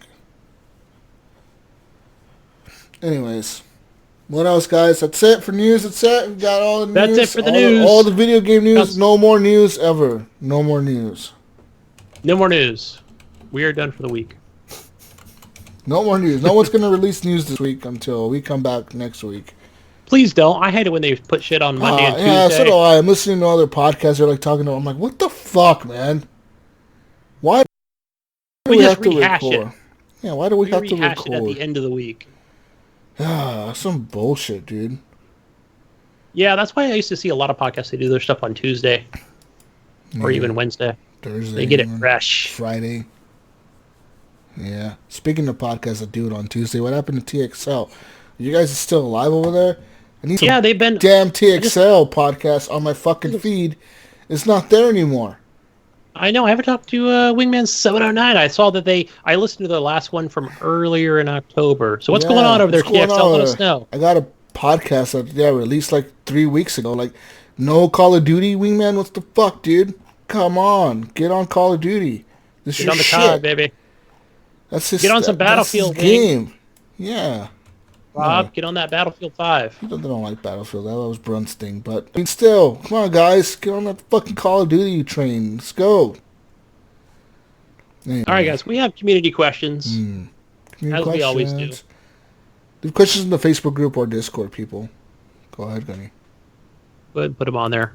Mayo, if you want to check the Discord, I did not add those on there. But our first one comes from... Can I just jump in real quick? I do have a community question for Jesus, just real quick. Oh, fuck. Oh. Jesus, I have a question for you. What do you think of your Steam controller you recently picked up? Oh, thank you for the community question, Mayo. I want to thank the Mayo first of all for sending it to me. That was pretty awesome. It was nicely packaged. It has everything in here. Like, you even included the receipt for this fucking thing. I could go return it if I wanted to. It might be a little old. Let me check. Yeah, I'm assuming the receipt's a little old, but yeah, I got like the packaging here, a nice little blue Steam box. Yeah, look at this box here.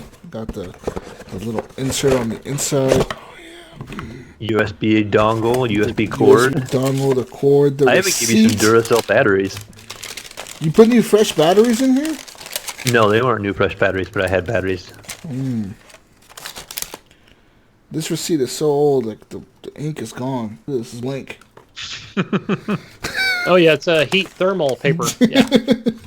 Anyways, GameStop paper. Anyways, I mean, I like the Steam controller. I think it's pretty dope looking.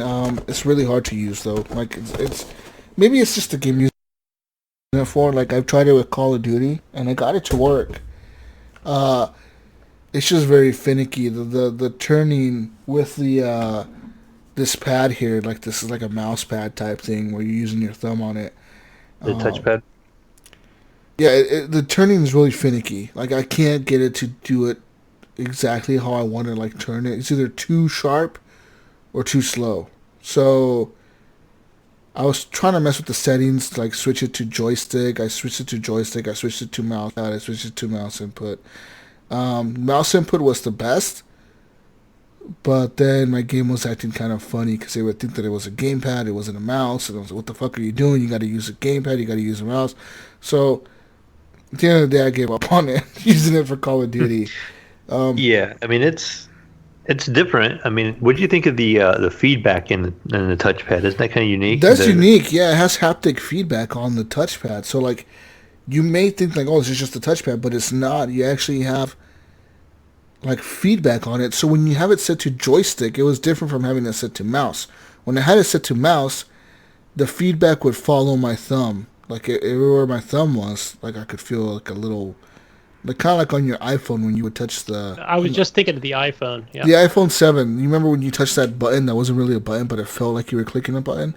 That's what it feels like. That's and then what I have. 7. When you switch it to joystick, the haptic feedback was in the center, and everywhere you moved it, it would give you like a feedback, like oh well, you're going too far, like your thumbstick is right here. Like it was really weird, but really interesting and really cool. I like the back paddles. It reminds me of the Elite controller, kind of. Yeah, see, that kind of reminds me of like the early SCUF controllers. I can't remember when these things came out, but I want to say it's like pre-SCUF and all that stuff. So that they were probably the first ones to offer this. I mean, the triggers feel good. The RBLB buttons feel good. The D-pad feels all right. It's a touchpad as well. But can you put that up again, Jesus, so I can see it? Yeah. Is it standard size of a controller? It looks a little larger. It seems a little bit larger than the Xbox. It's more wider, but it's weird because, as you can tell, it's not like a. It's like a C shape here. Like it's like a curve. Yeah, you know, like it's like this is inside, like it's sitting in. So like when you have your thumbs on flatter, it's not quite got that curve. It feels really comfortable actually when you have your thumbs sitting, and it feels like natural to have your thumbs like that, and it feels good. These paddles feel good.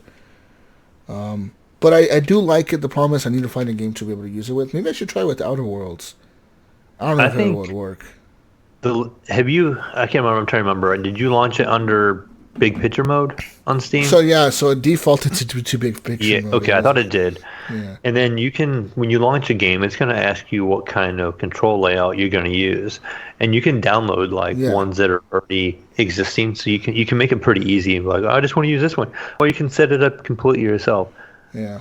I just didn't know if you've messed with that in it or not. But what I thought myself was the games that were nice. Like if I wanted to play when I was playing like downstairs in my living room on my TV, games that required like a mouse and keyboard touch, but not like fast paced.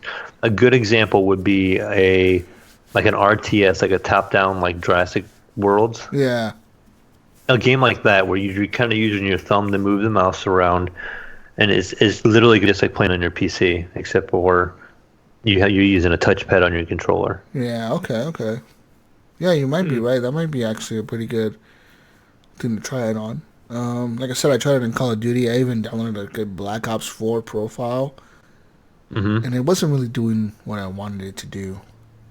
Yeah, I figured it'd be really, really tricky, and I've never cared for it myself, and that's why I said you could gladly have it and check it out, and at least give it a try, and just Yeah, as a little I'm experiment, just messing mess with it. But yeah, I need to mess with it a little bit more. I wish I could try with the Outer Worlds. I guess I could if I installed Outer Worlds into Steam as a non-Steam game or whatever. Mm-hmm. And you just have to map the controls to whatever Yeah. you want. Well, we'll Yeah, see. interesting. There is a map you might have seen there. So this is back in, I want to say, in the 360 time. So there's like a 360 gamepad Yeah. preset you can do. So that's gonna be pretty similar to what you're using button wise and stuff. Does that make the touchpad a? Does it make it a joystick? Yeah, it's gonna act like a 360 controller. Okay. For I mean, other it's still gonna other feel games. weird. Yeah. The biggest thing for me is it felt weird on the smooth analog stick. I feel like I wanted my thumbs on something. If they could have took that away, or maybe just had one side like that, but both sides like that, or make it difficult for me.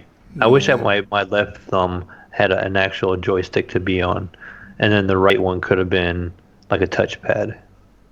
Yeah. It's tricky, man. It's kind of weird to use, but I'll find a use for this fucking thing somehow, somewhere. Everything else would be an item you can display in the background of your house, and some people be like, "What's that controller?" You know, Oh my. a Steam controller. And I can't remember too. You may have to reset it. If you notice when you turn it on, it plays a little theme song. Yeah. And there's a profile assigned to that controller, so it's saved in the controller itself. And Oh, there's probably really? a way to reset that, so you can change like the sound that it plays and some of the defaults. So it might be playing something up on my end. So there might be a way to reset that and create your own. No wonder it says the Mayo is awesome every time I turn it on. That's right. That's what that little chime stands for. But if you notice, it makes a different chime when you turn it on and off.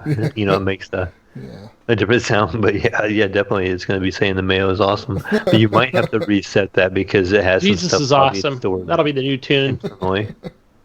Yeah. Right. I like how the little Steam logo lights up. It looks just like it reminds me of a 360 controller, to be honest. It does. Without this bullshit, but yeah, you can tell they took inspiration from 360 because it has the same kind of layout with the guide button in the middle and everything.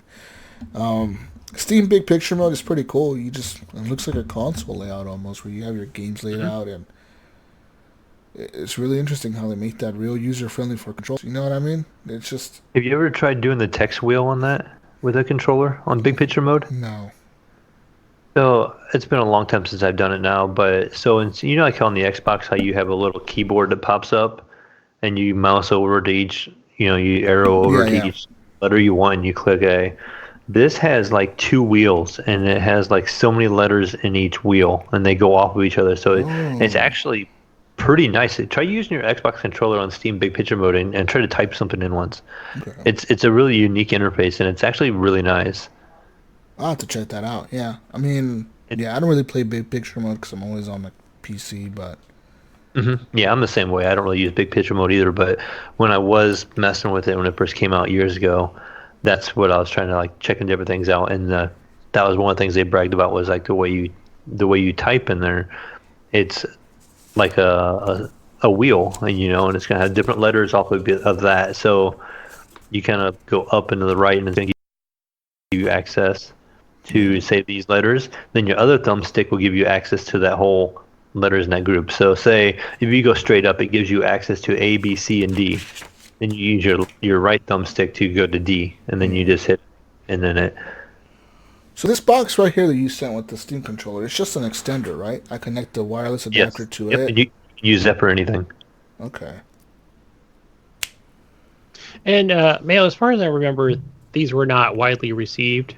These Steam No, controllers. They weren't real popular. Like people got them and then just didn't really enjoy the biggest thing was the control of the analog sticks and keypad pressures.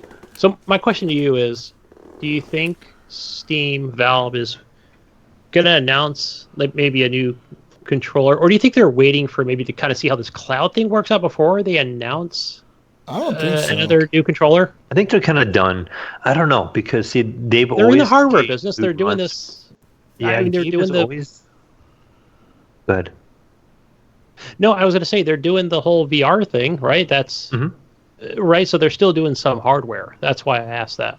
Yeah, and Gabe has always said that he wants to. He's always admired Nintendo actually, and has always wanted to do hardware, and they've always pushed. That's why we had the Steam machine, and that's why we had these controllers come out. They are continuing not making games anymore, but they keep trying to bridge that gap at the time to playing on your TV. Now they haven't done so much here recently, but yeah, besides VR headsets, so I think maybe they gave up on the whole console aspect because the Steam machines didn't do well. Mm-hmm. And the biggest problem with Steam machines, I think, is they're kind of like fighting with Microsoft a little bit at the time, and Right. so instead of making it Yes. Windows based, they made it Linux based, Yeah. and so you didn't have quite the library that you would have on Steam because not every game supports Linux, so that made it kind of hard too. But these Steam machines, I think at the time they were more expensive, and people didn't really know what they were getting into, so they didn't really want to mess with them. And they had different tiers. I think that's where they really messed up too. Where this one's 400, this one's 700, and I'm just like, what? I remember that time, and I'm like, And so which one do I really get? expensive prices, and then they were partnered with Alienware, and Alienware is owned by Dell, and they're expensive. They're not necessarily better. And it So looked like your an PC Xbox community One. was like, we can build our own, because you could build your own. You could download the software and download Big Picture Mode onto it, so you could build a small little form factor PC for $500 or $600, they'd say, Yeah. and do the exact same thing and actually be a little cheaper. So people just wasn't bum up either.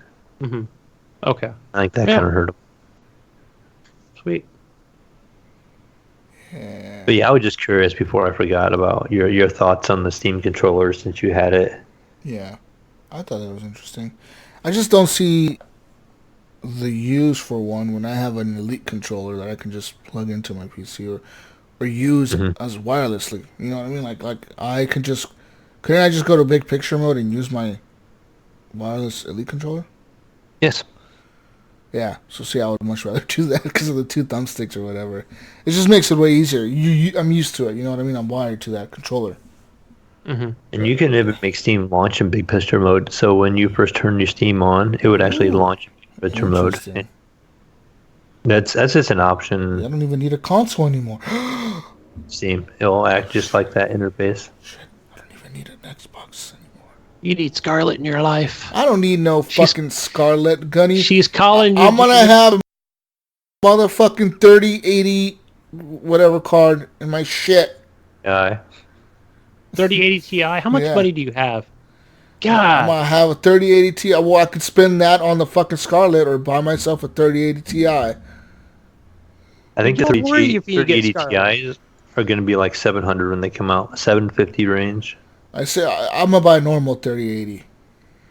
probably 500, See? 600. There you go, Gunny. I could spend $600 on a normal 3080 or buy your stupid Scarlet and be outdated in a year. You're going to have to patch your game and update, and do different tweaks. Where if you got Scarlet, it's a plug-and-play system. Oh, get your 120. I don't know, man. I'm gonna on rather the new Halo. I'm gonna rather get a new graphics card than a new console. I'll be real with you. Yeah. Yeah. All right. Each his own, man. I'm gonna get a new With you. a new You just Intel. remember one little benefit is all your old games are still going to play. Get my i9 because they're probably dropping price hopefully by then. Well, I did hear that they are going to have new i9s coming out here announced. Well, they're going to be announced, and this is more rumors, but I think that's 10 core. I think is coming out soon, and then there's a couple other ones. I think they have a 16 core out now too. Even shit. that's like a higher end one. And then But that's more of a workstation and for like game design and video editing and stuff. We won't really see a benefit. or maybe I just a Ryzen whatever the fuck 3700X. Is that what it's called? And well, the 3900X is like $499, and it's Yeah. 12 core. And that'll probably be what 300 by next year. Yeah. You know. So get one of those, pair that up with the fucking 3080 and your motherboard. Yeah, it'll be another $1,000. Mm-hmm. But do better. Poor Gunny over there. He's like, whatever. Oh, sorry. I was falling asleep, guys. I was taking a break. Sorry. Fuck okay, you, Gunny, wake. dick. 30, 80, 90, 80 TXI. What? Anyway, community questions. Yeah, go back and play your XXX2. Oh, man, I can't wait to because I'll be playing Call of Duty tonight. And then guess what? Xbox compatibility mode. I'll be playing an old-ass Medal of Honor game. Right? Okay. It's going to look a little crummy, but I can upscale it to 4K. Go play your bullshit-ass hobo console games. Go break your Xbox by playing Modern Warfare. I'm kind of worried about that when that shit shuts down. I'm like, crap, is it going to turn back on? Go break your fucking console, you console peasant. I have an old. Yeah. My Xbox One is older. It's one of the original 1 terabyte ones. And my boy got me the other day, and he's like, Dad, it keeps turning itself off like right away. Like you turn it on, and it'd make that little noise, and then it would have the big green Xbox Splash logo, and then it would just immediately power itself off. And it did it like 10 times, and then it finally stayed on. I don't know what it was doing, but Mine used to do that. I don't know. I think when it updates, you're not sure like what the hell's going on with the original Xbox One. yeah, and it could be just That was from launch. I was like, how do we know it's updating? Just know that it is updating. That was the thing. Yeah. Or at least with the 360, you knew what it was doing. It had a big thing on the screen, you know? Yeah.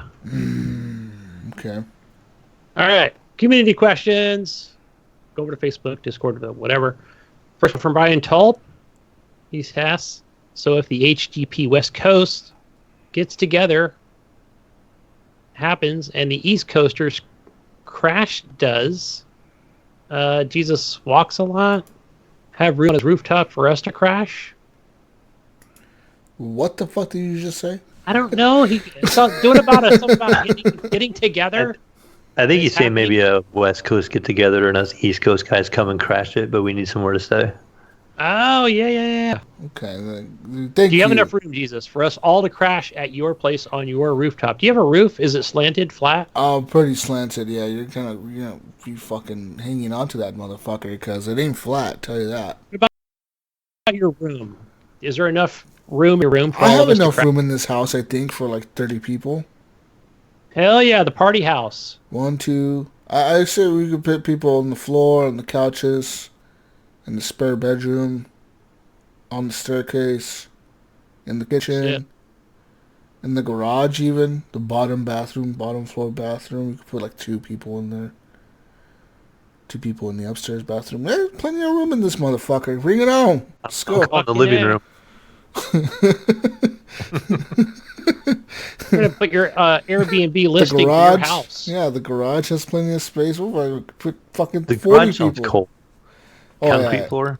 Yeah, it's very cold in the garage, but We'll set it up for June. So it's not so damn... not so like, cold. It'll be winter. hot. You You want to don't be in the freeze to garage. Anyways. Yeah, it'll be a good June meetup, guys. All right, Brian has another question. How early do you put up your Christmas decoration crap? Right after Thanksgiving. You know, I'm a little different. Like last year, I think we did it a week and a half before Christmas. Like we put up the tree and the Holy decorations shit, and stuff like that. Your kid's going to school wondering who's going to celebrate Christmas. Like, holy shit. I Our think, parents haven't put shit up. What the fuck? but the year before that, it was the day after Thanksgiving. Okay. Kind of weird, huh? How I did Yeah, that. that's Where it was weird. like, fuck yeah, get in the Christmas hype of things day after. Keep the kid guessing. So he's wait. like, To the last day before Christmas. I mean, we had Wait like till 4 Christmas. gifts. Christmas wait till the day Eve. before Christmas and then put your tree up. We had 4 gifts with them a week after Thanksgiving. Like a couple were like that we went shopping, Yeah. and then I think I'm just old and tired. And I was like, do we really got to pull the tree out and hang stuff on walls and bang little nails into the wall and That's so put annoying. shit up? And I fuck didn't all want to that. do that. I think. What you need to do, Gunny, is last year I come home from work and my daughter, my older daughter, and my other kids all dragged it out from my attic and actually put it up and had it up in the living room. I mean, my wife and I got home from work, so we didn't even have to do anything. Oh, They're like, wow. look, we got the tree out, put it up Nice. ourselves. I'm Wow. like, well, there you go. I need more dope. kids. That's what I need. More children. I need more minions in the Yeah. house to put stuff up early. There you go, Gunny. But you know what I think I should do? Like, that's a good idea, Brian. I think what I'll do is, day after Thanksgiving, I'll grab the stuff from the... It's like we have a couple shelves up there. I'll just grab it all, put it in the middle of the living room, and the kid can go to town and put all Yeah, that just crap go to up for work me. and tell me you're too busy, and you come home and see what happens. Well, you know how these kids are. They get like Gunny a holiday comes back break. home. All this shit's still there. You know, he's just playing Roblox all day. I Fuck think you, can put up a Dad. few You decorations. put that shit up. I ain't putting that shit up. He'd be sitting on the box playing Xbox. Yeah, using it as like holding up his laptop. Oh, this is a nice laptop holder, Dad. Thanks. Yeah. Fuck your decorations. You put them up. Yeah, they'll still be sitting there when I come home. Oh, Yeah. shit. They'll sit there for a couple of weeks. Oh, this is what you got. You gotta tell him though, Gunny. No decorations, no Christmas. Oh, yeah. No Those fucking presents. things will be up in gifts. 2 minutes. Tell him nobody's getting presents because there's nowhere to put them. Yep. I bet that tree will be up in the next day. It'll be up in Yeah. 10 minutes. It'll be up. Anyways, go on. Next question, Gunny. Let's go. Brian wants to know, what did we dress up for as Halloween? I did not dress up for Halloween. You were not a sexy maid that you sent pictures. Okay, fine. We're nothing then. What did you dress up as, Gunny? Tell me. I was a oh my gosh, I was well, I wouldn't say sexy, but I was a construction worker with the short shorts, Oh. the real tight shorts. Oh, my. Construction worker. Damn. I don't know. I had the Daisy Dukes on. No, I didn't. You know what? We didn't even go out because because of the fires. We were on fire, and matter of fact, you guys were trying to get a hold of me, and the National Guard was down there with the United States Marine Corps, literally down the street. They took over comms. What the fuck? No joke. Yeah. I think you missed a golden opportunity, Gunny. I think you should dress up as a firefighter and went out and helped them. You know, it's weird because they had Show up, fake and firefighters. They were arresting fake firefighters. There was 5,000 of them here. I'm not joking. what? Yes. Wait, There was 5,000. There was yes. 5,000 fake firefighters. No, not. There was a couple they were arresting for being fake. Oh, Them poor kids. You know, looters, they come in because what they do shut they down do? like whole cities here. They shut down whole cities. Oh, so they're driving into like the cities that are evacuated and looters. they're breaking into shit? Yeah, looters. And then some people would be like, hey, whether they drive up from wherever or drive down, and they come over and they're like, oh, I'm a firefighter from... Because we had firefighters coming in from places like the Alobo Indian Tribe Center, like actual legit firefighters from Arizona and Washington and Oregon and different places. Sent some. Canada. Canada even sent coming some, in. yeah. BC, Canada apparently has a big fire department. Thank you, Canada. And so, yeah, and then like people were coming in, and then how do they? That was the thing. Like, how do they, identify these folks as being legit or not? Wasn't you have like a fire chief that you're with usually? Well, like I don't Somebody you know. fucking So the fire answer chief to, was or like, they badge? got these mobile command centers down there. Yeah, it was humongous, but yeah, we didn't go out. It was like no power to some of the places anyway. Damn. No electricity. Okay. So, yeah. What about you, Mayo? No, I didn't dress up either. Wife and I actually went out to eat, and the kids actually kind of went out, but it was too cold here. It was actually a cold, rainy night here in Ohio. And like my kids, and I mean they're older now, but we let them go. That's pretty much gonna be one of the last few times I can. And my daughter, who she's 16 now, and she went with them, and she's like, "It's cold." I think they were out for like maybe 40 minutes, and they came back home, and they were like, "Yeah, it ain't worth Like, it." fuck this. We'll go buy candy instead. Woo! But we were getting like really high winds and lots of rain that night. So like, it was in the, I want to say low 40s, and then with like 20-mile-an-hour wind gusts and raining. And so Damn. they were just like, "Yep, no thank you." Should have went dressed as Eskimos. Yeah. Right? Yeah, we're Eskimos, folks. But But right. Jesus, you were dressed up as something the other night. I was. Oh, I was on my stream. I was a black Yeah. cat. I was a black cat on my stream. I was legit a black cat. You were playing Cat of Duty, weren't you? Cat of Duty. Cat of Duty. and then Meow. and then I switched it up. What was I today? I think or this morning or yesterday morning. I became Trump. Holy shit, that was wild. Yeah, I could be anyone. Mm-hmm. Cat of Duty, guys. Go watch the streams. You'll see me be different characters. Yeah, fuck yeah. But I'm not streaming. I'm not streaming Outer Worlds. That's my personal game. That's my TV game. I tried streaming it the other night a little bit, but I said it was just for a short time I played it. So That's my TV game. That's my personal take 20 minutes to make a moral decision game. I don't think you want to see me sit there for 20 minutes thinking, fuck, what should I do? Yeah, no. right. Next I think question. Gunny had to step away for a second. I can read it off. Okay. Oh, well, I guess this is kind of a question for Gunny. We'll skip that one here. From Bill Gardner II, do you still believe in Stadia? And it says, you want to start 100% from scratch again with no library and trust that a company that gives up on services pretty fast. Yes. I still believe in Stadia. I canceled my pre-order, but I still believe in it. I still think that it's going to be a success. I still think that come next year, like I said, when the consoles release and they're pretty expensive, Stadia's going to be a great option for $10 a month. You don't even need the Chromecast. If I wanted to, I can sign up for the $10 a month thing, play through my browser, and connect an HDMI cable to my PC, and I'm good. I don't even need the fucking Chromecast. And I can play with my Xbox controller. And all I'd have to do is pay for a game and or Ubisoft Pass or whatever, and hook up my Elite controller to the PC, which I already do, and play. That's literally all that. I don't need anything. I need $70, Mayo. That's all I need. Mm-hmm. To play games in 4K 60.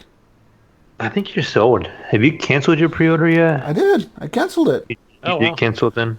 But I am sold on it. I'm next year. I'm telling you, next year, come fall next year, Gunny. I'm not even gonna buy your stupid Scarlet. Fuck you and your hobo ass fucking Scarlet box, piece of shit console thing. It's backwards compatible. And by the way. big fucking deal. Big fucking deal. Okay.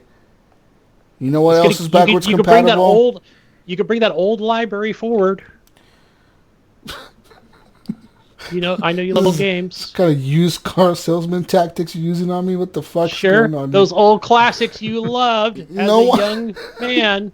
Gunny. All right, okay, you talk about a fucking stupid library coming forward. How many times on the podcast has Jesus come on the show and said, "Oh, guys, guess what I did today? I went to my old library of games and decided to play one of the games I had in my old library of games." How many times does that happen on the podcast? Yeah, probably never. Yeah, I don't think it ever has Maybe either. like once a year, right? Maybe once a year I go back and play like a Civilization game or something. But besides that, how many times does that happen?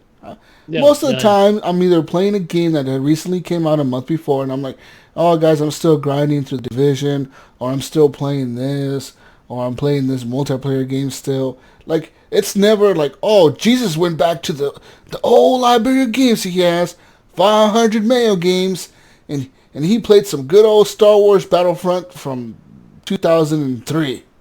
Yeah, but don't you want to play Crackdown No, 1 sometime? fuck no. Fuck, that's a piece of shit game. Fuck no. Jesus Christ. That's why I don't give a fuck about my old library, Bill Gardner. No one gives a shit. Fuck old libraries. Start fresh, 100% scratch. Scratch me, Google, motherfucker you. Let's go. I'm down. Let's go. You know what? I'm going to pre-order Google Stadia again. Just fuck you guys and your stupid consoles. fuck the No, but I PC think too. I think what Going Bill is Stadia saying. all the way. Oh yeah. Start with 100% from scratch from the library, but yeah, I mean it's. I don't know. I mean, this is not for me, right? The whole Google Stadia thing. I still want to try it for the podcast, for sure, because I am that truck driver. I don't travel. I'm not on the train. So whenever I'm playing games, it's at home. So this is. I mean, it's not something that I'm really super hyped or looking forward to. I mean, really, like... Besides putting it in the living room with the Chromecast Ultra. You guys are not seeing the possibilities, man. 4K gaming, 60 frames a second, without the need of hardware, without the need of anything but a fucking controller and your fucking PC. Any PC, it could be a piece of shit laptop. You fucking literally plug an HDMI cable to your shitty ass laptop, plug it into your 4K TV, pay $10 a month, pay for a fucking game, and play 4K 60 without having to worry about anything else. Yeah, and the other thing too that amazing. I'm gonna do, I don't know how people are not losing their shit over this. Am I really the only one who notices how great that is? For years we've been clamoring for 4K gaming. For years, everyone's been like, graphics are not up to par. Xbox is underpowered. And then Xbox One X comes out with this 4K. Now, all of a sudden, no one gives a fuck about it. It's like, we don't care. Oh, 4K 60, big deal, Stadia. Oh, no one gives a fuck. Like, everyone should be losing their fucking mind that you don't need anything but a fucking internet connection to play that shit. It's amazing. Yeah, I like this I do like this option that Chromecast Ultra has, because I've been seeing this in the Google Stadia group, that it has an Ethernet connection. And yes. I thought, oh, cool. Yeah, My box is going to be, it's literally 1 foot to the actual Chromecast Ultra, like where it's going to be hooked up. And I thought, perfect. I know exactly where that cable's going, right? Yeah, you plug it into that motherfucker, Gunny, and you play that shit on, like, and then everyone's talking about data caps. I want to get the most out of it. I do have the unlimited. Fuck your data caps. There's going to be unlimited data somehow, some way. In Ohio. Sorry. Yeah. But to answer Bill's question, for me, like I don't see myself building any kind of library. To me, it'll be more like what I have with my PlayStation. I have discs. I personally do see 70-30 right now. I see myself completely switching to Stadia, even from PC, if it's cost efficient, and I never have to worry about upgrading a stupid graphics card or how much RAM I need to upgrade, or oh, my fucking SSD is dying, oh fuck, I need a new one, or oh, my bullshit ass fucking PC is overheating and I need to figure out why it's doing. Like, if I never have to worry about that, if I never have to worry about a fucking console hard drive breaking, or my console got an update and it bricked itself, if you never have to worry about that, and all I have to worry about is turning on my fucking controller, turning the fucking TV on, and playing a game at great quality. No downloads, just literally turn it on. Well, I don't think you're going to be able to 100% fanboy on this whole Google Stadia thing, because I think that Activision's going to hold Call of Duty as close to their heart as possible and just keep that right on that launcher, man. And let's see, what else? I think Fortnite will obviously be available on there. Microsoft would be like, take Minecraft and put it over there, but I don't know. What else would be another one that somebody would want to keep exclusive that you would want to play, Jesus? I'm telling you this right now. Ubisoft will be on there. That'll be good. If the Xbox streaming fails, you're going to see Game Pass on Stadia. If xCloud doesn't take off, if xCloud has too much lag, if xCloud is a failure, because if people think xCloud is going to be free, fuck you. You think Stadia is charging too much for $10 a month? How much do you think Xbox is going to charge for xCloud? That shit ain't going to be free. You're going to have to be paying them to stream games over xCloud. That shit is not free.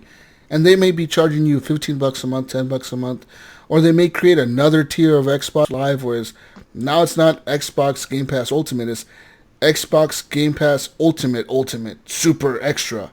It's $25 a month now because they're charging you $10 more for the streaming. I think if that fails, if people are not signing up for the Xbox, or they think it's too laggy, they think Stadia has better performance, I think at the end of the day, we might even see Xbox Game Pass on Stadia. Why not? Xbox doesn't give a fuck about... We know that already. Xbox doesn't give a fuck about exclusivity. They give a fuck about how many people are paying them for access to their shit. True. They don't give a fuck about how many players or how many boxes they sold or how many controllers they sell. They don't give a fuck about any of that. Xbox gives a fuck about money. And if Google can guarantee them 1 billion gamers because everyone has a Stadia controller now, or everyone has Stadia, everyone has the internet, Microsoft could easily just be like, you know what, Stadia? We'll just put our shit on your shit. You give us like...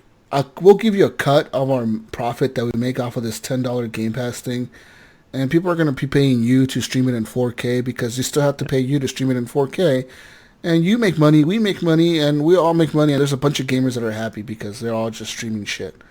True. No one gives... Like, I think that people are kind of like thinking this isn't going to take off, and I think Stadia is the future of games. I think streaming everything is the future, man, and it's just going to happen. You never have to worry about hardware again, dude. The only people that are going to worry about hardware is going to be like fucking Google. You know what I mean? It's going to be them at their fucking warehouses thinking, oh, fuck, we got to change out all these graphics cards and all these fucking computers. Yeah, true. No one's going to... You're not going to... We need to get ray tracing up in here. Yeah. Yeah, because that's coming to streaming, yeah. I think it's the future, and I think it's going to be a hit. Like I said, Game Pass won't be there day one. Game Pass won't be there next year. But if xCloud doesn't take off, what does Microsoft do with all that technology? I think they partner with Stadia. They're not going to partner with Sony. Sony's PlayStation Now thing, it's not that much of a hit. They know it. You know, they're struggling to compete with Xbox. They lower their prices. They can't compete, dude. No one's signing up for that. So, I don't know. No, and a matter of fact, I mean, we already read that, you know, they started using, what is Microsoft's streaming technology called? The Azure servers? The Azure service that Sony is actually licensed to use now. Yeah. And you can download the game because they were like, yeah, we obviously saw that we were not able to do this without, 100, or like 700 data centers around the United States that we don't have. Go ahead and try PlayStation Now on your PC. You only get 720p streaming. Mm-hmm. Fucking I've Google. actually tried it when it came out. Google is offering you 4K streaming, Mayo, and 1080p for free. For free. 1080p. It's better than fucking what PlayStation's offering you for paid. They're giving to you for free. Yeah. You know? And what is it, like $15 a month, and they just cut their cost down? Yeah. Or was it like 10? Yeah, it's $10 a month. I think it's like 15. Okay. It was 20 then? Yeah, it was 20. They cut it in half, so... Cut it in half, yeah. To try to compete with the Game Pass. And you see the pawns moving into the position along with the queens, Mayo, with EA partnering up. They're basically made up with Steam, right? Can we come back, right? Mm-hmm. Just kind of get out of Google Stadia's way, just in case, right? In case this thing really takes off. Can you imagine if Steam partnered up with Google Stadia? If somehow Stadia convinced Steam, hey, how about we let Steam users link their library to Stadia? They just stream the games. Yeah, that would be huge. Like, that would be huge. At least for me. Just because if I could import my library, that would be nice. Yeah. Mm-hmm. Cool. I guess initially, when you were kind of going on at first out there, you said like how are people not hyped about this? I think it's just it's a combination of things right now. I think it's still a combination of wait and see because nobody is really sure. And I know, different people have tested different things and tried it out and seen how some of it works. And like I've tried out the xCloud this week, and people in general, I think, are still a little leery. So they're kind of waiting and seeing. So I'm thinking maybe also once you get this in stores and once this actually gets released, that's when you're going to see it kind of blow up, I think. Because right now, the younger generation, they probably don't know a whole lot about it right now. Yeah. The people that aren't really looking hardcore into the news, they may know it's coming out. They may know it's like a computer thing and it's like a streaming thing, but they may not know the exact details until they see it firsthand in front of them. Then they might get excited about it.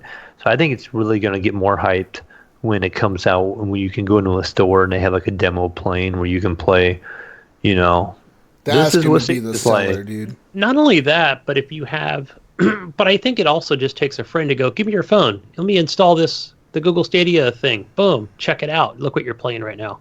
Mm-hmm.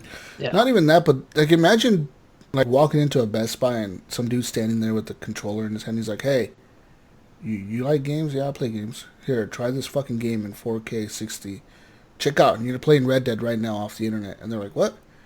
Like, yeah, there's nothing hooked up to this but a Chromecast, and you're playing Red Dead in 4K, or you're playing Cyberpunk in 4K because Cyberpunk is coming to it.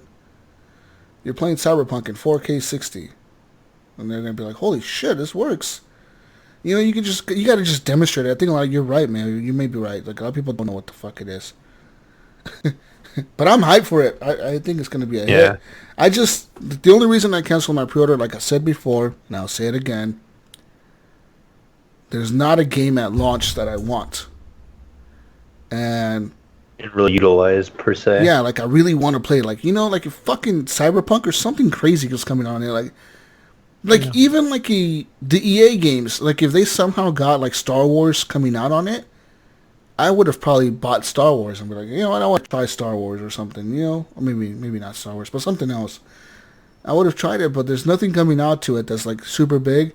But I think next year we're gonna see big things come out on it. It's gonna be pretty wild. I think when we get those reviews of people playing Cyberpunk, and you're gonna see Digital Foundry's breakdown of like, this is what Cyberpunk looks like on a PS4 Pro, on an Xbox One X, but Stadia is doing this. I think that's when you're going to be like, whoa, this thing is actually pretty powerful. Mm-hmm. Yeah, that's when the word really gets around for friends and people within communities to go, man, you need to play this on Stadia, dude. Yeah, dude, you Cyberpunk runs at 60 on Stadia. Yeah, Cyberpunk runs 60 on Stadia and only runs 30 on the Xbox One X. You know, like that's going to be when people are going to be like, whoa, that thing is pretty powerful. Holy shit. But yeah, I just feel like I said it's so, because it's such a new technology that the mass people don't know about it. That would be like an Atari back in the day, you know, when the Atari first came out, when you get your home consoles. They probably weren't real hyped for it until it was out, when you actually seen it and played it. It was like, oh, this is really cool. This is a lot like, you know, the arcade, you know. But in my house. I bet that era, leading up to that time, they probably wasn't too concerned about Atari, you know, or anything like that. But once they got it in hand, you know, it's a big change in technology. I mean, we're going from having a physical unit to a non-existing unit in our house, you know, and just having a controller. And that's just what they're just not used to it yet, so they can't get hyped for it. They just don't know what they're getting yet. It reminds me of the story that I've always heard of Netflix CEO going to, he went to the Blockbuster executives and he told them, hey, look, I got this streaming thing, this like movies on the internet. I'll sell it to you. The whole idea. Give me $5 million. And they fucking laughed. They laughed at him like, no one's gonna do streaming videos. What are you talking about? Everyone wants to come to the store to rent the movies. They want to rent the DVDs. And they were laughing at this dude. And he was like, okay. And he was like, well, what about like my mail order shit? Like I send videos in the mail. And they're like, fuck you. We could do that ourselves. We don't need you. And look who the fuck became the king and who the fuck went bankrupt. Blockbuster went fucking bankrupt. And they could have easily bought the technology. They could have easily at the time paid that much money to get the rights to Netflix or whatever, you know? Mm-hmm. Yeah, and I remember when Blockbuster came out with their streaming service, but it was a little too late. It was too late. Yep. And they started putting up all those, like, remember they started copying Redbox, and they started putting, like, the box machines that look kind of like a Redbox. You know, they started putting those around. Yeah. Like, they were like Blockbuster machines, but they kind of look like Redboxes or whatever. But it was too late. It was like, dude, it's 2007. You're going bankrupt. You're out of business. You waited too long. Yep. What are you doing? And I think that some people may be laughing at Stadia now, but Mayo said, future's here, man. It's is instead of Blockbuster and Netflix, it's now Stadia and GameStop. Yeah, Stadia and GameStop. Yeah, Stadia and the big game store. Yeah, like you don't have to sell physical boxes. You can. Right. I mean, you'd think like, oh, Nvidia and AMD would hate this idea, but they don't give a fuck. They could, instead of selling PC cards and GPUs to the consumers like me, Mayo, and Gunny, and you listening, they sell those PC cards to big corporations, which is probably even better for them because they just need to make one and they just fucking mark it up because the corporations will pay for them. I've seen those big machines and coolers and Yeah. the things they at Google. You could watch some not a documentary, but just like currently what they have.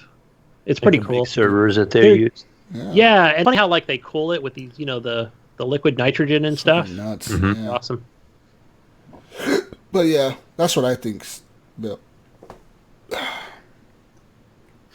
All right. Our next question comes from Gib877. He wants to know, why does Henley never say my name? He only calls me by my gamer tag. Are Jesus and the Mayo ready to throw it out this weekend and destroy the GFNG in Call of Duty for good?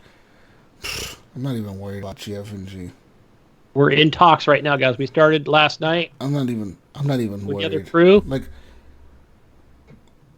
Like, you know what? I don't even.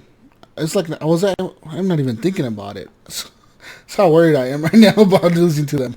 I'm not even thinking about it. They could challenge me like right. They could come right now and message me, Jesus, let's go right now. I'd probably be like, okay, let's turn and let's go.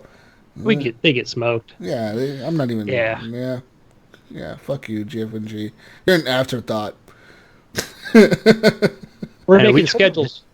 Try to schedule something for like today even, and my day was so full. My wife had to run a 5K this morning, and my kids had a volleyball game, and then we had the podcast. I'm like, dude, I have like zero time to get any kind of gaming in. And then we needed Gunny on Friday, but Gunny works like a 90-hour day on Fridays, so he can't play. But maybe that's what they're hoping for. Maybe they're hoping for a really tired Gunny or a worn out Mayo on a Saturday. Right. Okay, guys, I got 15 minutes to squeeze in some game time. Let's hurry up and just do this real quick and lose, and so I can get off. Maybe that's what they're hoping for. Yeah. So maybe. In that case, then I need to get somebody else in there to replace me if I can't make it to the scheduled event on the time. So. Yeah, but to answer Gib877's question, I don't know. That's why I just go off your gamer tag since you're not on the show anymore. And I remember, I'll just Ryan Gibson, fine. Ryan Gibson's got a question, guys. Ryan Gibson. I don't know. I tend to do that even with like Brian Tulp, right? I never say Brian Tulp Jr. or Bill Gardner I never get the full name, Yeah. Sometimes they'll just say Bill. I like just keep it shorter. I keep it to gamer tags that I actually know. So they can add you on, Ryan. I miss Ryan. That's what it is. Ryan, I miss you on the show, Ryan. And we need to have Ryan on for a guest. You fucking Canadian. I fucking miss arguing with you about all kinds of dumb shit. See, I can't get Gunny riled up, and Mayo doesn't get up either. Like, there'd be moments where Ryan would piss me off, and I would yell at him, and he would yell at me. And that was fun times. I miss those moments. I thought it was a blast, especially when you two went at it. It was like fun for me. And then Ryan would start yelling at me. Man, like especially like I would say, Ryan, I'm just gonna use your name from now on. Like the end of the year shows are great. Yeah. Right? Where we all just start yelling at each other. Those were a lot of fun. Ryan, we need you for the Game of the Year show. That's what I was just going to say. We need to have him on and give us some Game of the Year talk. Yeah. Get on the Game of the Year podcast. We need to set the schedule and the time for that, guys. We really do, because I feel like this year we're going to have some arguments. Oh, yeah? I feel like we all have different tastes in gaming. I feel like we're all pretty distinct. Like Gunny, I feel like I know Gunny's Game of the Year already. Oh, do you? Do you know what it is? Yeah, I know what it is. I don't know what mine is yet. Because I haven't played Death Stranding. I know what it is. Yeah. And Mayo's, I think I could assume I know what it might be or what it is. I don't know though. Maybe. I told you you're disqualified from Red Dead. Because you just don't know me as well. Yeah, I don't know yet. Mayo you seem like a mixed bag, Mayo. You're kind of into shooters, but you're really not. But then you kind of are. So I don't know. Right. Like I'll play a good amount of shooters when they're available. Yeah. But then you look at my Discord library. Like look how that library is. It's all fucking nerd shit. What the fuck? Yeah, and then the other thing too, Mayo, since you're What are you fairly saying? new to the show, as far as like what did you play the most out of that library? And I think the other thing with you too is, you're playing Heavy Rain. I'm like, man, does he like that? Like, Does is he that a hate that game in your fucking wheelhouse? game? You play a lot of those, where I just expect you to be just like shooters all the time, By the way, Heavy Rain cannot win Game of the Year. Or can it? Because didn't it release on PC this year? On Epic. Yes, it was released on PC. So if Red Dead is No. capable winning Game of the No, Year, Red Dead's disqualified. No Heavy Rain is disqualified. All of those disqualified. Those are old games. I feel like Red Dead has to be... I think it's a whole new beast. Is it a whole new beast? Listeners, in our private little chat, Yeah. I told Jesus that game is disqualified. It's an old game. It already came out. We already gave it a score. Listeners, we need to know. It already made Game of the Year, didn't it? Last year? So what would happen if I could cannot make a game make Game of the Year again? that came out in 2010 Game of the Year in Heavy Rain? Yeah. No Heavy Rain, no Red Dead Redemption. I mean, Heavy Rain was released on PC this year. So was Red Dead. Can these games be considered Game of the Year for somebody who's played them for the first time this year? Yeah, especially because like in my situation, I never thought of that. Really change my top 10 list because obviously Red Dead's probably going to be in this list somewhere, but where? For me, I guess the argument could be said that for me, it cannot be on my top 10 because I played it last year. But at the same time, like if Mayo really thinks that game deserves Game of the Year on PC, then and if by default I can't put it in my top 10 and you can't either, Gunny, then we all know Mayo's going to lose that argument. So I think that we shouldn't make those rules up. I think that it should be anything goes. I'm just being argumentative here, or at least I'm trying, but I say let the community decide because we do what we want here on this show, damn it. And I say we put it to a vote. I say we should. I think the PC, if a game's released this year on a platform, brand new platform, the first time, it should possibly be considered for Game of the Year. Okay. But what does that apply to Switch games? All the Switch games releasing this year. Paladins and Overwatch. Paladins Game of the Year. Overwatch Game of the Year. I'm sure Skyrim came out at some point in time this year on some console. The Witcher 3 just came out this year on Skyrim fucking Switch. comes out every year on something new. Right, that's what I'm saying. It comes out somewhere on some console. The phone or something. It's like, does that have to keep popping up on my Steam library? I don't know what's going to be. I would like to see some fun, interesting categories. Maybe our community could give us some categories.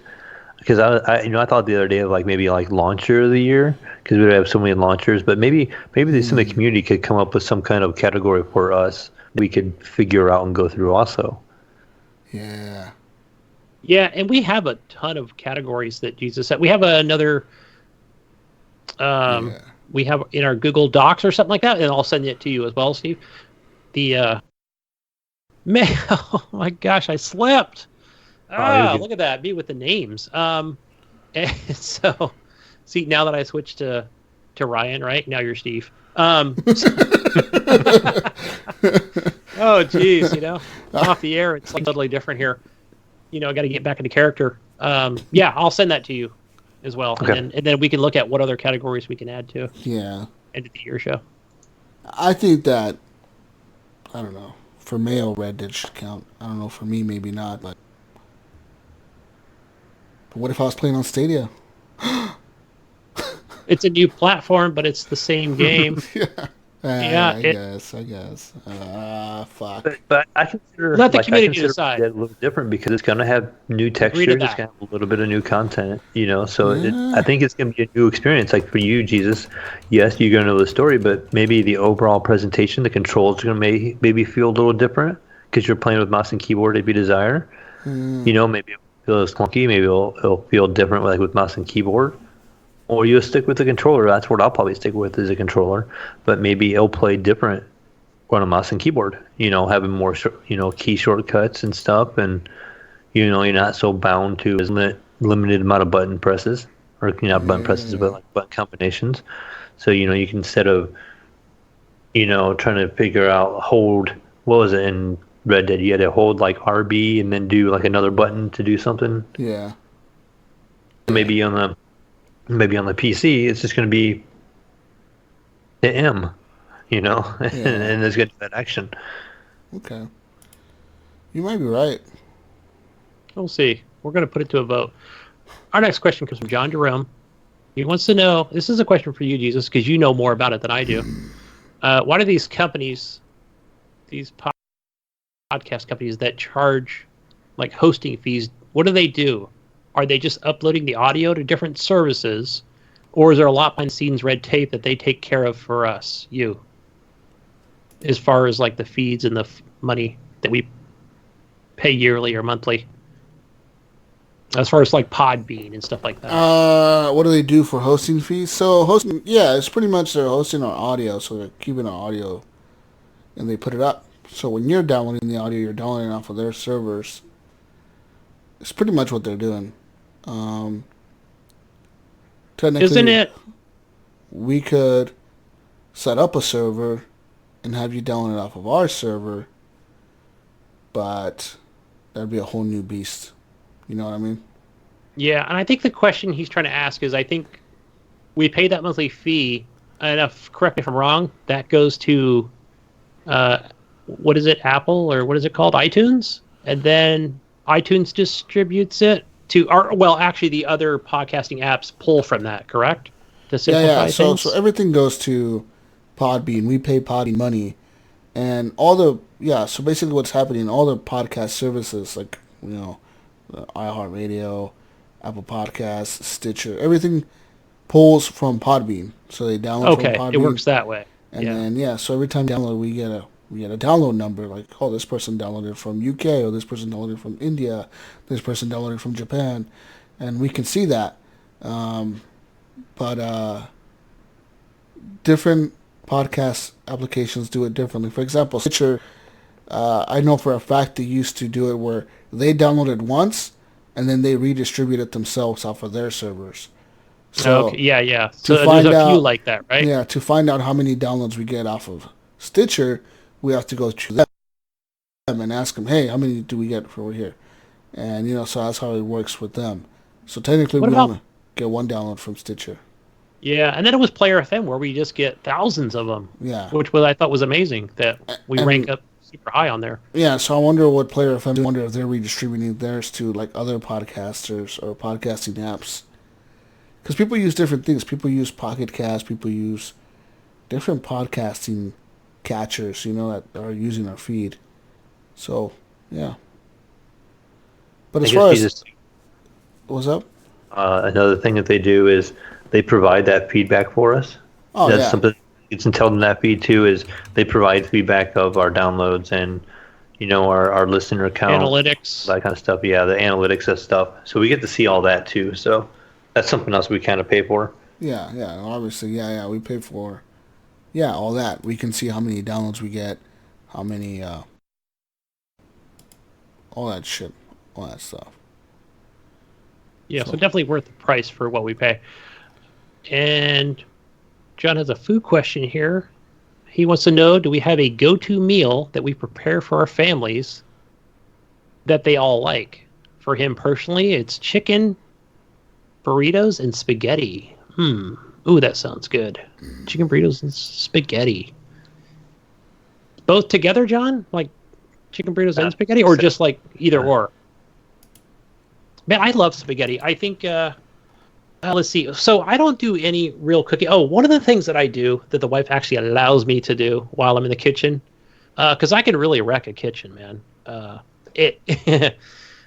make it dirty, but then I clean it all up. I do admit I make a big mess, but then I clean it. Is my kid loves grilled cheese sandwiches, so I make the best ones ever. So, and then once in a while, like this, I think it was earlier this week, the wife's like, hell yeah, I'll take one of those. And so, yeah, that's really it. It's just simple. Grilled cheese sandwiches. Or heat up a bowl of, a can of soup. So, nothing too complicated. I love my spaghetti. I like a nice, thick spaghetti. And I like mine a little watery, so that's one thing where I'm like, I grumble with the wife when she's making that. I'm like, want my spaghetti a little more liquidy. That's how I grew up, guys. What the fuck? I don't like the thick sauce, where it's like cooked longer or whatever. Why not? I'm weird like that. Yeah, like a little bit of hamburger and put a little bit of onion in it and chunks of different things and add that with the spaghetti. Nice and filling.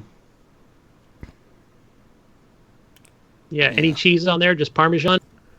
Little Just a Parmigiana? little sprinkled Romana? Parmesan.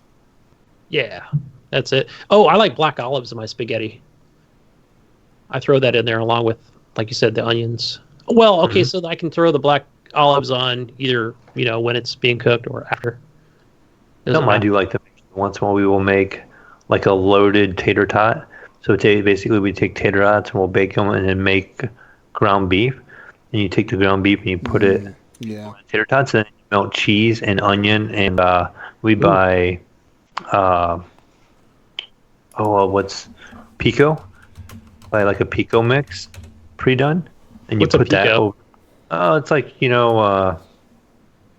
like a spice? Like tomato. Yeah, it's like a Mexican. It's like a tomato salsa kind of material, and you put that over top of the tater tots. You know what that sounds like, Mayo? It sounds like papas rellenas. Yeah. And that's pretty much like mashed potatoes, and they're stuffed with like ground beef usually.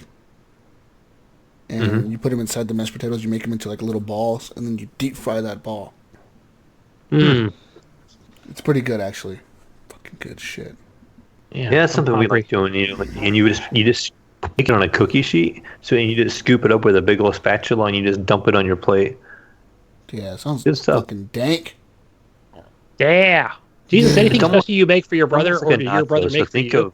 Fuck no. Think of a little nacho. All right. Now I'm hungry. Let's go get me some Jack in the Box, asshole. Right? Yeah, fuck yeah. All right. Any more? Go ahead, Mayo. We did have a Discord question as well. Oh, shit. So. Discord. We did have one. All right. It was a last-minute one. Okay. So that was from Betterholic? Yep.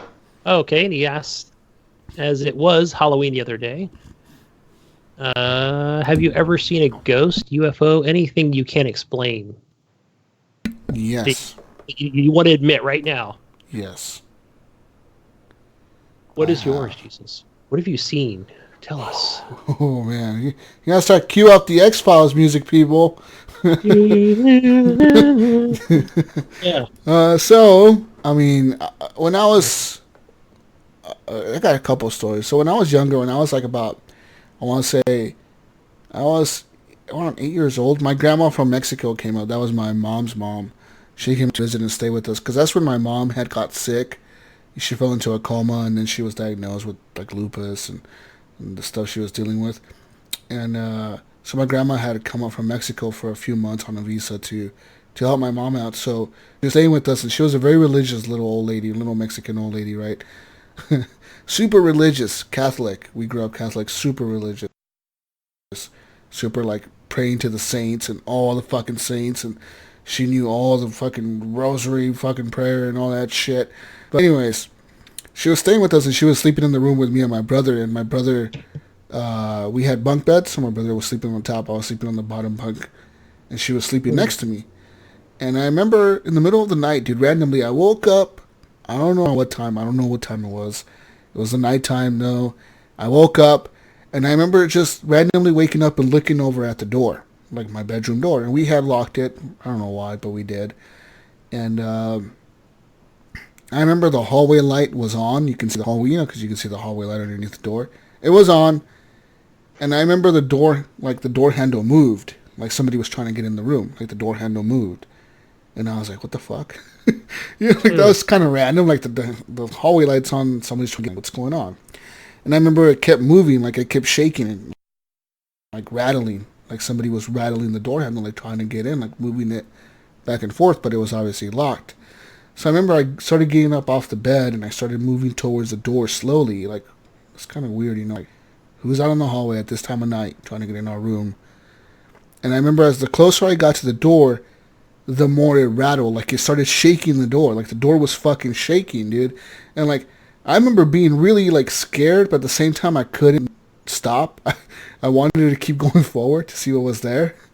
And I remember getting to the door, my light switch was right there for my bedroom. I quickly switched on my bedroom light, And I remember I locked the door as fast as I could, and I opened it to like scare whoever the fuck was on the other side. I thought it was my dad that was drunk or something. I was gonna go to fucking bed, you know. But remember, the shock to me was when I opened the door, we had like this long hallway in our house, and the only light switch was at the end of the hallway near the kitchen or the living room. That's where the light switch was.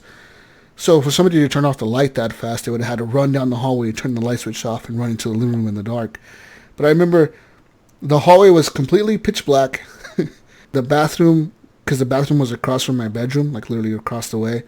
The door was open to the bathroom. The bathroom was pitch black. Nothing was like... And I remember looking towards the kitchen, towards the living room. Nothing was on. Everything was off. All the lights were off. The house was fucking quiet. And I specifically remember I was kind of scared to do it, but I walked over to my parents' bedroom, which was next to ours to the right. And I look into my parents' bedroom, and they used to sleep with their door open, like the door was cracked open in case me and my brother needed them or whatever the fuck. I remember my mom was sleeping, and my dad was snoring, and I knew he was dead asleep because he was snoring fucking loud. Like, you know, he had, I don't know, I'm sure he had sleep apnea or something, but he was snoring pretty fucking loud. And I was like, what the fuck just happened? And I remember just running back to my room, and I'm being kind of scared, and my grandma had kind of woken up by this time, and she was like looking like me, what the fuck, what are you doing up? And I told her what happened, and I remember she was being super religious. First thing she did was bust out the Bible, dude. And I remember we spent like, I don't know, 20 minutes or something praying. That was fucking creepy, man. That was creepy shit, dude. That sounds super creepy. Never, man. I got a little chills there. I can never explain that. Like, what was shaking the door? Why was the light on? Why was the door shaking the closer I got to it? Was it all my imagination? I don't fucking know. I know I experienced it. That's all I know for sure. Maybe it was all in my head. Maybe I was just a little kid with a vivid imagination. Maybe. I don't know. I still think it happened. Yeah. So mine, like, oh yeah, it gives me chills because I remember living in New Jersey. Oh shit. And so how old am I at this time? There's different times that we live back east, and back there it's kind of like if anybody's familiar with like Daly City, kind of the way that's set up where all the houses are like, you know, it's the same wall. Yeah. Right. So, but there's 3 stories. So you get your, like, it's still like a 4 or 5 bedroom house, but it's anyway. So my room was always at the top. You know, being young, you can climb all those stairs, and I think I had once in a while, like my uncle, like there was different times where, like, that he lived there, maybe a couple months at a time, but I don't think he was there at this time. And so my brothers were on the 2nd floor, and again, my mother, same thing, being very religious, Assembly of God, hallelujah, you know, grab the Bible, and she used to say that there was this evil entity trying to taunt my younger brother.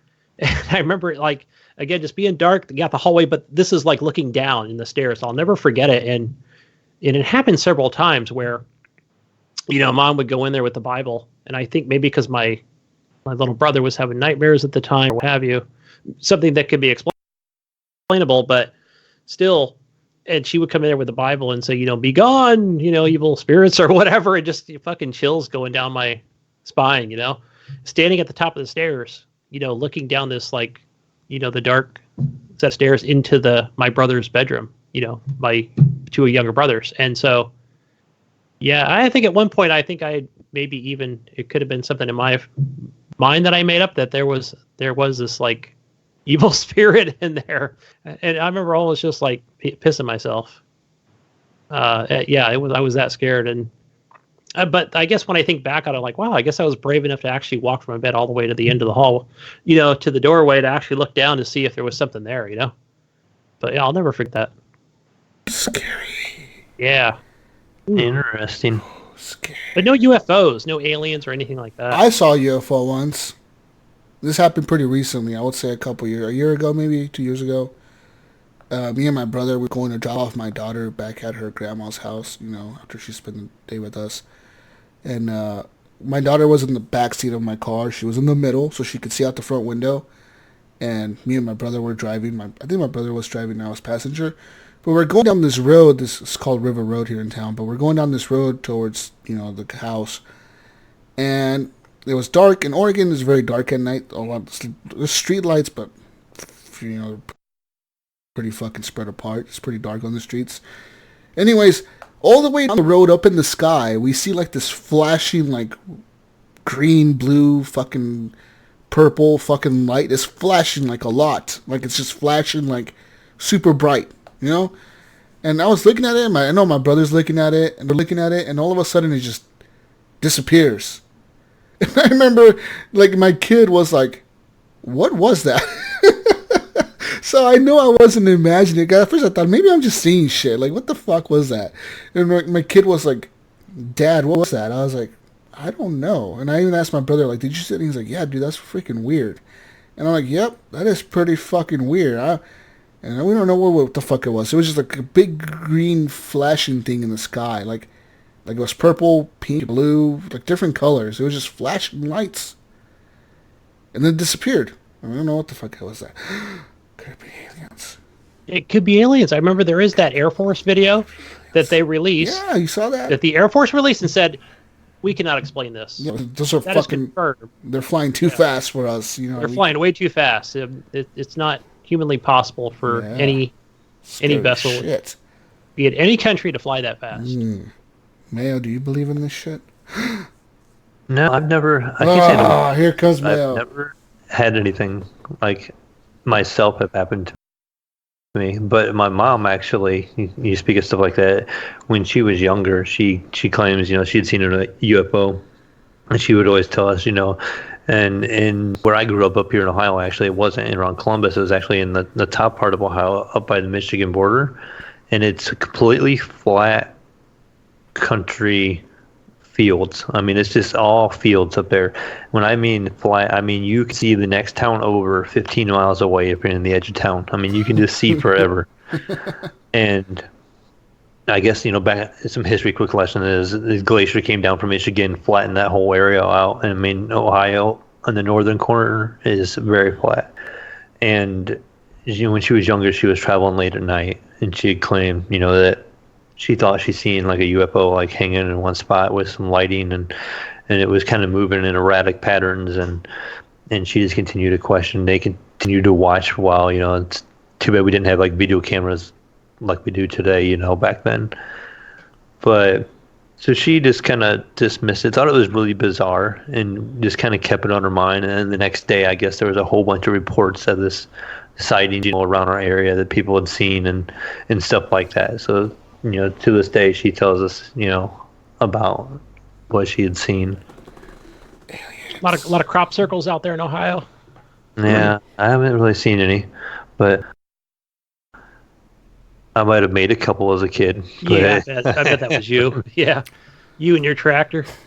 Fucking man. We used to run out, like, the little town I grew up in actually was like a small town of 1,000 people, and my house was like one block over the edge of town. Well, right there at the edge of town was a cornfield, and so what we did as kids, we would run out there and like basically tear the corn up out of the field, great kids that we were, and make a fort out there. So we'd make a little circle, and then we'd take the corn that we did throw up, we would sit and throw at each other at a distance. So we'd have like two little forts, and we'd try to hit each other with it all the time, Smart things like that when we were kids. Corn husk, late. I knew it. I knew you were like that kind of person. So we were like children of the corn out there running around at night, That is the most fucking hillbilly ass shit I've heard. I knew you were a redneck. Yeah, pretty much. You have to run around fucking playing with corn, Mayo. Yeah, we used to throw apples at each other too when we were kids. Oh shit! Heather. Man, you were all real ghetto, weren't you? Fucking running around wearing his overalls, throwing apples at each other. My straw hat. Hey, Tom. Tom Sawyer, is that you? Yeah. Yeah. They're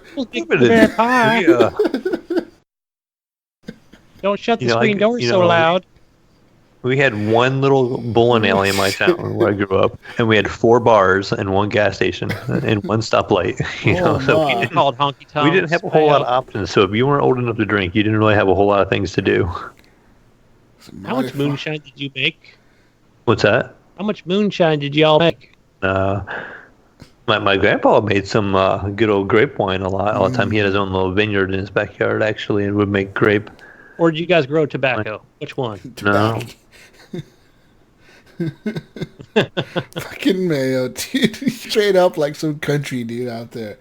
Yeah, we gonna hardcore throwing corn at each other. I reckon we throw corn at each other real nice like. Billy got a black eye.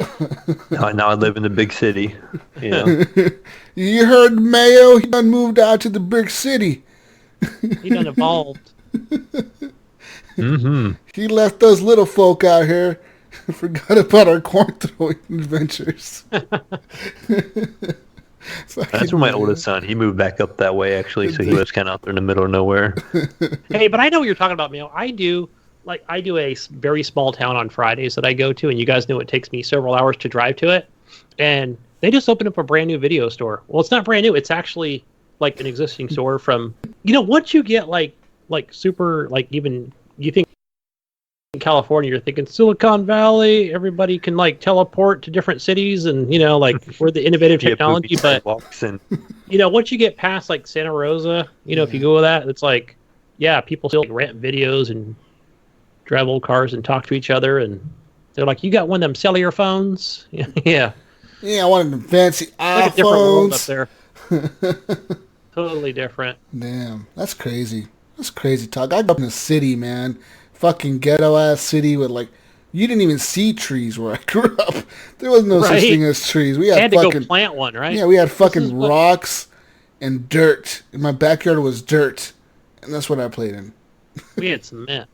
We just kind of chipped at it with ice picks. Real nice, like down there in Vegas. Played marbles on it. Marbles on the cement. The cement. Oh man, yeah, that's crazy. Crazy. Good stories, guys. Good stories. Good stories. That was your moment with ghosts and ghouls and unexplained events. Yeah. Anyways, people, I can explain where you can find me. You can find me over on Steam as Jesus Walks Loud. You can find me Battle.net as Jesus. All right, let me tell you real quick. I don't know. Last time I think I gave it out wrong, but let me go on real quick. Let me launch Battle.net. It's launching. It's going. It's really slow. Alright. Jesus HGP hashtag 1210. There you go. Oh, yes. Oh, I gotta bring. You know what I gotta do is bring up my Call of Duty deal, because I gave you guys my Blizzard ID, which is different than my Call of Duty thing. Yeah. So I will. Oh, here it is, right here, guys. Let me see. Basic info. Okay, here it is. This is to add me on for Call of Duty, because I'm an Xbox console peasant. Okay. But if you're not, if you're a PC Master Race person, add me on. Gunny Chief, one word, then that hashtag 4945081. Again, Gunny Chief, hashtag 4945081. Add me on Xbox, Gunny Chief, Steam Gunny Chief, PlayStation, HGP Space Gunny, and yeah. What about you, Mayo? Where do we add? Where's the place we add you on at? Play Call of Duty.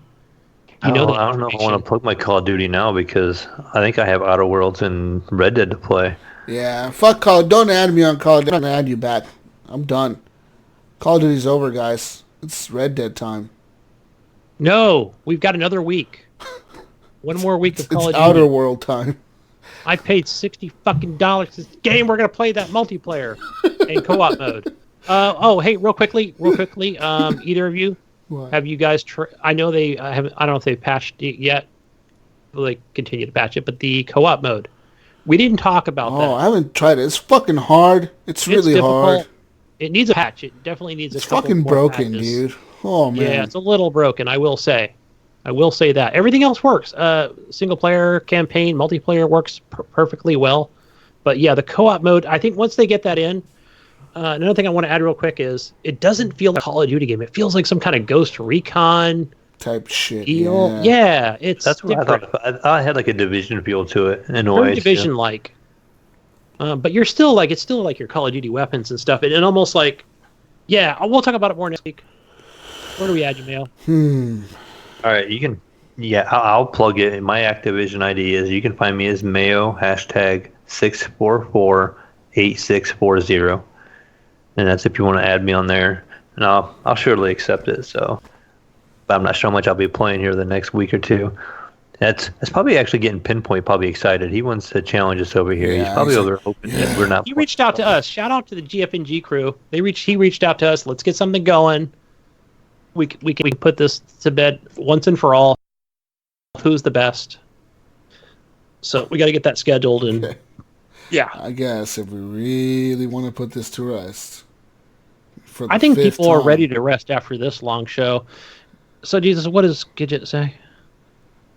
Peace out, Brussels sprouts. We'll catch you on the next week's edition of the Horrible Gamers Podcast 6-hour special Death Stranding show.